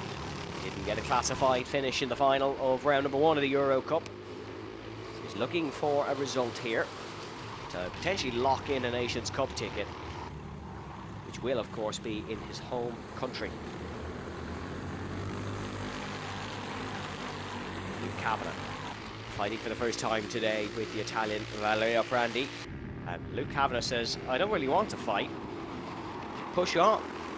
You can tell all about that by one little flick of the finger in karting, of course, folks, but that's usually the message to the third place man. He's hoping for chaos to kick off, and it is potentially, because Valerio Brandi has gone for the move on the inside. That's exactly what Luke Kavanagh wanted. Picture perfect, because he's just gone around the outside of both of them.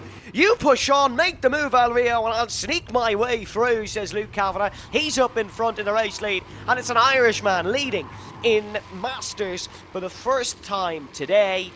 And it's Luke Kavanagh now who's going to try and pull all the defensive stops. He was able to do so in the National Championship here last week.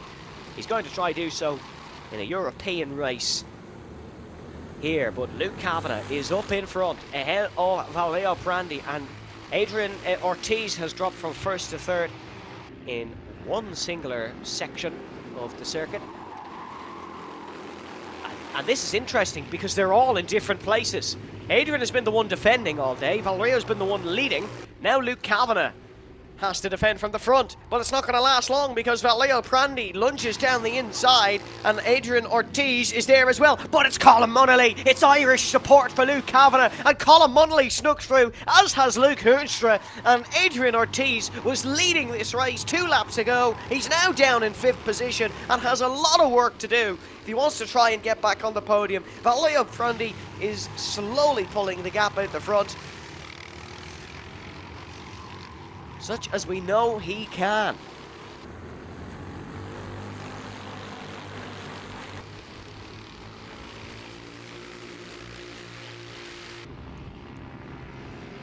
So your running order, and it's a very shuffled up one based off the team of the day.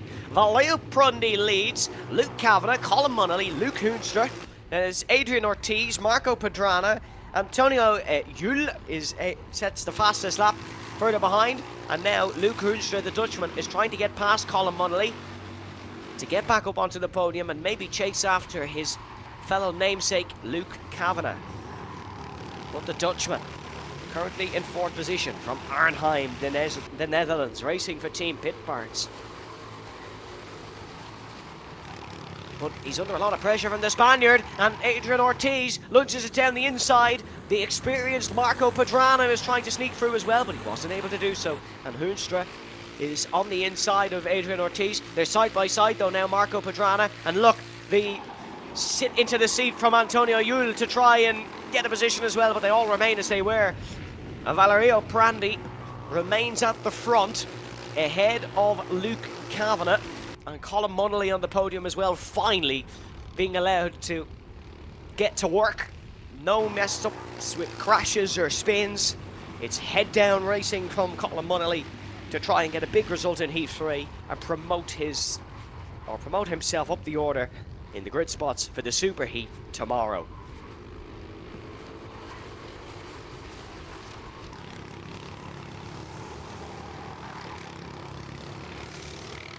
But now it's still battling Marco Padrana and Adrian Ortiz. Antonio Yul is involved in it as well. And it's the two Spaniards fighting for the first time. But Luke Hoonstra, the student from the Netherlands, is under a lot of pressure now.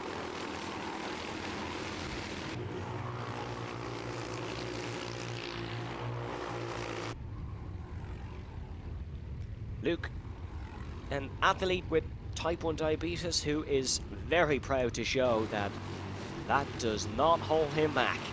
What an excellent kart racer is Luke Hoonstra. Has podiumed in the next GP, was third in the T4 Senior Rookies last season.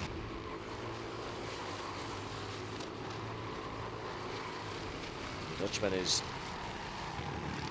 showing Adrian Ortiz that he's not the only one that can defend up the front. Valerio Prandi is starting to leap away from Luke Kavanagh. There's less than 2 minutes plus 1 lap to go here in this final race of the day in the T4 Masters.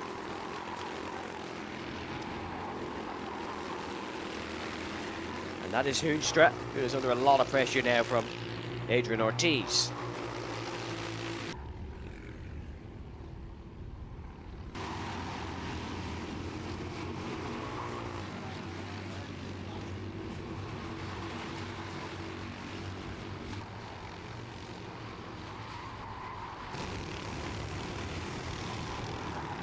Single file in this fight for fourth. The front three are off and away, so this is what they're all fighting for. It's Hoonstra, Ortiz, then it is Padrana, Yul, Garvey, all involved in this one. Scott Garvey, the Irish name in this fight. T4 Masters has been a real open international contest, and Luke Hoonstra has to go defensive into the first corner ahead of Adrian Ortiz. And Ortiz must be frustrated, because this is exactly what he was doing to Luke Kavanagh in both the earlier races. And now Luke Hoonstra is returning the favour for his fellow Luke. One spelt in Dutch, of course, L-U-U-K for Luke Hoonstra. And Adrian Ortiz cannot find a way past Marco Padrana. Or he's not, sorry, that's Padrana overtaken by Antonio Yul.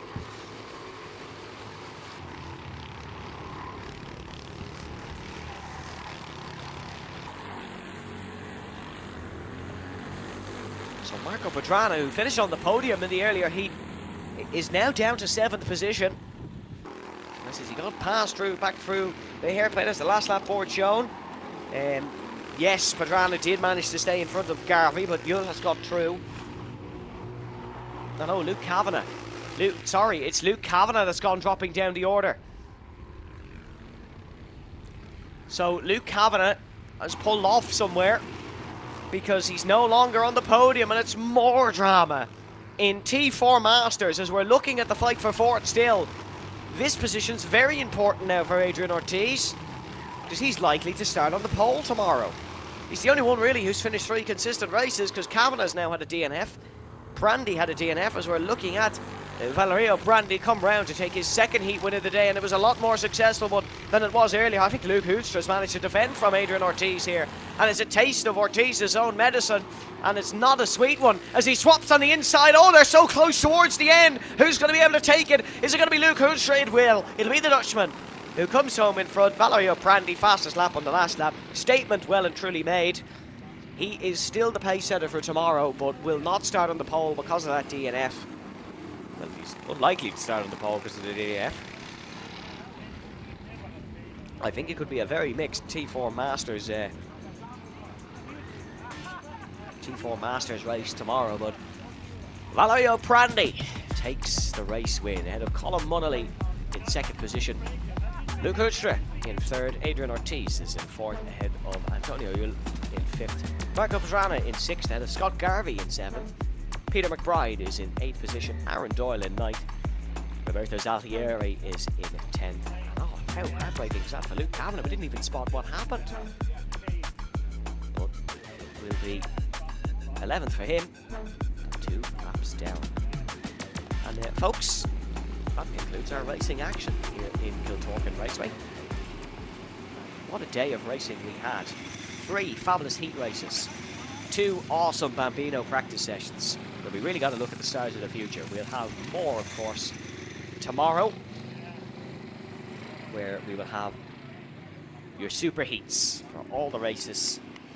There will be a driver's parade for those at the track. There will be a demo of the brand new Tillotson T4 drift car as well, which should be pretty cool. Then, of course, it is your crucial Tillotson T4 Euro Cup finals. And it is a wide open one in all the classes. Who knows who will take the win? Will it be Noah Rosser to win another international event on Irish soil in senior, junior? Who knows who could win? It's probably the class most likely to take an Irish winner. Minnie Harney versus Breton. There's only one way to find out, folks, and that is here on Alpha Live tomorrow. Make sure to join us from the morning time, where we will be running you through all the racing action live here from the Tillotson T4 Euro Cup at Kiltorcan Raceway. My name is Evan Dalton, folks. Thank you very much for joining us throughout the day. Stay safe, enjoy your evenings, and we shall see you tomorrow. Slàinte.